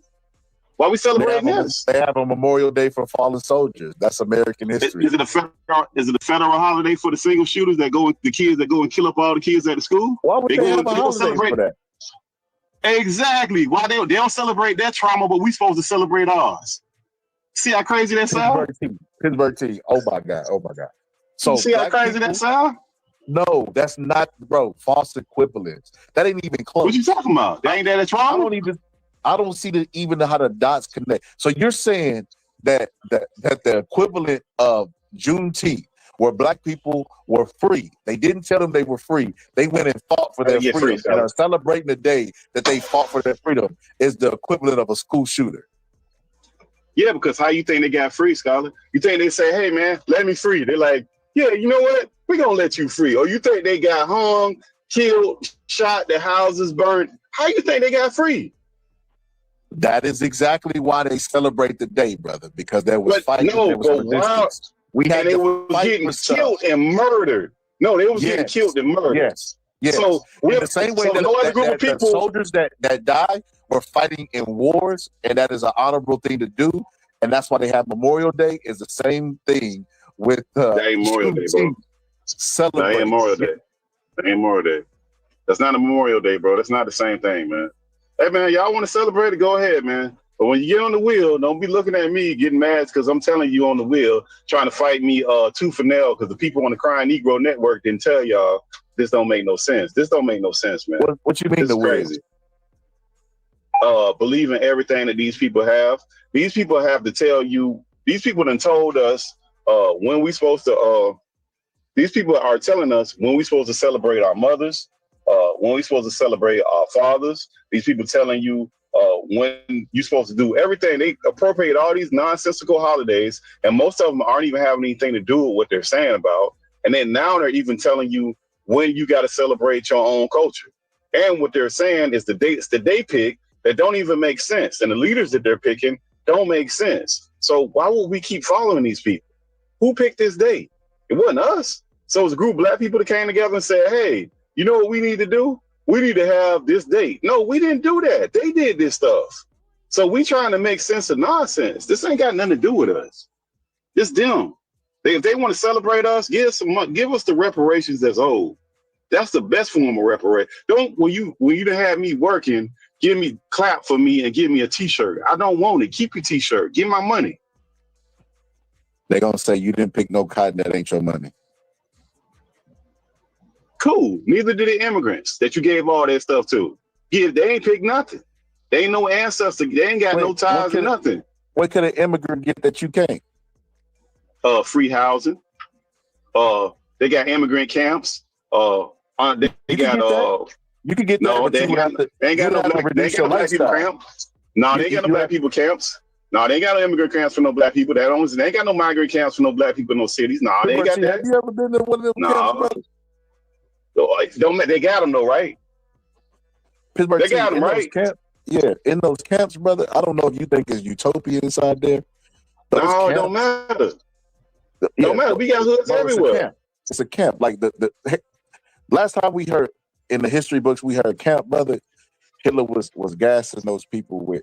No, man, ain't no Hitler stuff, man. Come on, man. Bro, it's Some a people camp. Ain't living like no Hitler. It's a camp where they round people housing. up and they send them back. They just don't want to split the families up. No, and they send man. them back. That is not ain't bro. true, That is not, that's not what that's for. Listen, they have migrant camps for agricultural workers, for people that work in different industries. They have housing for them in certain cities where they house them for free. They pay little or no money, and they're not from this country.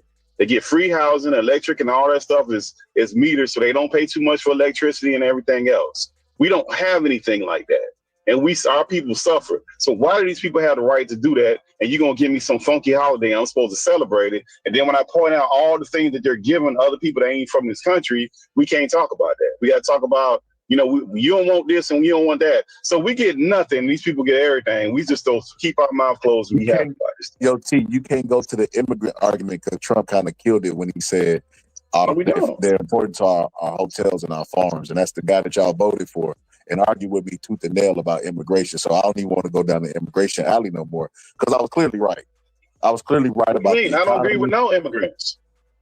I don't agree with no disagreeing with the guy that you voted for. So I mean, that's a conflict. So what? I'm not going to agree with him everything, though, bro. He's smart. He's smart. He's competent. He got more information. He got foresight. All that stuff y'all was telling me whenever he was running for president. So now y'all gotta bite the bullet. Either y'all was lying and being disingenuous then, or you doing it now. It's no in between, bro. Cause I was saying all the same stuff that Donald Trump was saying about them working in the hotels, but he said they was coming for y'all black jobs. And I was saying, what is a black job? Black people are not taking these jobs. And now that there's an employment deficit in his hotels, now all of a sudden he comes to Jesus on what we need to do as far as immigration. He comes to Jesus on it. We don't need to deport these people because they working people. They're not the bad people. That's what everybody was trying to tell you all along. But that has nothing to do with Juneteenth. That's a holiday that's already here. Yeah, That's a holiday that's already here. Listen, we celebrate. You celebrate Christmas, Pittsburgh, I'm sure. No, Everybody I don't. celebrates Yeah, Christmas. no, You celebrate no, Thanksgiving? man. Is there any holiday that No. you celebrate? Yeah. I celebrate that. Yeah. It's day off. Thanksgiving. Yep. Sure do. Yep. You celebrate stuff. Thanksgiving was the massacre of the natives. Yep, sure was. It wasn't about. Yep, It ain't got wasn't, nothing to do with me. Ain't my holiday. That ain't my holiday. Okay, so what I'm telling you is the origin of the holiday doesn't matter. You know, now I don't know why Juneteenth's origin matters to you so much. If it's innocent black people getting together and celebrate. Because we're saying it's a black people holiday. Like them other holidays, them wise folks, that ain't got nothing to do with us. If we choose to celebrate them, fine. We don't, then we don't. So the holidays that black people have, the actual physical only days we have is Martin Luther King and Juneteenth. That's what you got. So Martin Luther King, we know who he is. Juneteenth, look, we got. That's it. That's all we got. That's what I'm saying. I reject that whole notion that we just got to be happy because we get a holiday. That's crazy work, man. That don't make no sense, man. We can't. So we just accept anything. They could just give us any holiday, and we just supposed to be happy about it. We don't even matter. You don't have. But that's the thing. That's what I'm trying to tell you. You talking reparations, bro? We're not getting reparations. That's the reality of the situation. Like, why not? You're always going to be at the feet of your oppressor, on your knees. Who told you that, brother? Black people Who told you that, brother? Historically, bro, that's what we've been doing. We had to beg them to treat us civil. Hey, pass a bill to treat us civilly. They own everything. If you can agree that we own nothing, Pittsburgh T, you're always going to be lobbying to your oppressor. They gave us a holiday. They're never going to give us reparations. So the one thing that they gave you, you find a problem in. And in that day, you can say you disagree with the origins, but that is a day where black people get together, barbecue, pop firecrackers, spend time with the loved ones, and you still make it a negative thing. That's why our day, bro. Yo, that's what black fatigue is. That's what black fatigue is. Right there. Listen, you can't escape criticism from black people no matter what you do. Bro, you just sat here and said we ain't never getting reparations ever. We ain't gonna never get reparations, but we got to take this funky holiday. We just got to take anything they give us. You think we is? We just got to take what they give us. Hold on, T. You think we should get reparations? Yeah, because eventually all people that got attitudes like that, they're going to disappear, bro. They're going to disappear, and we're going to get the like that's. We're going to get the young guns like that and X and Gus that's going to push that thing forward, man. We're going to get all y'all out of here and Deuce. They're going to push. Yeah, Deuce, all of them going to come up and they're going to push it forward, man. That's what's going to happen. If your reparations is in the hands of press, brother, God be with you. Man, that YN, he got some potential, man. He got some potential, man. Yeah. Him like that, they got potential, man. We can't throw the youngsters away, man. They'll be all right, man. The youngsters will be all right. They just need a little time. Like, a little seasoning salt. Like that'll be all right. He got it. Them youngsters will get it. But y'all done gave up. You saying we ain't never gonna get no reparations. We just got to take whatever they give us. We just ain't gonna. But we out here fighting for people. That the immigrants, they can't do that. That's not right. We got to do that. We got to fight the gay people. That's not right. That's a civil. Everybody else. But when it come to us, they ain't gonna never do that for y'all. But everybody else get what they want, and we sit there and fight for them and say how it's unjust. But what is us? We got such a low standard of what we think we should be having. That's crazy work, man. It's just the stuff that they're getting. Black people have already elevated to where that would be a regression if we got the housing stuff. We would have to be in really poor conditions to get the stuff that they're getting. We got poor people, bro. We got plenty of poor people that would love to have that. And their own housing, and white people complain about it all the time. What you mean? We got poor people that don't have no free housing. Man, listen, we got people on Section 8, which is government assisted housing, and white people complain about them all the time. We don't got people we don't got homeless. So people that got homeless people. The middle class black person, in order to receive these benefits, you would have to regress your lifestyle. Black people are not willing to do that. So these stuff that they're complaining about, that's not the same thing. That absolutely is the same thing, bro. So you're saying, oh man, so these people are getting something that we can't get. And what I'm trying to tell you is we could get it we're just not willing. We're just not willing to regress our life because we made so much progress. Like that Asian hate crime bill that everybody was complaining about.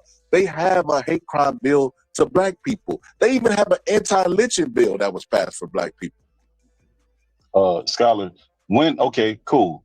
3 different things. Now, number one, the Asian hate bill was passed during Black History Month. That's the first problem with what that is. That's a huge problem. Do you think we should have Black History Month? Yeah, of course we should have Black History Month. We should have Black Months of History a year. Why not? So Black History Month does no Juneteenth, even though it's Black History. Because you're actually teaching the people the history. What's wrong with that? We ain't focusing in on no traumatic day where you run around killing people. That ain't no history, bro. That's not a history month. That's one day that you're focusing on. That wasn't a good day, history, brother. That's a part of history. Nah, man. Texas, we bigger than Texas, bro. That's Texas. That's y'all Texas stuff. I know y'all think ain't nothing. Y'all think ain't nothing rocking with Texas, man. But Texas ain't nothing happening in Texas, man. Y'all, man, come on, man. Brother. Whoa. Come on now. Come on. Nah, the world ain't bigger than Texas, brother. It definitely ain't bigger than Texas. Come on, and the other part, as far as the housing stuff, you thinking in a traditional sense. See, you tying it to how much money you make. That's what you thinking of. Like you thinking of how we get it now. It's tied to how much money you make. Them people that's coming over here, they just getting it off the muscle. Hey, here you go. They ain't saying you got to make so much of money or none of that. They're getting it to them. So they ain't the same thing. They should be getting us like that. Deuce asked me, how you know that? You got video? I got the programs, the names of them. Got the names of the programs. They also gave them free housing. They was helping them get houses. We don't got no programs like that. Got no programs that's doing that kind of stuff, man. No, we ain't got that kind of stuff. So no, we need to get them kind of programs. We already went through this, Pittsburgh T. That's not entirely true. The people who have been over here that have been working and paying taxes, the program you sent me last time was them trying to get them in a place where they could purchase a house because they already live in America. They wasn't giving them free housing. They still had to go and apply for the loan like everybody else. They was helping them with closing costs, Scholar. They was helping them get into those houses. Americans get that too as well. No. That's not the same thing. That ain't the same. That's one specific group of people. Illegal immigrants. That's what that was for. That DACA, all that DACA stuff. That was that for. American citizens, they didn't qualify for that. So they made some special exemption and some special rules so they could slide them money. Already qualify to get home loans, Pittsburgh T. If you've been working. They should. Exactly. So what point do you make? Immigrants are not getting anything that's not already available to Americans. They shouldn't. They shouldn't get the same things that Americans get. That's what I'm telling you. You're acting like because they're here, they should get everything that Americans get. I'm telling you, they should not be getting the same things Americans get. So we're making two different arguments. You're saying they get everything that Americans get. They should pay taxes. What are they paying taxes at? The bill you sent me last time, those were people that were paying. Those were people that had work visas. They was paying taxes. They was doing what they needed to do, and they had been here a while, but they wasn't able to purchase homes. Those people. So what you're saying essentially is we should not celebrate Juneteenth because it's a day that we celebrate working for free and not having anything given to us. But these people who come over here, right, and do it the right way, which you claim that you're not against, right, pay taxes, should not be able to get a home loan. In the same way we was working for free. No. I'm saying they shouldn't have the same access to same programs, such as first-time home buyer subsidies for them to pay for their closing costs. You want to buy a house, go buy a house. We're not paying for that. That's what I'm saying. Because if you go to another country, they're not doing that. And if you're from that country, they're not even going to let you buy a house unless you're a citizen most of the time, or unless you come with 70% of the money cash. The bank won't even finance you. So no. There should be the same kind of rules. You shouldn't restrict people, but we should not be aiding in them purchasing houses. That ain't got nothing to do with us. That is insane, Pittsburgh T. Why? Why should we be getting the money? They're not from here. You think somebody staying here 15 years, 20 years, paying taxes, shouldn't be allowed to purchase a home. Because listen, bro, they're purchasing a home and they go through the same process as everybody. It's a loan, so they should be able to get a business loan but not a home loan. That don't make any sense. I don't think they should be able to be doing a lot of the stuff that they're doing, Scholar. You're making a completely different argument. I'm talking about the subsidies that they're getting, where they're helping them with certain things. I don't think they should be able to do that because American citizens that have jobs, they don't qualify because it's based on income and other criteria that just cancels people out. So I don't think that's the right way to be doing it, and they only have so much money. The home loan's not a subsidy. Home loan's not a subsidy. No, it's when not. They're helping you pay. When they're helping you pay closing costs, it is. Yes, it is. When they're helping you pay closing costs, absolutely it is. When they're giving you a portion of your closing costs, yes, it is. So you either get closing costs, you either get assistance with closing costs, or they give you something else. It's another option that you could take. But that's like, I don't understand what is your problem with that? They still have to pay the loan back. It's a loan. They don't get it for free. You're making it seem as if they're just handing out checks, writing them and giving out free homes to immigrants because they're immigrants. That's not the case. And like this is what I can't understand though, Pittsburgh. If you don't want to fight for immigrants and you don't like immigrants, then hey, that's your prerogative.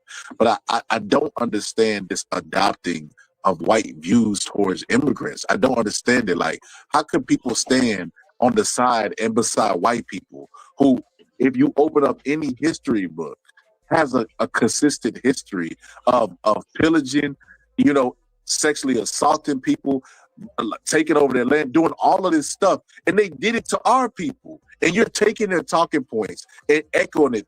Black people are screaming white people's talking points so loud, they ain't even got to say them at this point. That's crazy to me. Scholar, that ain't none of that true, bro. I said they can buy a house. You can buy a house all you want to. We should not be paying your closing costs. Like that, we shouldn't have nothing to do with that. You're not entitled for that. That's a governmental program. So now the government of the United States is helping you to buy a house. They shouldn't restrict you from buying. If you can afford it, go knock yourself out.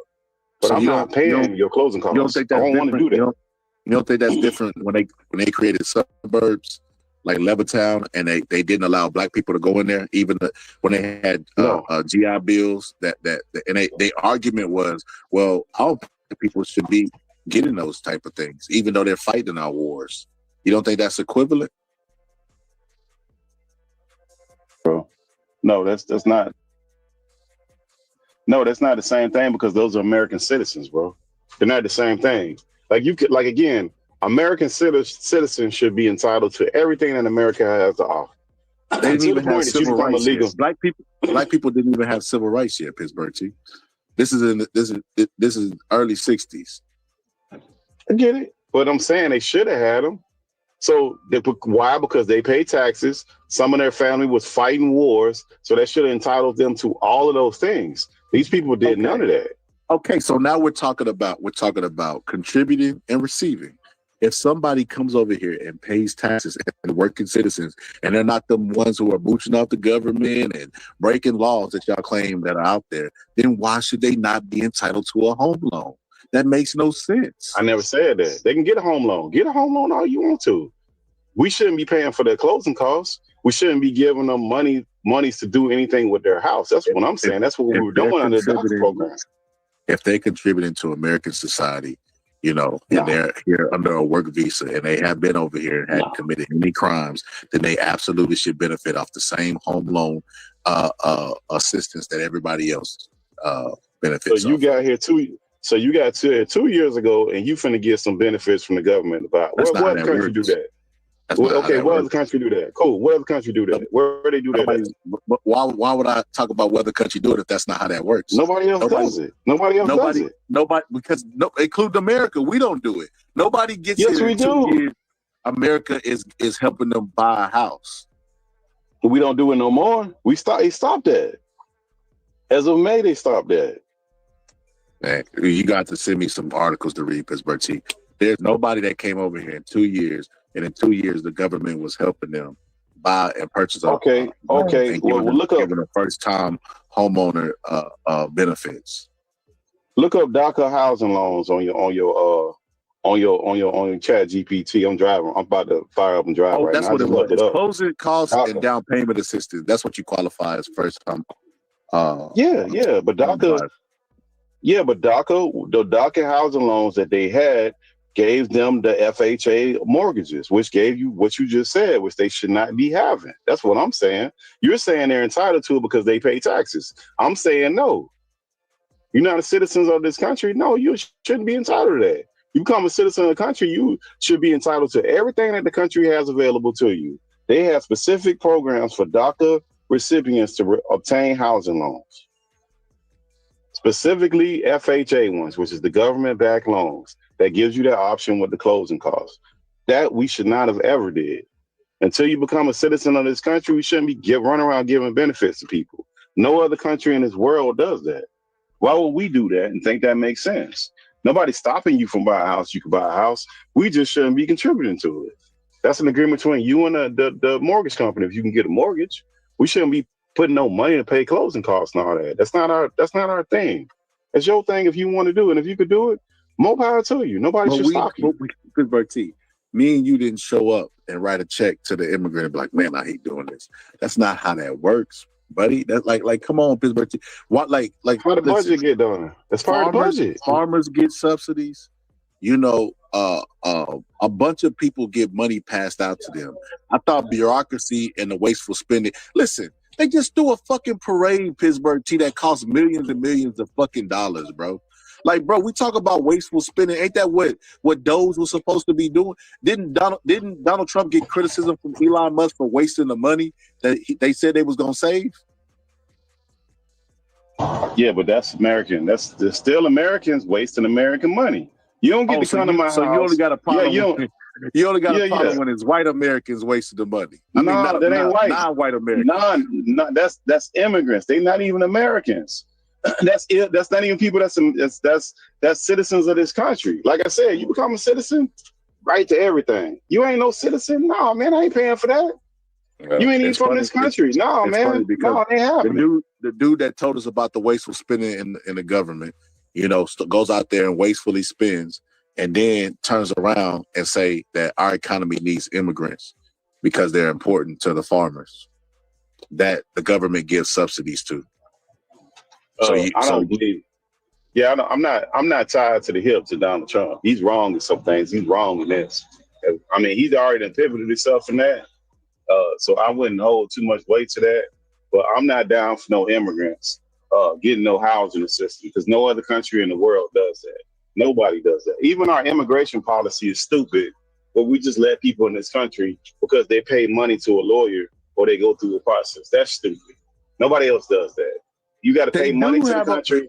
No, not like that. They do have. If you go other places, Canada, other places, they have systems like this. Canada, especially, if you go to Canada and visit, you see a bunch of immigrants there for that very reason. Yes, and Canada don't talk about the immigration problem that they have or any of this crazy stuff that Americans are talking about. You know what's really crazy, Pittsburgh T? This talking point has always existed. Because there's always because California and Texas was once Mexico's, and you know that they had a problem with them coming back. It's always been an argument or a topic of debate, bro, about immigrants and what we're gonna do with them, and it's been like that since probably like 1920. Okay, the Roaring '20s. But nobody else lets immigrants in their country if they just can't contribute. They don't just let all immigrants in their countries. They got to have a specific skill set. They got, like even Mexico, you go to Mexico and apply for a citizenship, you're going to get to a point where they're going to ask you, what is your skill? What can you do? You don't just get to fill out some paper and say, hey, man, I just want to be an immigrant. I just want to be part of your country. If you can't bring nothing to that country, they're not going to let you in. But that's not how that works. We got asylum seekers here. We got DACA recipients here. We got like all these different paths that are outside of the scope of normality of most countries. Is what I'm telling you. They don't do that stuff in other countries. Let me tell you what my orange president said. We got anchor babies here. We got anchor babies here. They don't have none of that stuff in them other countries. Well, look, my orange president said that the people that are over here are important to the farms and the hotels. So he gonna keep them here, whether they illegal or not, because he said illegal. He said that. Yeah, he pivoted on that. So we ain't gonna I'm gonna just let you know, all that eating the cats and dogs shit, all that shit is out the window, bro. All that shit was rhetoric and propaganda that y'all fell for. And that's what I'm saying, Pittsburgh team, why y'all double down? Why y'all just gonna be like, you know what? I was wrong. Bro, so you don't believe that, man, immigrants be eating cats and dogs? Not all of them, some of them do. So you ain't never heard of the Haitians eating no cats, man. You ain't never heard of people eating no cats. You ain't never heard of Venezuelans eating no cats.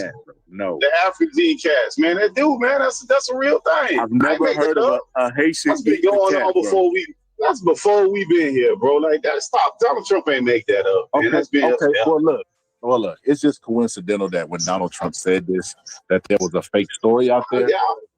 That was a fake story. People just got Trump hysteria. That's it. They got Trump hysteria where they find one story and be like, oh, look, see, this story ain't true. So ain't no Haitians eating no cats. No Haitians don't eat cats. Like, stop it, man. They do. Well, that's like saying all white people are murderers. And then you say, oh, well,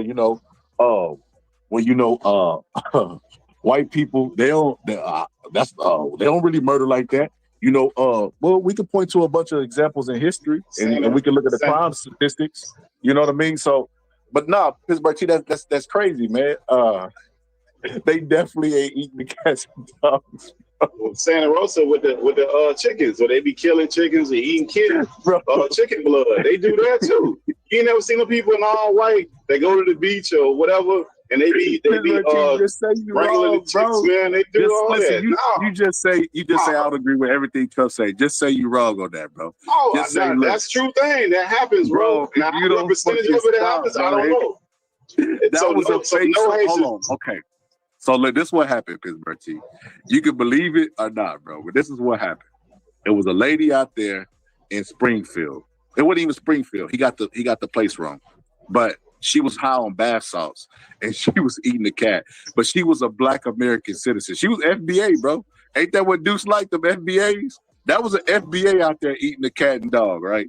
And everybody Trump ran with it because X started tweeting that they were eating cats and dogs, so he just ran with it and said it during a debate on a national stage, and wonder why he never debated again. He never debated the lady who got a word salad, But yeah, that's neither here nor there. But that's one case though. So you don't think that was the case that he used to say that? He didn't listen.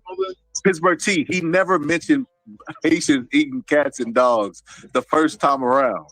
Venezuelans, listen. Santa,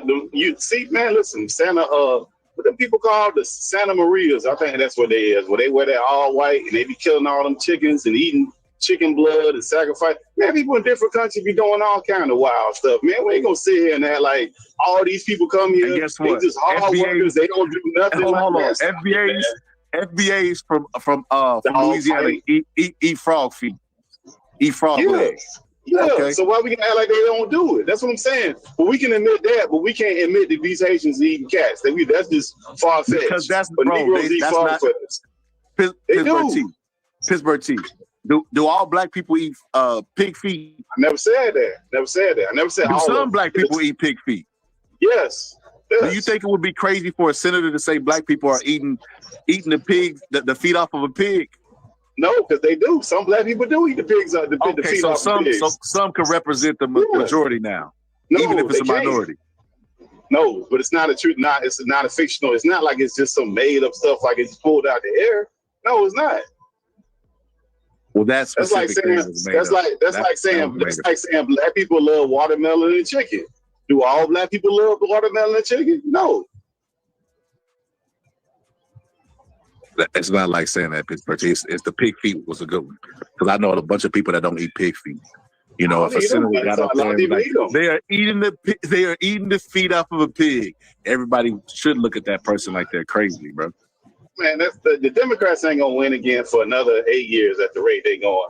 They still run around trying to keep immigrants here in this country, which is largely the reason why. Look, this is the part that people don't. Wait a minute, Trump is trying to keep the immigrants here. No, he's not. They stopped ICE.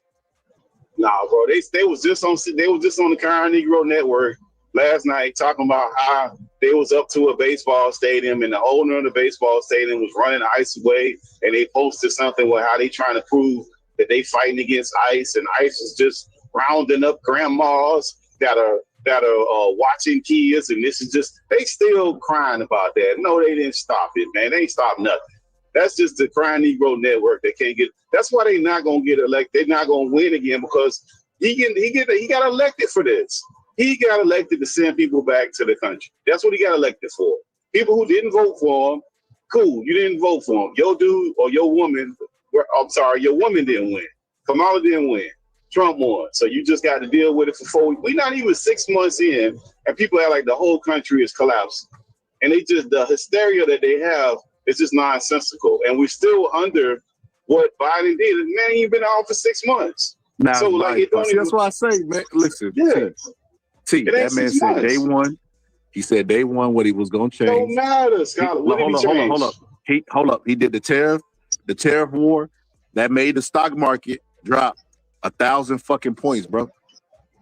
Stock market is high as the stock market hit a record high the other day, bro. So that ain't even true no more. Like that was before a day. So now we got to skip past. What did he do? One day? Within his 100 days, bro. Yeah, but what are you talking about? One day? Donald Trump tweeted and said that anybody who's the president and the stock market loses 1,000 points needs to be fired and put in a cannon and fired into the sun. Yeah, I don't got nothing to do with that. I can't speak on that statement. I'm not rocking with everything Trump said. I think like largely, I'll give you another one. Even the tariff war, where people were running around and saying, "Oh my God, this is gonna make us pay so much money for everything, and everything's gonna go up 40 and 50% and all of that." Every month we have a consumer price index report that shows what consumers pay. That breaks down everything from eggs to oil to tires. Ain't nothing went up at no crazy level. Everything is 0.01, less than 1% of it flying up. Different things, but on the average, nothing has really increased like that. That's why Jay Powell came out the other day and said he's not going to raise interest rates because there's no real change in the economy, and there's a lot of uncertainty there. If it was a change in the economy, he would have changed and start cutting interest rates. He didn't do it. So like a lot of the stuff that they're saying, that's just hysteria. It's not true. So no, it's very early for a lot of this stuff. If some of the stuff that he doesn't work, criticize him away. If he failed at the tariffs, criticize away. If he don't get the tax bill done like he said, criticize away. But until he doesn't do these things, like I think we're too early for any of this stuff. We can't praise him for any of this stuff, and we can't really say too much because it's still in the works. Now, if he fumble it, knock himself out. I'm not the protector of Donald Trump, but I know for a fact that the Democrats had never had their eye on no tariffs. They didn't care about no tariffs. They didn't have no eye on no immigration. They didn't care about that. They didn't have their eye on saying that, hey, man, it's only women and boys in schools. I mean, boys and girls in school. That's all we got. We ain't got nothing else. We're not doing no more of the trans stuff in the military. Those are things that Trump did that we know that the Democrats they just don't have in them. They still fighting it. So I don't see them having the path to get back because they still fighting the things that put them out. They still trying to hold on to their stupidness. And I just don't understand them. They make no sense at all. I wish we had a viable Democratic candidate because then it makes the whole political thing better. You don't want one party dominating and controlling anything because things get too far out of whack either way.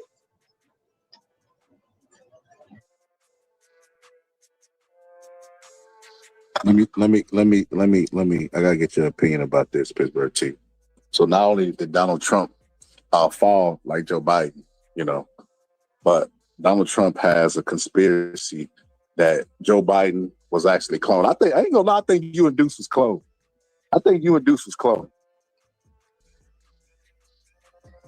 Yeah, he was cloned. Dick Gregory told us that, bro. The great Dick Gregory told us that Biden was cloned, bro. Yeah, he lying.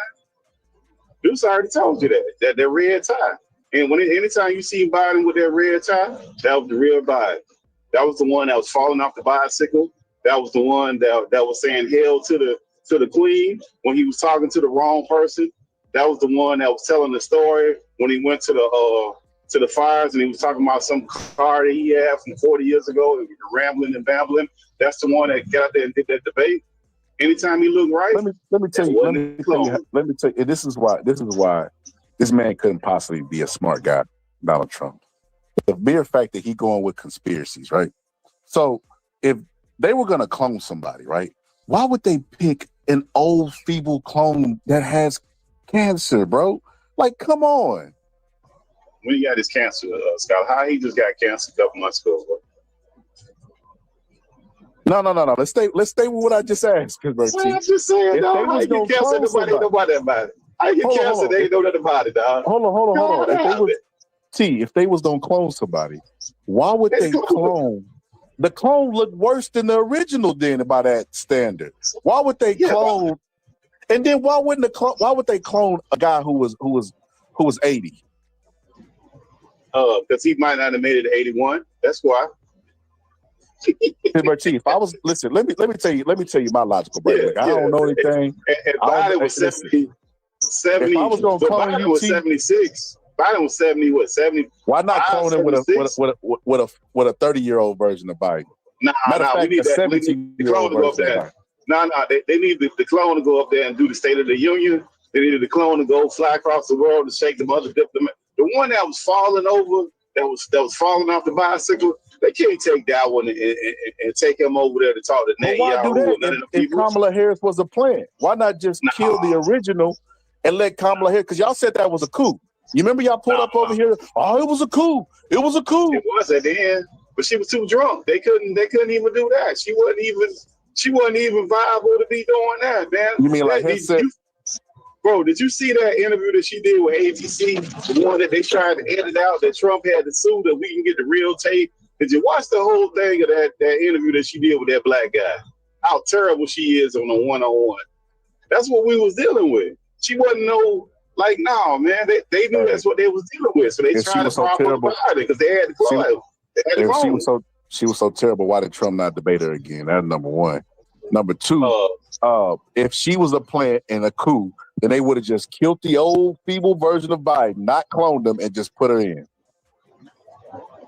Well, they had to keep the machine going because they didn't know that she wasn't gonna be sober anyway, so they can get a clone for her.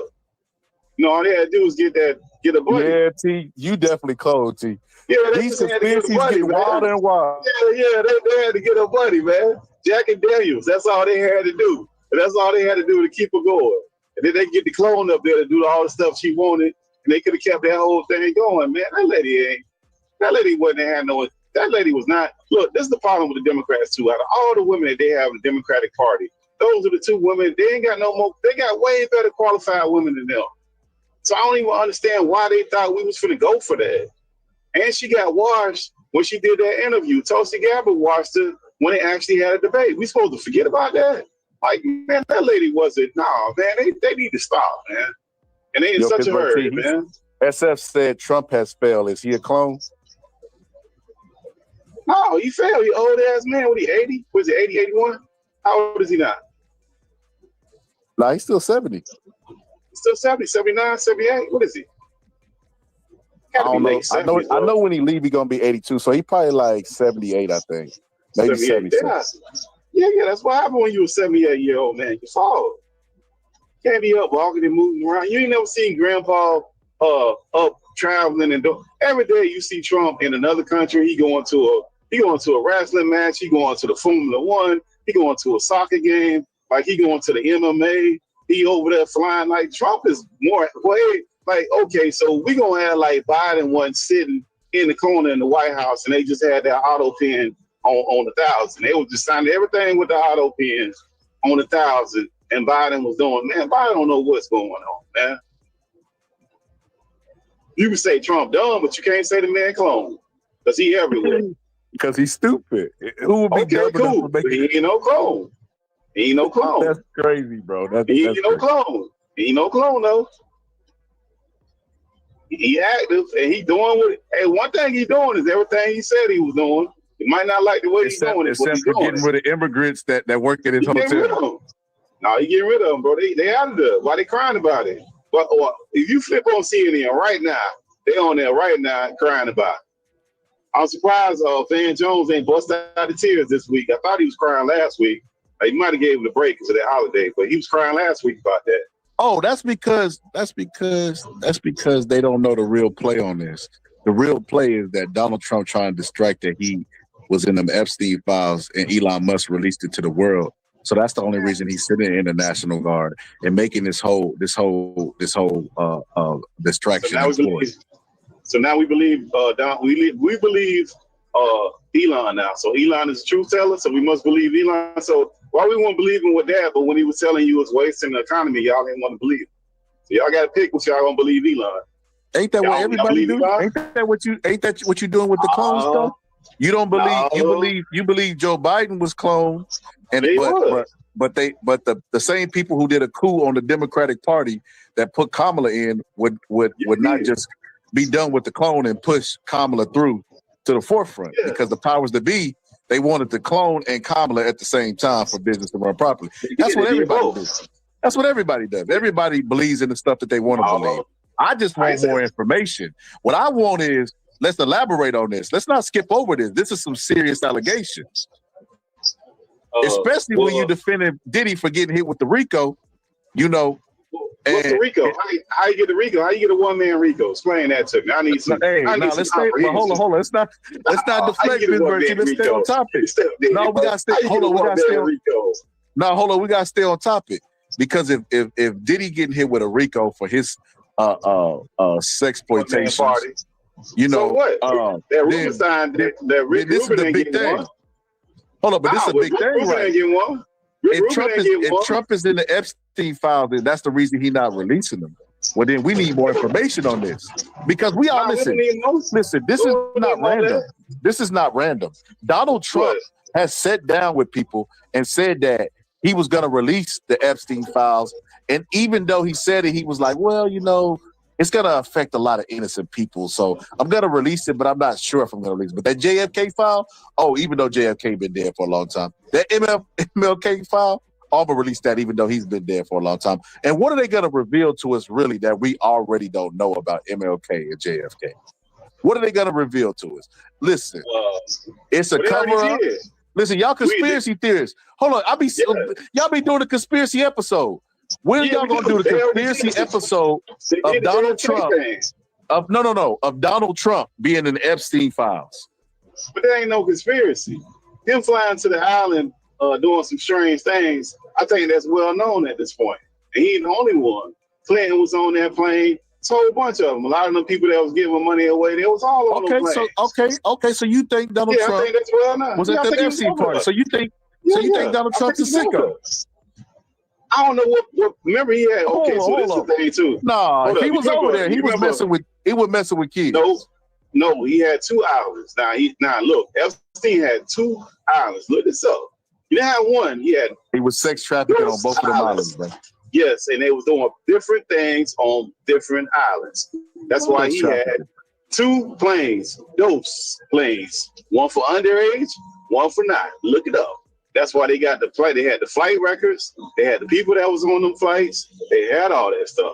Now, are they going to release? I can't look it up. I can't look it up because Donald Trump protected the files, brother. You can look up that Epstein have 2 planes. Yes, you can. Did he have 2 islands? Yes, you can. You can look that up. That's out there. That's a fact. It's a fact, Jack. It's out there. Now, what's in the files? I don't know. Yo, SF, you might have to type the thing out in your URL. It's not showing up. I was able to click it. I went in through the laptop to see if it would work. It let me click it. Don't do it on the phone. Don't do it on the phone. Let me see if I can add it. Don't do it on phones. No, on the phone, sometimes it'll show up as blue, but you can click it, and then if it show up as white, you got to copy and paste it. It won't let you do it. And then when you copy and paste it, sometimes it won't do it. Let me see if I can put it in the chat. Yeah, but I don't see nothing wrong with Trump. I don't see nothing wrong with that. And that ain't because remember Trump. Now we don't believe Elon, but we believe Elon now when he say that. Everything else Elon say, he a liar, he stupid, he do drugs, he everything in the world. But now when he talking about Trump and the Epstein, we're like, there you go. That's the one. Well, I mean, we know Trump and Epstein were friends. We know Trump and Epstein was friends. It don't take a rocket science to see that. So it's Bill Clinton. But listen, Bill Clinton Bill was Clinton friends is with not him. the sitting Bush president. was the- Why we Pittsburgh Bush was T? Why we theirs. got to go in ancient history? Just we got a sitting president who's on the Epstein list, and then we have somebody who was his homeboy who said Donald Trump doesn't want to release the Epstein files because he's in them. Let's they ain't address no that. homeboy We ain't got to no more. go all the way back to Bill Clinton. We ain't got they to ain't go no back homeboy to no more. Andrew Jackson. We ain't got to do none of that, bro. We can stay here. I wish I had me some Andrew Jackson's, man. Stablecoin is gonna be it. I think he was on the island, bro. I don't think it's a big deal though. I don't think he was on that Federal Island, so I just don't think it's that big deal. Oh, Pittsburgh I T, don't come think it's on. a big deal. I think they had their version. They had an island for like the Diddy parties, and they Bro, had an you talking island about with them Trump little kids. derangement? Oh, man, you tripping. So you think that Donald Trump was hanging out with a pedophile who had an island where he could sex traffic people and be a pedophile? But Donald Trump was on that island, but he was just on the good island. Like, come on, Of course, no. The girls that was there, all of them were sex trafficked. No matter which island they own, they all sex trafficked. But they had underage women on one of them islands. So them dudes, some of them still go. The people that be going to Saudi Arabia, some of these same people that's on that list that we'll never get, go to Saudi Arabia, and they got the same thing because they in the prison, young people, underage people. They in the prison, people from other countries. Heck, right now in Libya, you can still get for $400. You can literally get an African slave because they done decentralized that area so bad. So that stuff is still going on over there in Dubai. How you think they be putting all them buildings up so fast? They still have literal slavery going on over there. So no, that stuff ain't going nowhere. And you got wealthy people who like to do some strange things. Some of them like to do stuff with people of age. Some of them like to do stuff with people underage. That's not gonna stop. And them people that do it, they got all the resources and they connected, and nobody's gonna say anything. But we call him president. These other countries. Now we call him president.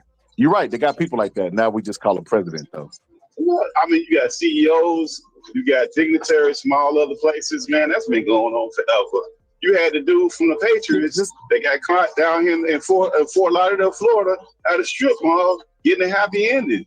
And ain't nobody said nothing about that. Man, like, yeah, men gonna be men, man. People, and now ain't nothing wrong with paying the prostitute. Men, ain't nothing wrong with paying the prostitute. Nothing wrong with that. There's something wrong with messing with underage girls. And that's what he was doing at Epstein Island. We don't know that. Yeah, we definitely know that. That's what Epstein Island was for. No, what, he had two islands. So did he have one island, two islands, Scotty? You know he had two, right? So what the purpose of Epstein Island and its legend and lore and sex trafficking? It don't matter if he had 5. They would all be islands where he would take and sex traffic underage people. No, man, no. See, that's false equivalency. He had 2 islands. One for underage people. So he had a good island and a bad island. No, they still sex traffic people. Only difference is one of them, the women were women. The other one, they were girls. And they had boys on them islands and they had men on them islands. So no, one set was underage, one set was not. You got to think, if you were running a second, like if you had a brothel, right? Let's just say if hypothetically you had this brothel or this island where people coming to do their thing. Would you only have an island with underage kids, or would you have some women on the island for people who like to mess with women and men? Like, come on, you selling the product. Pittsburgh T, you definitely been close. You definitely been close. I don't even know what you're talking about anymore. You got to get out the propaganda, so what you're telling me is he had a range island. So he had like a granny island where it was nothing but grannies. He had a kid out like grannies. Come on, bro. It's still 20. It's still 20. Bro, ain't like no 50-year-old woman he had running this around island, bro. Yeah, the reason he had this island is because he was a pedophile, and he wanted to live out his fantasies of being a pedophile. You know, because it amplified him having his money amplified the pedophile in him. So he had 2 islands where he had pedophiles. Where did he get his money from? Where did he get his money for them islands? Why we gotta go to his? No, because why we gotta go into his wallet now? Why is his wallet better now? Bro, where to get the money for the islands? How this man just pop up with these islands where he could just pay all these people? And he had an island with 2 people, only him and his lady ran that. So you believe only him and his lady ran these islands by himself? Flew the plane, got the people, captured the people, kept on, only him. He was an old man at this point, and that lady was old too. So only them 2 was there. You believe this? Bertie, listen, I can't believe nothing until Trump released these files with his name on it, brother. As soon as Trump released these files with his name on it, then we can talk about what I can believe and what I can't believe. Until then, we just gonna say birds of a feather flock together. There's videos of him and Epstein talking about how friendly they was, whispering on camera and doing all this other stuff. So and you done said yourself he done been to the island. You know, he was just at the good island. He was at the granny island. He wasn't at the kid island. Listen, man, Donald Trump's a pedophile, bro. This dude was talking about grabbing about a pussy. You know, he has a history of that. And this ain't no boys will be boys type stuff. You know, it's different when we have locker room talk and we like, yo, you remember Shorty I was talking to? Oh man, you hear? Yeah, man, I hear. It would be different if it was like, man, I held her down because she didn't want to give it to me. And then I hit her. Like, bro, we would look at the dude like, bro, what? That ain't locker room talk. Grab her by the pussy. They really like that stuff. It's not locker room talk. It's spoken like a pedophile. He's an old guy, you know what I mean? He's an older guy who's been rich his entire life. He's never been told no. And we already know bad people with money is just like broke bad people without money. The money just amplifies whatever's inside of them. That's why Epstein had 2 islands and Donald Trump was at the island. Birds of a feather flock together. They was over there flocking at Pittsburgh. It wasn't no good island there. You know. Ryan Garcia was there. It was Bohemian Grove and Ryan Garcia was there. He was telling everybody about it. Donald Trump. It's so crazy that Ryan Garcia was talking about Bohemian Grove and what they was doing to them kids at them islands and then voted for Donald Trump. Boy, Trump derangement syndrome is real. Y'all just don't realize. Y'all made it up and it's not for us, it's for y'all. That's crazy. That crazy work right there. Scott, I can't believe you. Can't believe you, brother. Man, listen, man. Men gonna be men, bro. Like, man, dudes, no, bro. Dudes gonna do stuff, man. Like you, like, man, like come on, give man. Me example. Give me some normal examples of men being men. All right, I give you a normal example. A dude that go to the strip club, right? A regular dude go to the strip club. He got $300 in his pocket. That's all he got. He finna spend. He know he finna he might get a couple lap dances. He gonna get some drinks and he gonna go home. That's his day. That's his night. Now, that same guy, you put him in the same environment. Now, he got $2 million in the bank. His idea done changed. He don't want to go to the strip club no more. He want to go across the water. He want to go to the brothel over there in what the one that Lamar Odom fell out over there in Vegas. Some people like the trick. That's what some people like to do. You have simps for a reason. I'm not a simp, but they exist. Women love simps. They have been around since the beginning of time. We can't stop a simp from being a simp. That's what they do. You're not gonna stop simps. So no, Donald Trump and the people like him are simps. Remember the case with the prostitute? He paid that lady. He paid her not once but twice. Not even a prostitute. What was she? A porn star. He paid her at the moment of the act. Then they came back years later, paid her before he went. And then when she sued him, he paid her. So that lady got paid a couple times. But the point I'm making is he's a simp. That's what simps do. Simps don't get. If you a simp and you get more money, you feel like you finna get a higher level of a woman. That's how stupid simps is. That's what they do. All I see you do, brother, was did you try to repost the stream live? Let me see if I can do it in the chat. See if mine. Go ahead. All I heard you do, Pittsburgh T, would take the scenic route to say Donald Trump is a simp, but that ain't got nothing to do with this pedo shit. We gotta address this pedo stuff. The pedo stuff, bro, is strong accusations. Being a simp ain't illegal, you know. So I don't know how that's equivalent, bro. Donald Trump and Epstein are sick old white men that both belong in jail. Epstein went to jail and he do what most pedophiles do. They either die or unalive themselves. Like, that's the craziest thing. You remember when Jerry Sandusky came out, you know what I mean, as protecting that assistant coach, and then he just died. I'm like, bro, how you get the call on Jesus? When he had Jesus main line sitting around, he just, all right, this is time. You can take me now. They about to put these charges on me. But they always do stuff like that. The only person that's still alive, still around, is the dude that's swinging the nuclear codes. Bro, this is one thing I can't understand, Pittsburgh Chief. So you say you don't agree with Trump on everything, right? And him flopping on the immigration, he was right the first time, he wrong now, right? Yeah. With the war stuff, bro, if you gonna go to Ukraine and tell Ukraine you gotta basically you're in no position to bargain with us, then why in the fuck are we protecting Israel, bro?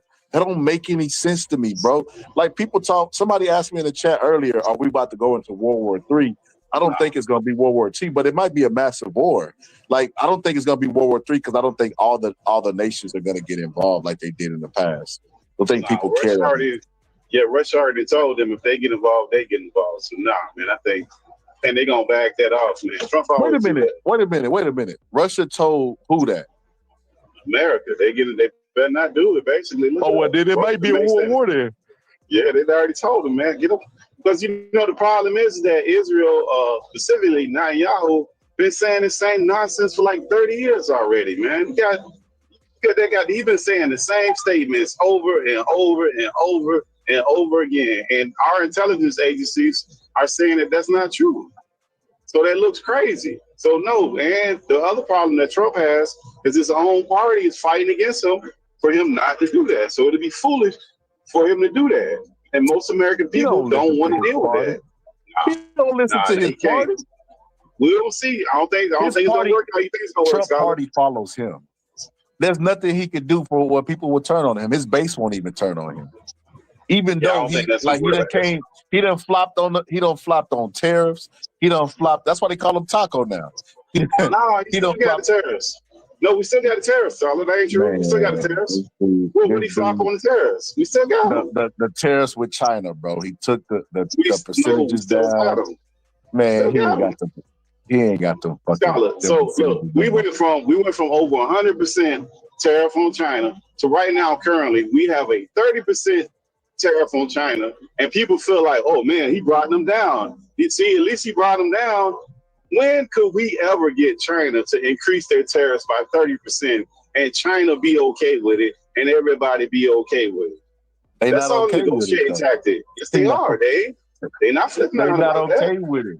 China ain't never came out and said we okay with 30%. Bro, they haven't stopped the shipments from coming over here, and their tariffs on ours are still at a lesser amount than what we're tariff. We're at this point, we got 30% on them. They got an increase of 10%. So we're tariffing them more than their tariff. We're taking in more money in our coffers than they are at this point. So no, we're tariffing them more. They're paying the brunt of this stuff. So that ain't the same thing. So he ain't flip-flop on that, bro. He didn't remove the tariffs. SF said 90 deals in 90 days. He got like one. I don't know. It's less than 6 months, bro. We'll see. Yo, but oh yeah, with the Israel stuff. So look, this is why I disagree. This is why I agree and I disagree with you at the same time. You know, I feel like this, and I remember one time Iran wanted to develop the nuclear program, right? And they said it was for their hospital. They was like, we need it for our cancer patients, right? And I remember Barack Obama approved of it. He approved of it. This is when Hillary Clinton was Secretary of Defense. I remember Barack Obama approved of it, but they had like the people who monitor nukes around the world, you know what I mean, to make sure everybody's doing what they're supposed to and not, stocking up on nuclear weapons or whatever the case may be. And those people were saying that Iran was actually trying to develop a nuclear weapon. So what happened is all of these scientists in Iran just started getting assassinated out of nowhere, right? And when they did, Iran kind of gave up. They was like, all right, basically like, all right, you won, basically type stuff. So Netanyahu has been, fishing this propaganda for years that they coming to do this, they coming to do that. And this is what I do not like. I feel like Netanyahu and Israel are the little brothers of the world that always get you into stuff when you go out at the club. And I feel like they should have to fight for themselves. If they get blown off the map, I feel like, hey, that's y'all's problem. Stop going around starting stuff because America's gonna have your back. Like we're a war-weary country, I feel like, because war hasn't been good for us. It strains the economy. It's a bunch of money wasted, you know what I mean? And then look at Afghanistan. We was over there fighting for a long time. And then we left and the Taliban took over a couple, what was it, like a day or two? Something like that, or something crazy like that. So it's like all that money we spent and to train their soldiers for defense, and they got took it over in a little bit of time. So with all that being said, man, I think Israel should protect themselves. We give them all our weapons. Treat them like you do Ukraine. Listen, if we're giving Ukraine weapons and money and stuff. We shouldn't be giving none of these people nothing. That's how I feel about it. But you ain't see that interview with Rafael Eduardo Cruz with Tucker Carlson? That's Ted Cruz for people who don't know, but that's his real name. I ain't gonna call him by that fake name. Yeah, I seen it. That dude shows you what all politicians think the same way as that fool. Because you know why? They all get money from AIPAC. They all get a boatload of money from AIPAC, which is American Israel. I can't remember the whole acronym, but that's their finance for giving money to politicians that they shouldn't be able to do, but they're able to do some kind of crazy way, and they don't have to file any paperwork. And when it started? Follow me now, Scott. I'm gonna go somewhere. Just give me a second now.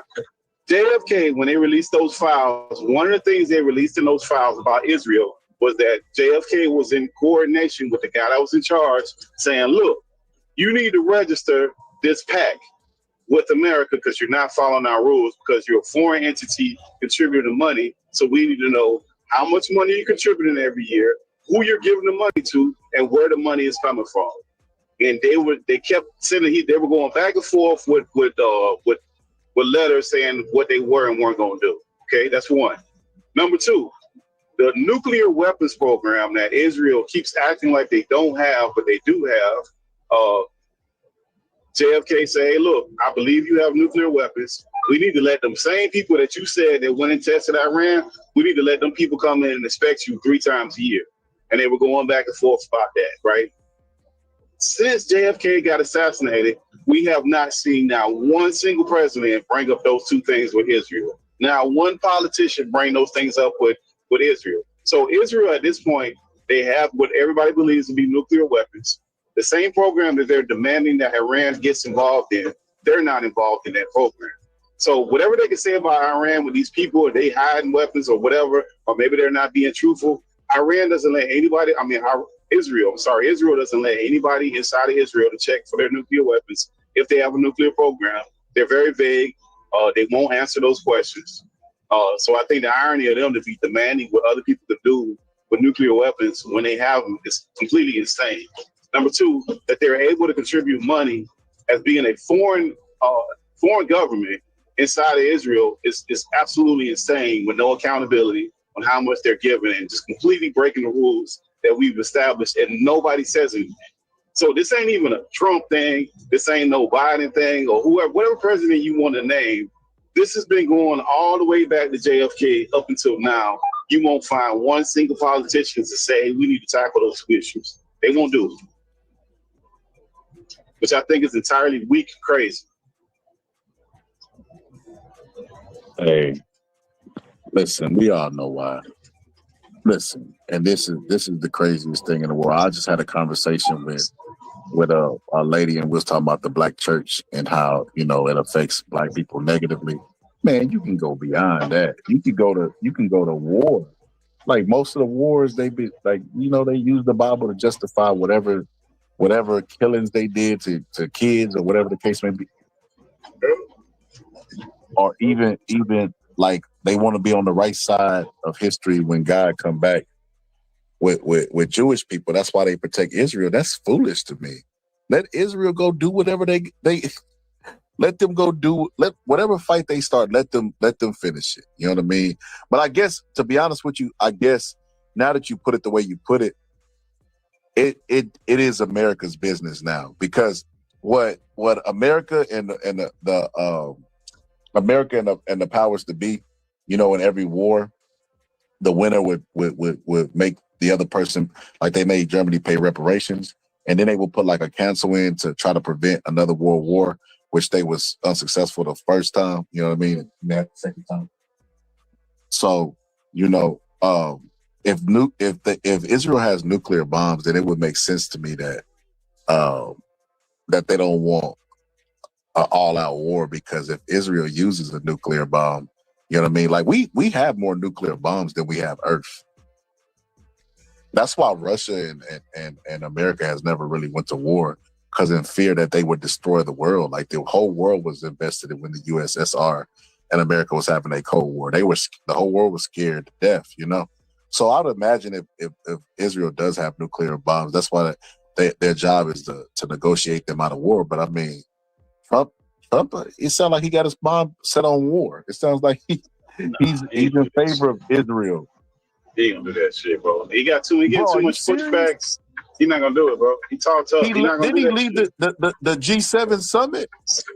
That don't mean nothing. He not. I mean, I would be, put it like this.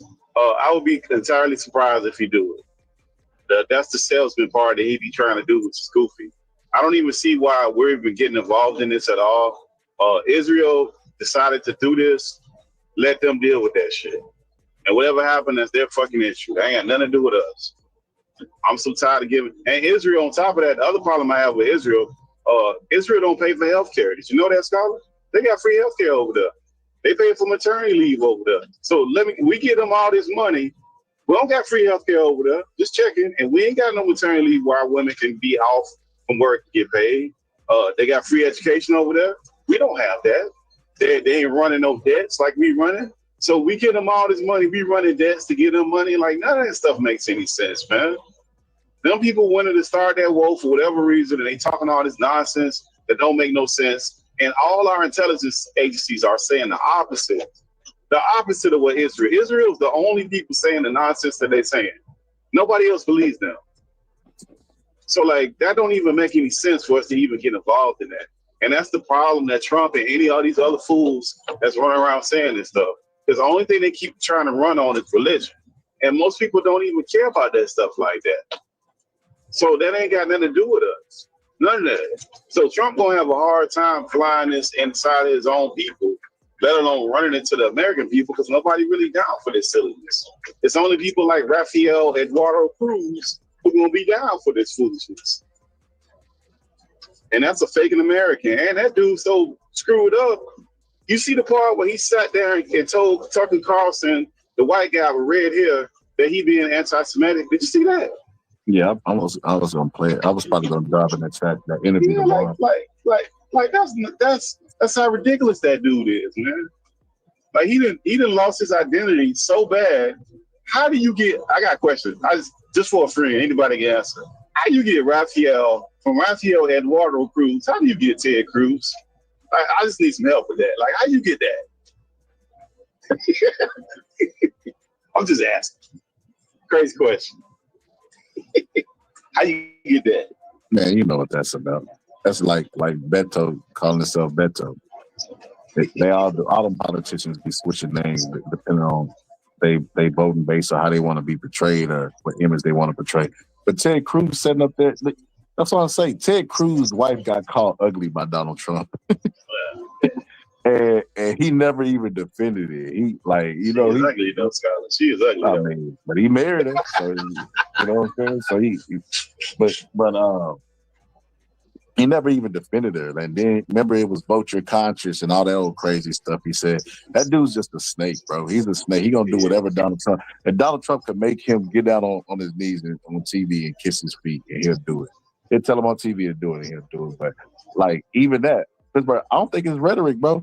Pittsburgh, you say you would be shocked if Donald Trump Yeah, I don't think he got there's support in his own nothing Donald Trump could do at this point to surprise me, bro. If Donald Trump came out tomorrow and said, I'll only say that because I don't think he got support in his own inner circle for him to do that. That's the only reason I say that. A lot of people that's in his inner circle are going against it. So I don't think he got the support that he needed to consciously do that. Now, you can still do it. I just would be surprised if he do it. That's the only reason I say that. Pittsburgh T, they be playing both sides like Ted Cruz when he changed his name. What's up, Most Hated? It's equivalent to like, you know, Marjorie Taylor Greene, who that crazy shit. Who said if I would have known and read the bill that Donald Trump was trying to pass in a big beautiful bill, I wouldn't have voted for it. It's like, wait a minute. So you voted for a bill that you didn't even read? You expect me to believe that those people, Pittsburgh T, truly are going to stand up to Donald Trump? They didn't even read the bill? No, not them. The inner circle. Meaning the people that he's around every day. Not them. Like Rubio. The one he was, Little Marco. You think Little Marco is going to stand up to Donald Trump? No. Not them. So let me be clear. Those politicians are cowards when it comes to Israel. All of them. I've never seen them deny that Israel's a bully and they lie about everything. And Netanyahu should be in jail for war crimes. Even right now, currently, for all the different things that he's doing, that fool should be in jail. And that shows the power that America has, that he could just not even follow the international war crimes that they have with the Hague. Because the Hague found him to be a war criminal. They even following that. But that's because he got America standing behind him, like you say, that little brother that started shit, there ain't nobody messing with. But with on American soil, outside of them spineless congressmen, people that are in his circle, they not really down for that, man. Remember, he kicked out that Bolton guy with them thick Coke glasses that always wanted to go to war.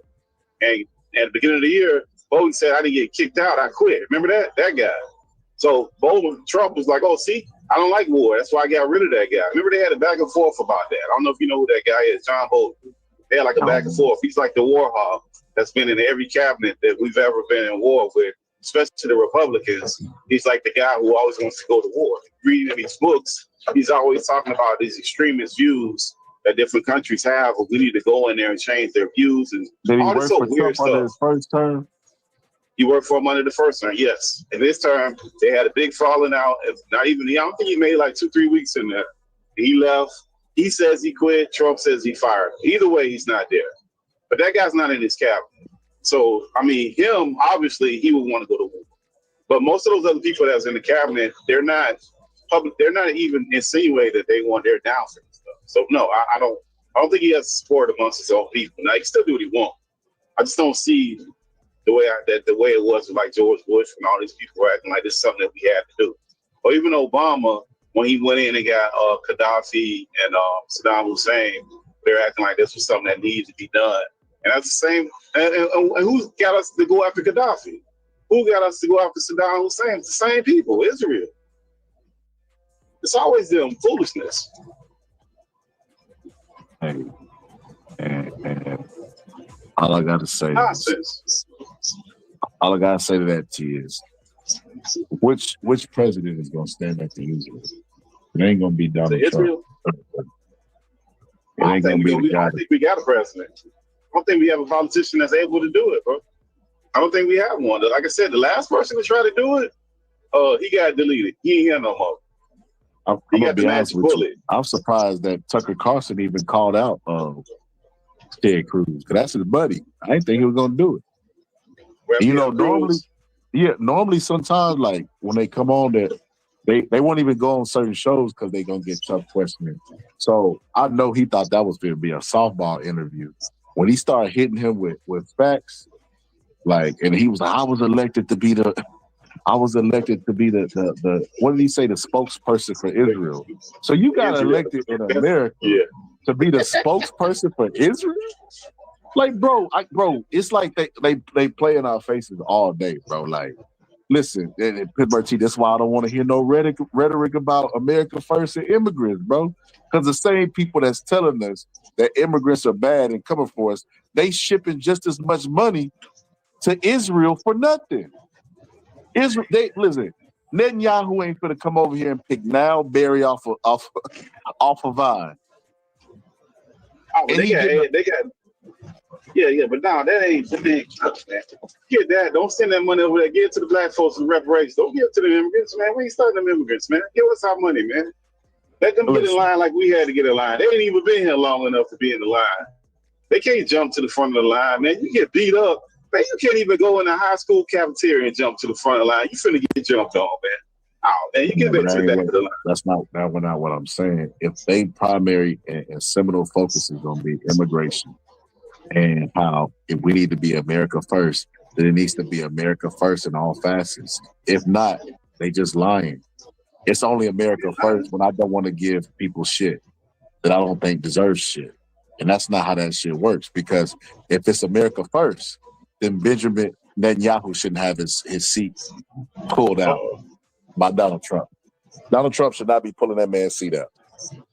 Pull the seat out? Chair. Pull the chair out? Yeah, pull that man chair out. Man, that's some stuff right there.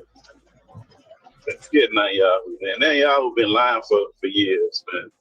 And they've been having, as a matter of fact, his lie so bad, they got a couple of like clips people stringing together of Netanyahu saying that they 1 year or 3 years away from making nuclear weapons. Back 30 years, he's been saying this crap.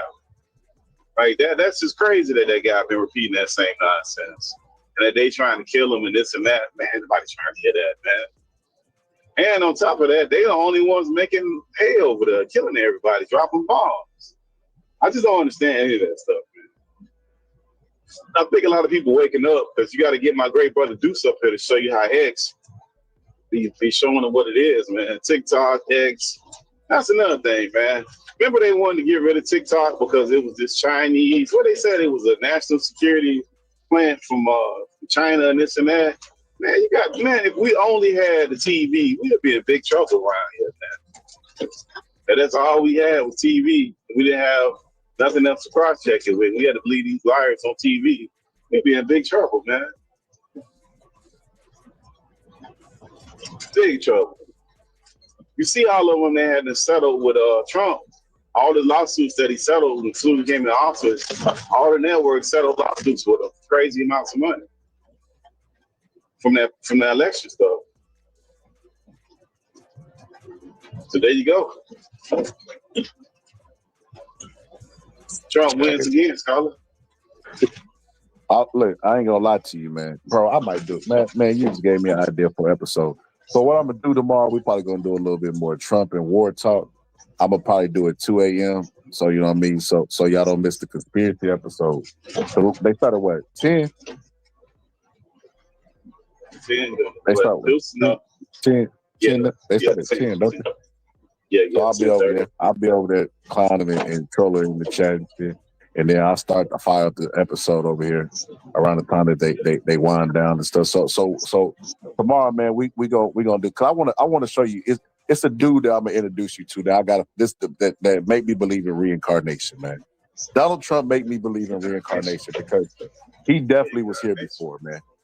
He definitely was here before. There was a guy that's just as stupid as Trump, but had the best luck in the world. I'm talking get a scratch off from a lottery ticket and win $1 million at the same store type luck. That's what Donald Trump got.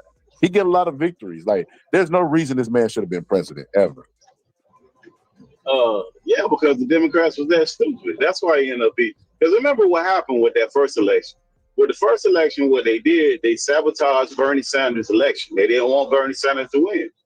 And they thought that they was going to let Hillary win and that she was just going to win because Donald Trump was such a bad candidate. I didn't vote for that guy. And he ended up winning. Because Hillary Clinton was so bad and she had all that Benghazi. Remember, they kept hammering Benghazi until it just exhausted people, and a lot of people didn't vote at all. So she ended up losing. So the Democrats did that, man. They did it both times. He ended up with Hillary Clinton the first time, and then this time he ended up with Kamala. Two bad candidates, terrible candidates. And in any other election, they would never even put them two up against those two couldn't beat Bush. They couldn't beat Reagan for sure. Who else we had as a Republican? They couldn't beat none of the Republican candidates, them two. Which Republican candidate do you think Kamala or Hillary Clinton could have won? Take Trump out of it. Say he ain't in it. What the president that they gonna be? They can't be none of them, Scholar.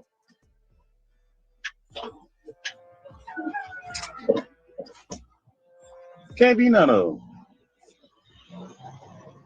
So that's their fault, man. They did it to themselves. Man. All I'm gonna say is this. Nobody predicted Obama coming out of nowhere. Listen, if we going by history, the next president will be a Democrat. Nah, it ain't gonna happen, bro. I got $1 for it. You want to bet $1, Scholar?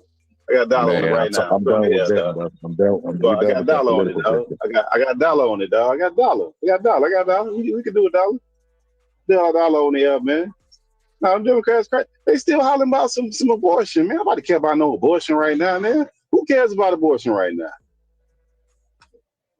Democrats is crazy, man. They lost their mind. Care about. See, what's gonna happen is the issues that's how it fluctuates, Pittsburgh T.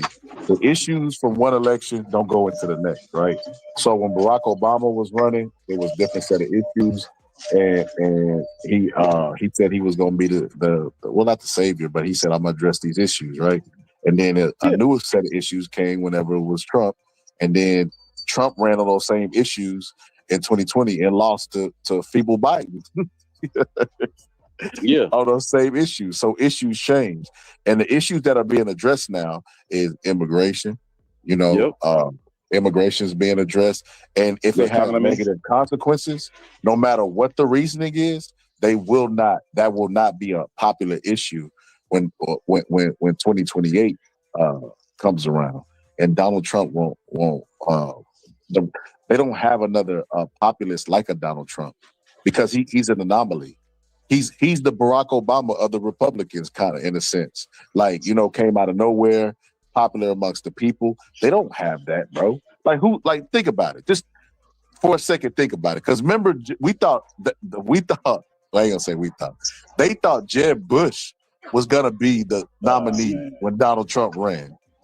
Yeah. They thought Jeb Bush because of his, you know, the Bush dynasty, and Donald Trump blew Jeb out of the water. I don't even think he was the last one. It was Ted Cruz was the last of the Mohicans. Rafael Eduardo. Rafael was the last of the Mohicans to get out the race. So you can never tell. You can never tell who gonna come out the blue, who gonna surge, who gonna do this, who gonna do that. You just never know. What if Tosi? What if I mean, I'm just saying, I don't know. What if Pete? What if Pete run? The alcoholic, Pete the alcoholic run. Well, I mean, look, the problem is that I see the Democrats, they still focusing on the same crap, bro. They're not even smart enough to switch their issues up. They still talking the same reckless nonsense that nobody cared about. You can't keep doing remember the whole time that Obama was in, and we knew he was going to be reelected because what the Republicans were talking about, the budget. And at that time, nobody cared. Nobody cared about it. Yo, SF said he got 100 on it. What he bet? Nah, I only need $1, dog. I just need to get my dollar on the air. The Democrats. SF said he got 100 that the Democrats win in 2028. You crazy, man. Them dudes is on TV crying. And on top of that, they don't even look. The other problem the Democrats have, one thing you can say about the Republicans that I don't like either party, but if I got to choose one, like the representation, I don't like that Democrats got mostly weak, feeble black men on there crying and carrying on. Every time I look on them networks, man, they either homosexual or they look weak and they crying and they don't have no strength to them, man. That's not a representation of nobody that nobody wants to be part of, man. I don't know why black men they got to be Democrats on TV, not in real life, but on TV they got to represent them like that. I have no idea who came up with that formula and why they want them to look like that. Because if Van Jones cried one more time, man, I would feel like going over there, punch him in the nose, give him something to cry about, man. Tired of that guy crying every time I look around, man. That's the most cryingest Negro I ever seen, and ain't an actor I haven't seen on TV, man. Always crying. And why he don't get no glasses that fit, man? Got all that money, he got them tight. Maybe his glasses too tight. Why he be crying all the time, man? Negro always crying. Golly, man. It's weak. Man, I don't know what. Listen, I was watching Sir Foul Player live earlier. I told Sir Foul Player, let's go live and do a debate. You're like, nah, man. I was telling Sir Foul Player, I said, Sir Foul Player, because a Sir Foul Player is obsessed with liberals. Everything is liberal. Scholar, like, Scholar, you a liberal. Scholar, you a liberal defender. Scholar, liberal. Like, bro, what is up with you and liberals? Like, why is that everything that you talk about? He can't see the world outside of liberal glasses, right? And I feel like that's what Republicans do. Wait, is Sir Foul Player like a heavy Trumper? He's a big time Trumper. He claims not to be, but I mean, everything is liberal. So I don't know.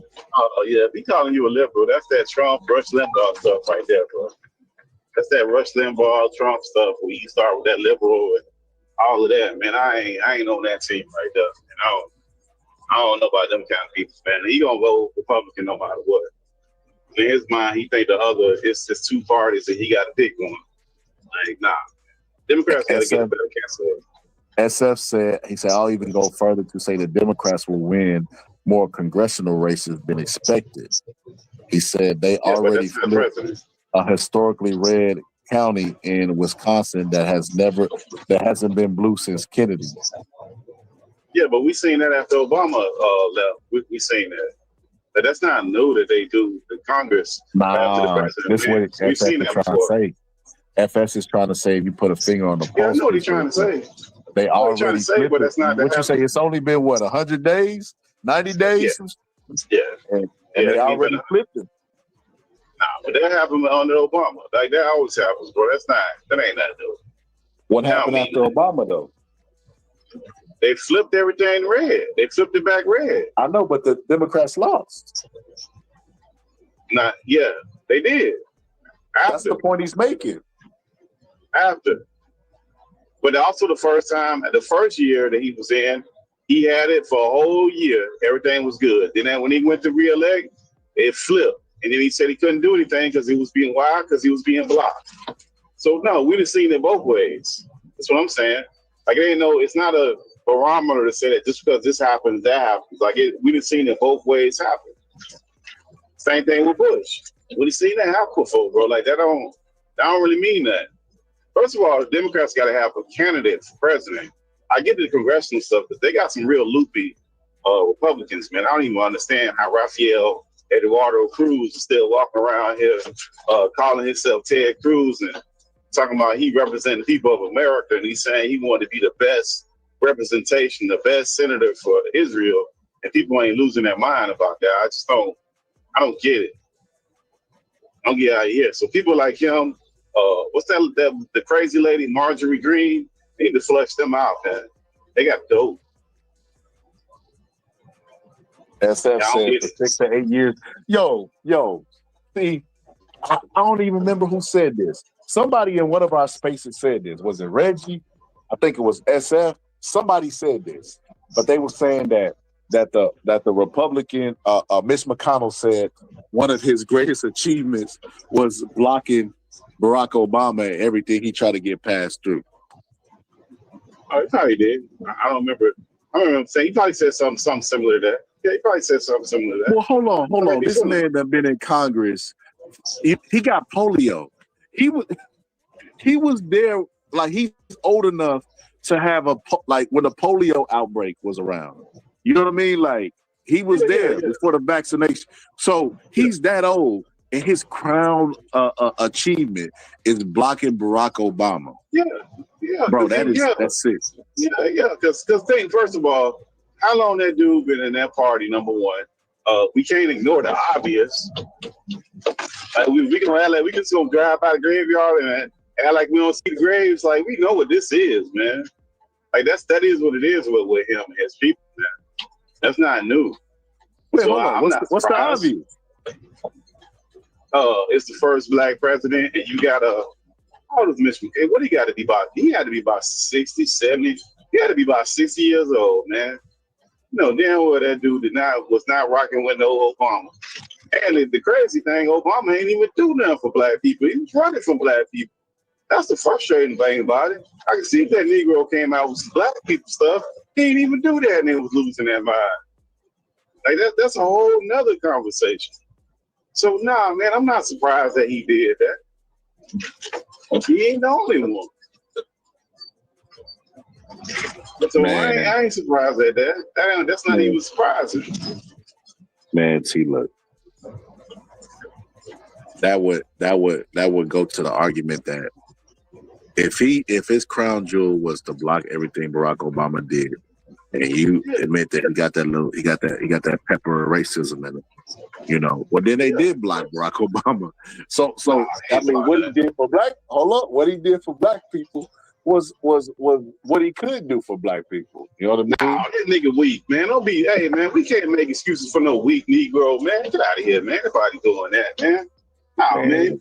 You ain't supposed to walk with the head up and the chest out. Not looking down on the ground, talking about the man holding you down, man. Get out of here with that. Don't no man do that, man. Only weak dudes, undisciplined, weak men that are not part of their society or their community do stuff like that. Make all these excuses. Only weak ass, unadulterated men do that kind of stuff.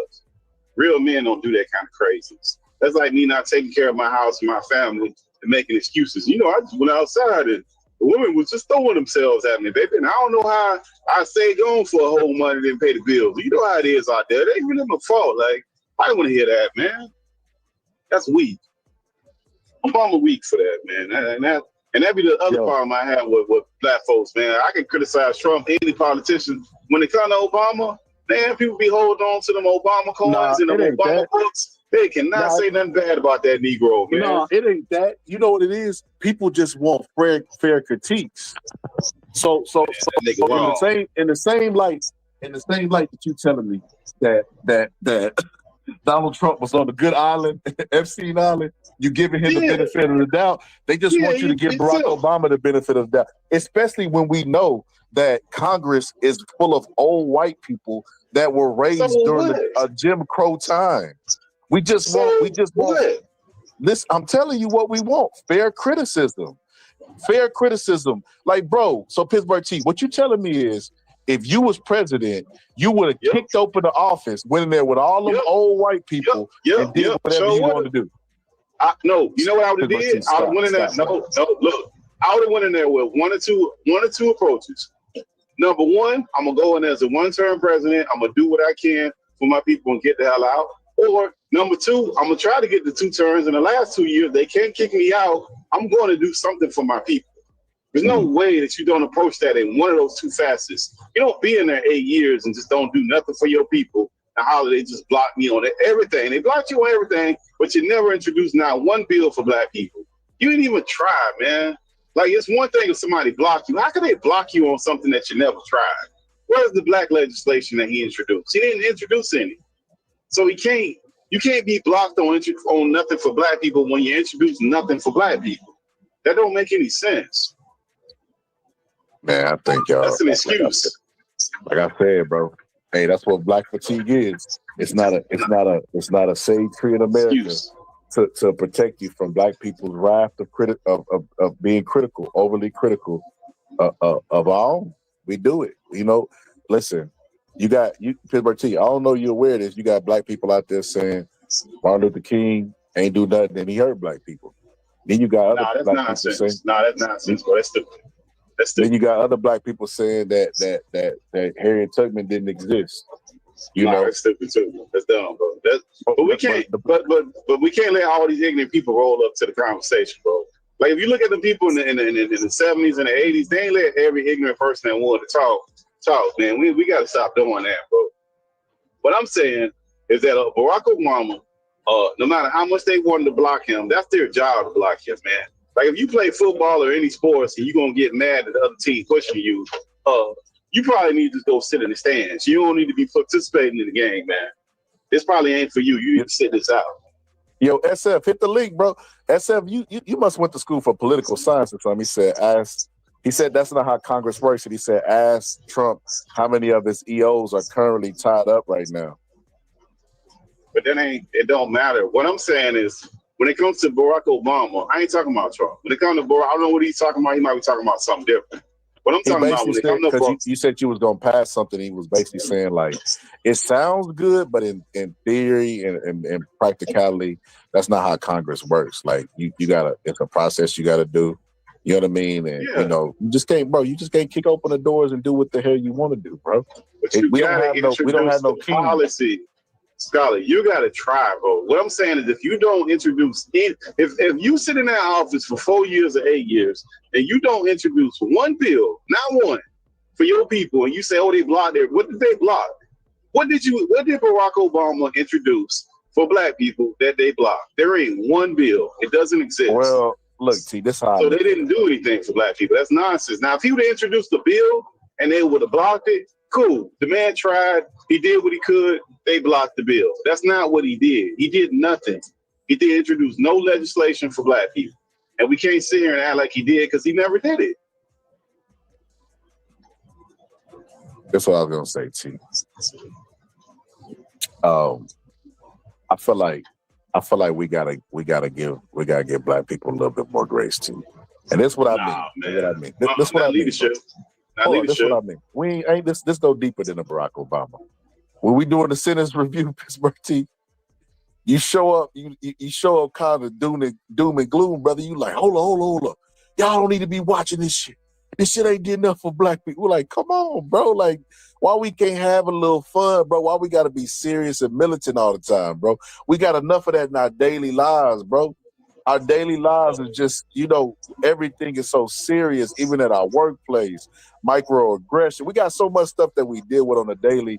Like I feel like we need to decompress a lot of times with entertainment, and the importance of imagery, bro. Like white people understand it because they will riot over or boycott over the Little Mermaid not being white anymore. So they understand imagery and the positive effects of imagery as well. If you go back and look, back in the day before television, they used to have like they used to do like little political art and stuff. You remember that picture of Uncle Sam pointing and saying, I want you in the military to recruit? They understood propaganda then and the importance of imagery. So why would it come to us, brother? We overly critical of everything black that we don't agree with. You gotta give a little bit more grace. When you in leadership, bro. When you in leadership, bro, when you step out in the front and you say, hey, follow me, I'm going to be the leader. You got to take everything that comes for that. Just like the man of the house. If you the man of the house and you run your house, everything that go wrong, it's on you. You don't go to your woman. You can't say, hey, we going to share the blame. Hell no, that shit go to you. Now, if y'all got one of them relationships where she running stuff, cool. You got a relationship where y'all want to do, if you the leader of the house, tell you why that's a false equivalence, T. You talking about the leader of everybody household in America. That's a huge responsibility. No. He had black people. The black people went out and voted for that man because he black, bro. They didn't even know. Like the first time that man ran, people wasn't knowing nothing about no damn Barack Obama.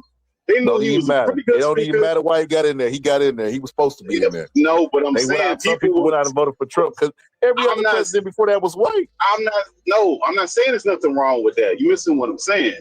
Black people's voting for him because he's black, which they should. So if you know people are voting for you because you're black, because you're the first one, which we should vote for him, I wouldn't give a damn what he was saying I was going to vote for him. And most people felt that way the first time he ran. They didn't care what that man was talking about. They just didn't. So if you know that, you need to do something for your people, meaning introduce some kind of legislation. We introduced none, not one piece of legislation for black people. That's what we should have did. And on top of that, you got to look at what he did. When Cornel West and him had that falling out, they couldn't kick Cornel West out of the Democratic Party and keep him quiet quick enough. They said him and Ricky Smiley, not Ricky Smiley, what's the guy name? They used to have a TV show. Travis, something like that. Tavis, the guy that got the book, man. Is it Tavis Smiley? Tavis Smiley. Yes, Tavis Smiley. Him and Tavis Smiley, they kept saying, oh, they jealous of him because he didn't invite them to a party. This and that. But Cornel West been consistent on calling out people who create war. He call them neocons and all this other stuff. He been doing it. So, like, the idea that they just haven't we can't criticize them, and that's where they put themselves in this box where they wanted to insulate him, and they wanted not to get those loud voices, and then they had other people running cover for him. So we can't do that either because we end up with nothing. We can't nobody criticize you? Nah, man. Shit, my wife could criticize me. Your wife would criticize you. Go ahead, Scott. I'm sorry. 100% of the black vote wouldn't have been enough for him to win, brother. So no, it don't matter. He got to be the president of everybody, bro. So he can't just, bro. He can't, bro. Yes, he can. That's what I'm saying. This, like, I don't. This is. So when Trump brought them South Africans over, what did he do for it? Did he bring South Africans over because they was black or because they was white people? Did he give a damn? No. Of course. So why did he? That's what I'm saying. So you found out something that he did specifically for white people. He didn't give a goddamn about nobody else, right? That's what he did. Like it's a bunch of situations like that. Obama could have accepted Haitians over to the country as well. But y'all don't consider Haitians black either. So, but he didn't do anything. He didn't give us nothing. Even if what you say is true, Scholar, he didn't do that either. He do that. His Bertie, he absolutely did. It's just you're not going to agree. You're not going to agree with the things that I think that he did for black people. As okay, go ahead. Obamacare, affordable health care, Obamacare. I mean, if you look at the statistics, yes. You look at the people who are dying more, the people who are uninsured is black people. So Errol Spence say 2015, 2016, hello. Yeah, hello. I'm going to have to make that a drop, bro. 2015, 2016, hello. But, yeah, bro, he ain't do that for black people. What else he do? Because he ain't do that for black people. He had all that first time homeowner stuff where, down payment assistance and all that stuff. That's Barack Obama, brother. But about those down payment assistance, yeah, but those down payments were mostly loans. Those weren't credits in the fact that you got the money. Let's say they gave you $10,000. It was a lot of money. Let's say they gave you $10,000 for the loan, right? What they did is the majority of that you had to pay back at $500 a clip for the next 10 years or something crazy that you were paying back for the majority, for a good portion of that. It wasn't like they have it now, where you just got it and you filed your taxes and now with that. You paid that back. It was a loan. So no, that he didn't. Nah, man, that dude. Nah, what else he did, Scholar? Because it's not. He ain't do a bunch of nothing, man. Okay, unless so healthcare, schooling was his main areas that he focused on because he was talking about the middle class and the strong middle class, and those. Huh? What did he do for the schools? You said the schools? He did something for the schools? Yeah, he gave money to HBCUs. Okay, HBCUs. Okay, cool. Okay. Gave a lot of money to HBCUs. So, I mean, Barack Obama is a human being, bro. And the reason why I say people are so hard is because I've seen people in the situations get overly criticized in the same manner. It's nothing he could do. If Barack Obama goes out there and says, black people, we need to do better. Who he think he talking to? Remember Jesse Jackson? I know he don't think he better than the rest of us. It's nothing he can do, bro. You damned if you do, damned if you don't, because like I always say, bro, there is not a shade tree in America where you're safe from the criticism of everybody that's non-black and including your own black people, right? That movie, that book, Black Fatigue, that's gonna be the next read that I read. I'm gonna buy that book as soon as I get off this thing. I'm gonna buy it online. That's gonna be the next book that I read, and I'm gonna share it with everybody whenever I finish. But I definitely got to read that because it was not only talking about Black fatigue as far as being tired during the Black experience, but it also elaborated on other Black people that criticizing you constantly. You constantly on. You can't be a leader and not want criticism, bro. And then you don't do nothing for your people, bro. Like, the only thing I get with a Barack Obama when I say he don't do nothing for his people is a bunch of excuses and reasons why he couldn't do it. And he didn't. Okay, cool, but did he try? Did he put forth any legislation? Then some fool gonna probably tell, but Congress is the one that writes the bills. All right, cool.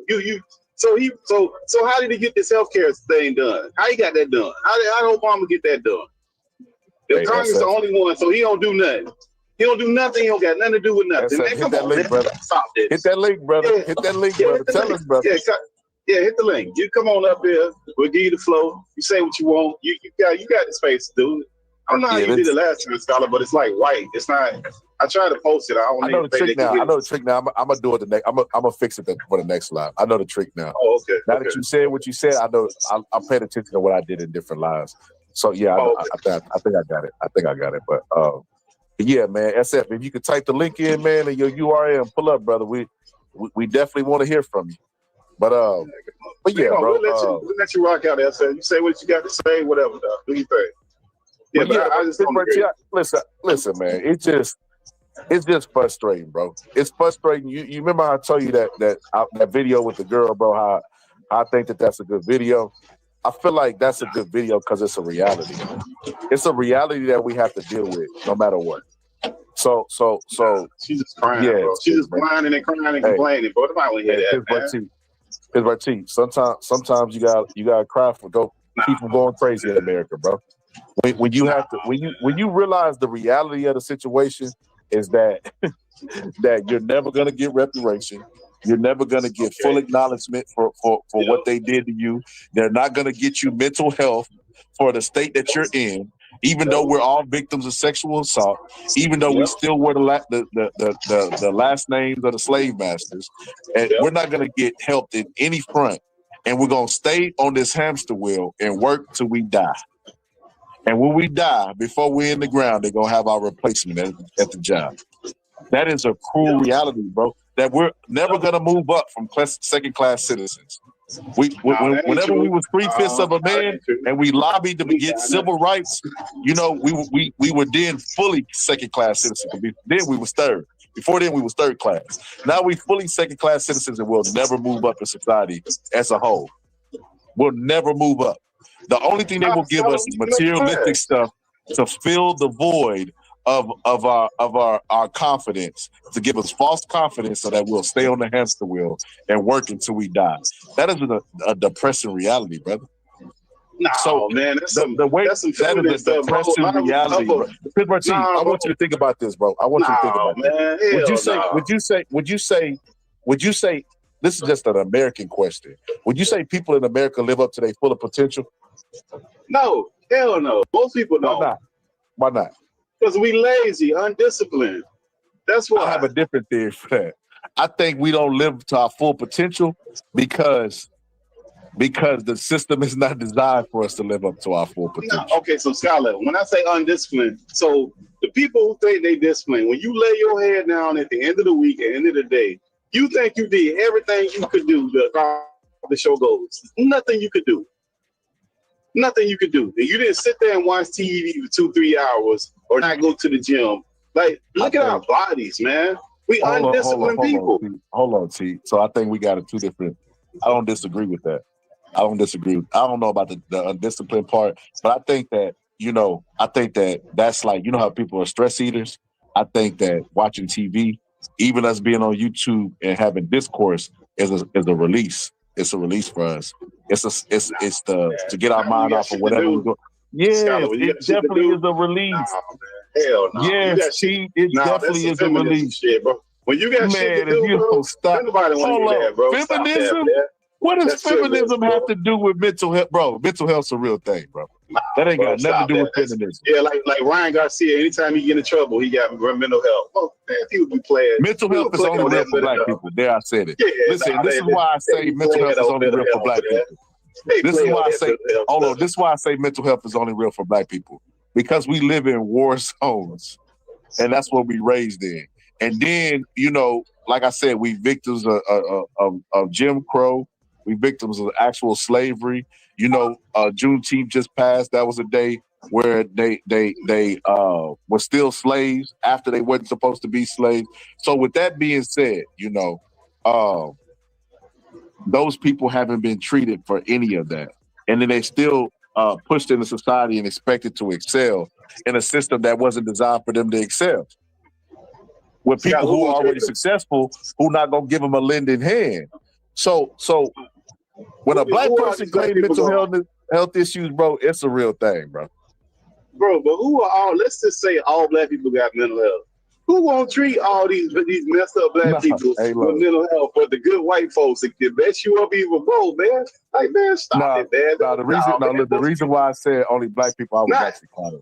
Anybody can suffer mental health. I was actually joking. Man, I'm talking about as a whole. Like, no, is there individuals that got it? Yes. But most of these people be playing when they get caught up in some shit that they shouldn't have did. Now they do the Ryan That's why I said black people. They play. That's why I said black people, bro, because black people never say mental health, bro. They rarely say it. And when they say it, they're met with resistance. You know who said that? Adrian Broner. Remember Adrian Broner said he didn't even do nothing crazy. He just pulled out of a fight and said mental health issues. And everybody in the boxing world gave him shit. And that's what I'm trying to say, bro. It's like you're damned if you do, damned if you don't, bro. If you say, hey, yeah, mate, something might be wrong with me, black people gonna show up and tell you ain't nothing wrong with you. It's just like the same way that black people think they can whoop the gay away in kids. Oh, ain't nothing wrong with him. He just need an ass whooping. It's no different. Black people don't take mental health serious. And it's because our mental health hasn't been taken serious. Historically speaking. Well, there's people that got mental health issues and they're legitimate people. And then there's a bunch of them that be playing, man. So I don't know where you draw the line at that. I ain't gonna get into that because I'm not an expert at mental health. I just know a lot of people conveniently got mental health. They conveniently got a lot of stuff when it suits them. So I don't know where to draw the line with that stuff. I ain't gonna degrade nobody that feel that way. You feel that way, hey man, that ain't me. I ain't got nothing to do with that. I just know a lot of people be playing on that stuff especially them celebrities, the names we be talking about, when they get themselves in trouble. Oh, that's one of the first excuses they run to. I'm surprised they didn't do that with the boy that tried to jump on the boy for beating up his brother like he had stole something. What's the boy name? Keyshawn. Surprised they ain't try to do that for him when he jumped on. He definitely got mental health issues. I did a video on that. I think I might have been the only one on YouTube because he went on Andre Ward show, and he basically said that when he was younger he had mental issues. But this is I just put it with him fighting backstage because that's what I'm saying. We don't get no grace, bro, from nobody, including other black people. Them niggas be playing, man. I don't be taking that stuff serious, man. But hold on, how could you think that they playing, bro? When we got CT scans of boxers, bro, who be like 20 years old but have like a 50-year-old brain, bro. They're taking punches to the brain, Pittsburgh T. I guarantee if there was a safe way to open Adrian Broner's brain and then close it again, right? Without him being messed up, we would say Adrian Broner with an advanced brain. He would have a 50-year-old brain. Yeah, but Adrian Broner, let's take Adrian Broner. Even Adrian Broner, and we could say he got mental health issues. He never did nothing like no Keyshawn, bro. Adrian Broner was fighting too. He was fighting too, bro. So when he jumped on somebody that beat him, he ain't even the dude. He ain't jumped on nobody. He ain't never did that. Adrian Broner was knocking people out at the club, bro. That's the wrong example. I'm talking about. He just got into a street fight not that long ago after Keyshawn. He got into a big brawl. Scholar, even people that got mental illness know how to follow. Them the best rule followers ever, man. Them slow kids, man. I hate to say it, man, but them people follow rules, man. Everybody follow rules. Them people, man, they need, and sports is good for some people that really got mental illness because it gives them structure and they follow the rules. Them people usually like routines. They don't break rules. Like, man, man, be playing, man. They got themselves and stuff. And just acted out, man. Did some crazy stuff, man. No, that's a cop out, man. But I don't think his career should be over. I just think he had a dumb moment, real stupid moment. No more than Ryan Garcia could be floating around. If Ryan Garcia can float around and do what he's doing, shouldn't nothing happen to Keyshawn. Leave that boy alone. If Ryan Garcia can do all that he's doing, and T.O., man, leave that man alone. He just did some real stupid ass shit that nobody condones. That's the point I was going to make. Yeah, he shouldn't be. His career shouldn't be. So, Keyshawn ain't did anything that Ryan ain't did. Well, yeah, he did do something. Yeah, he did something that Dane and them jumped on no fighters. Like, yeah, he did. Man, but it shouldn't be nothing. It should be nothing career in it. He done been in fights outside the ring too. Not at the like you can't go to their job and catch your employee when they walking out and jump on them and still have your job. You can't do that, man. So okay, but let me ask you this. Too.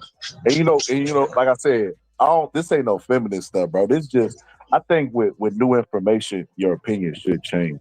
Especially, like I said, I didn't have an informed opinion on this because I was kind of like in the middle on this when they had when I was on the show and they had the AB call-in show.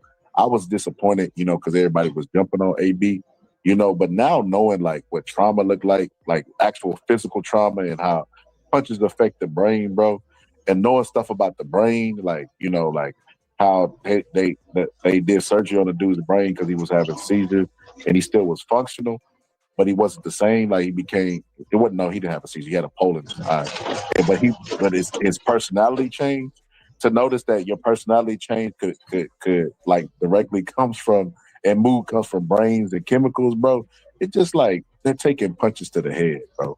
Like if we already know, bro, people gonna ride with Ryan till the wheels fall off. That just is what it is. Ain't nobody for to denounce Ryan Garcia. We done seen it. The man cheated. He done did all this stuff and nobody denounced Ryan.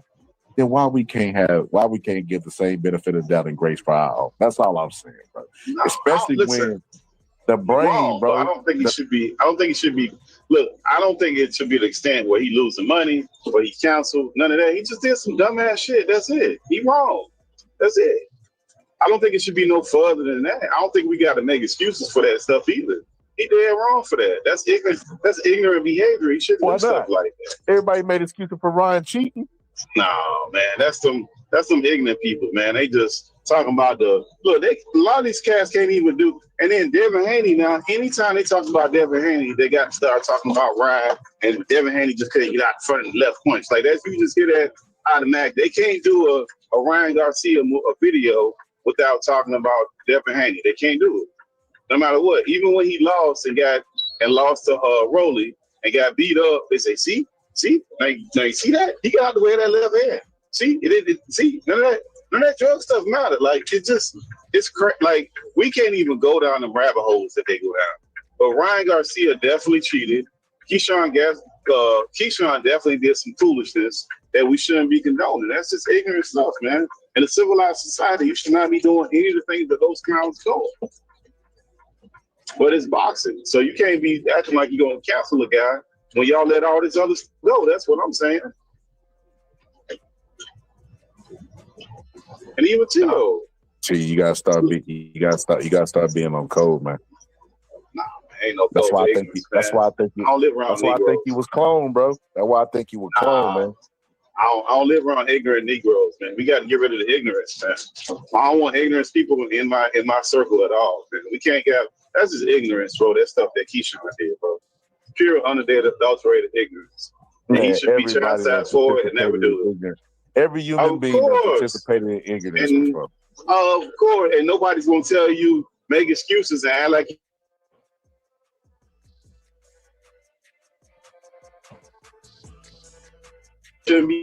Especially the way boxing set up right now, man. Nobody should care about that stuff like that. Hey, before you get off, man, what you think about that Brian Norman fight, man? You think did that show you something, or he showed you stuff? Hey, that's why I think I might do a boxing live in the day, and then hit it on that. Yeah, talk about it. There's a bunch of stuff I want to cover during the daytime, but I just everybody been busy. All the boxing people been busy. I wanted them to pull up, but I think I might just do it anyway and just let them hit the playback. But I think that's what I'm gonna do. I'm gonna do a boxing early on, and then later on in the day I'll do a what you call it. Yeah, that's boxing, but that.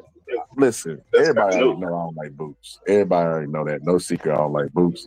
That's your dude, man. Listen. When I did the interview with B. Norman, I told him. Booster Shakur. One question: which one you like? Which one you love better, Booster Shakur?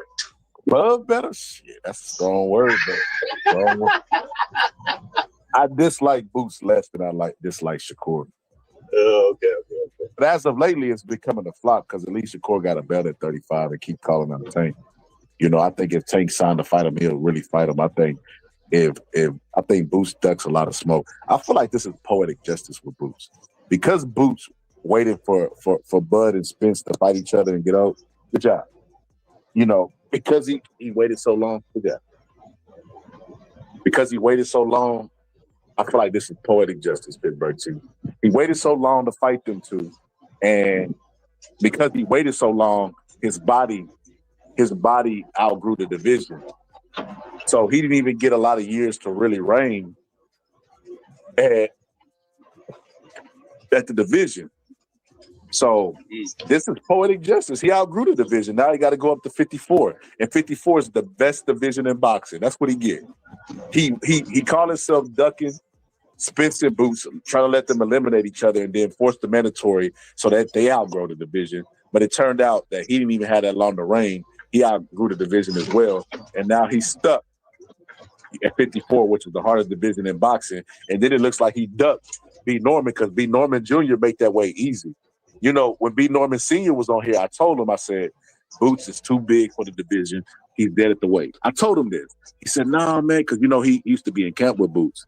So he didn't believe that Boots is, man, I know what I'd be looking at. Boots is definitely too big for the division. And it wasn't even that long after that. I don't remember when that interview is. He you know, and then first Eddie Hearns announced that he was moving up out of the division. Then Boots came after Brian Norman knocked out that guy and said he'd leave the division. So I got a video I want to react to because the dude brought it up. He was like, "You're not moving up because B. Norman knocked out the dude in Japan, are you?" And he started laughing. I'm like, bro, that kind of look like that's exactly what it is. That's recent? You did that recently? Recently, like it might be like a couple hours ago, day old. Or something like that. Yeah, you should put that up for a reaction. I didn't even know that's kind of crazy, man. It's not good. Yeah, I think I might do a lot. I'm gonna do a lot tomorrow when I get out of class. That's what I'm gonna do. I do the boxing early, and then I'll do the other one, the political late night. That's what I'll do. Yeah, man. Well, hey, Scott, I ain't gonna hold you, man. Let's get you some rest, man. We'll tap in on another day, man. Hey, man, everybody hit the like button. Just pull up, man. Y'all know what to do. Hit the button, pull on up, hit the subscribe button, hit the like button, pull on up to the Scholar channel a little bit later. You got a time in the hand, Scholar, or you just gonna wing it a little bit? Yeah, I'll wing it. Okay. All right, Scholar, man. The late night, early morning one, I'm gonna have that one pre-planned, but the rest, I'm gonna wing the rest of it. Oh, okay. All right, no doubt. All right, Scholar, bro. man. Appreciate you pulling up, bro. All right, bro. Later, man. Wish to have a fancy car. Wish to have $1 million bucks. Well, I wish I know being in love. So tell me, pretty baby, I make one wish and I wish it all on you. Make it love to the break of dawn. Me and you to the baby's born. Till my baby's born. Yo, sing, come on. Till my baby's born. Till my baby's born.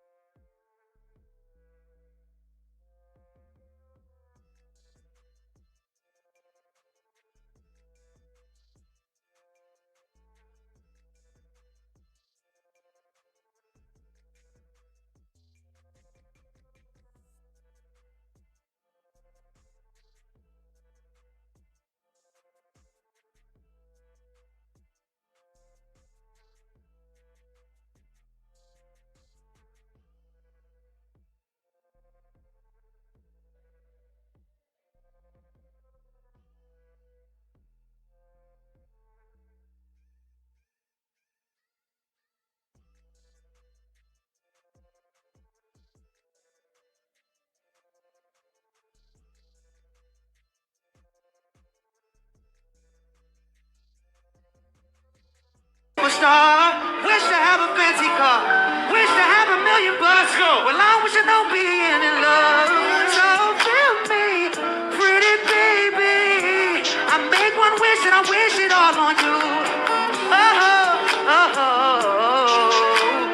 Make it love to the break of dawn. Me and you to the baby's born. Till my baby's born.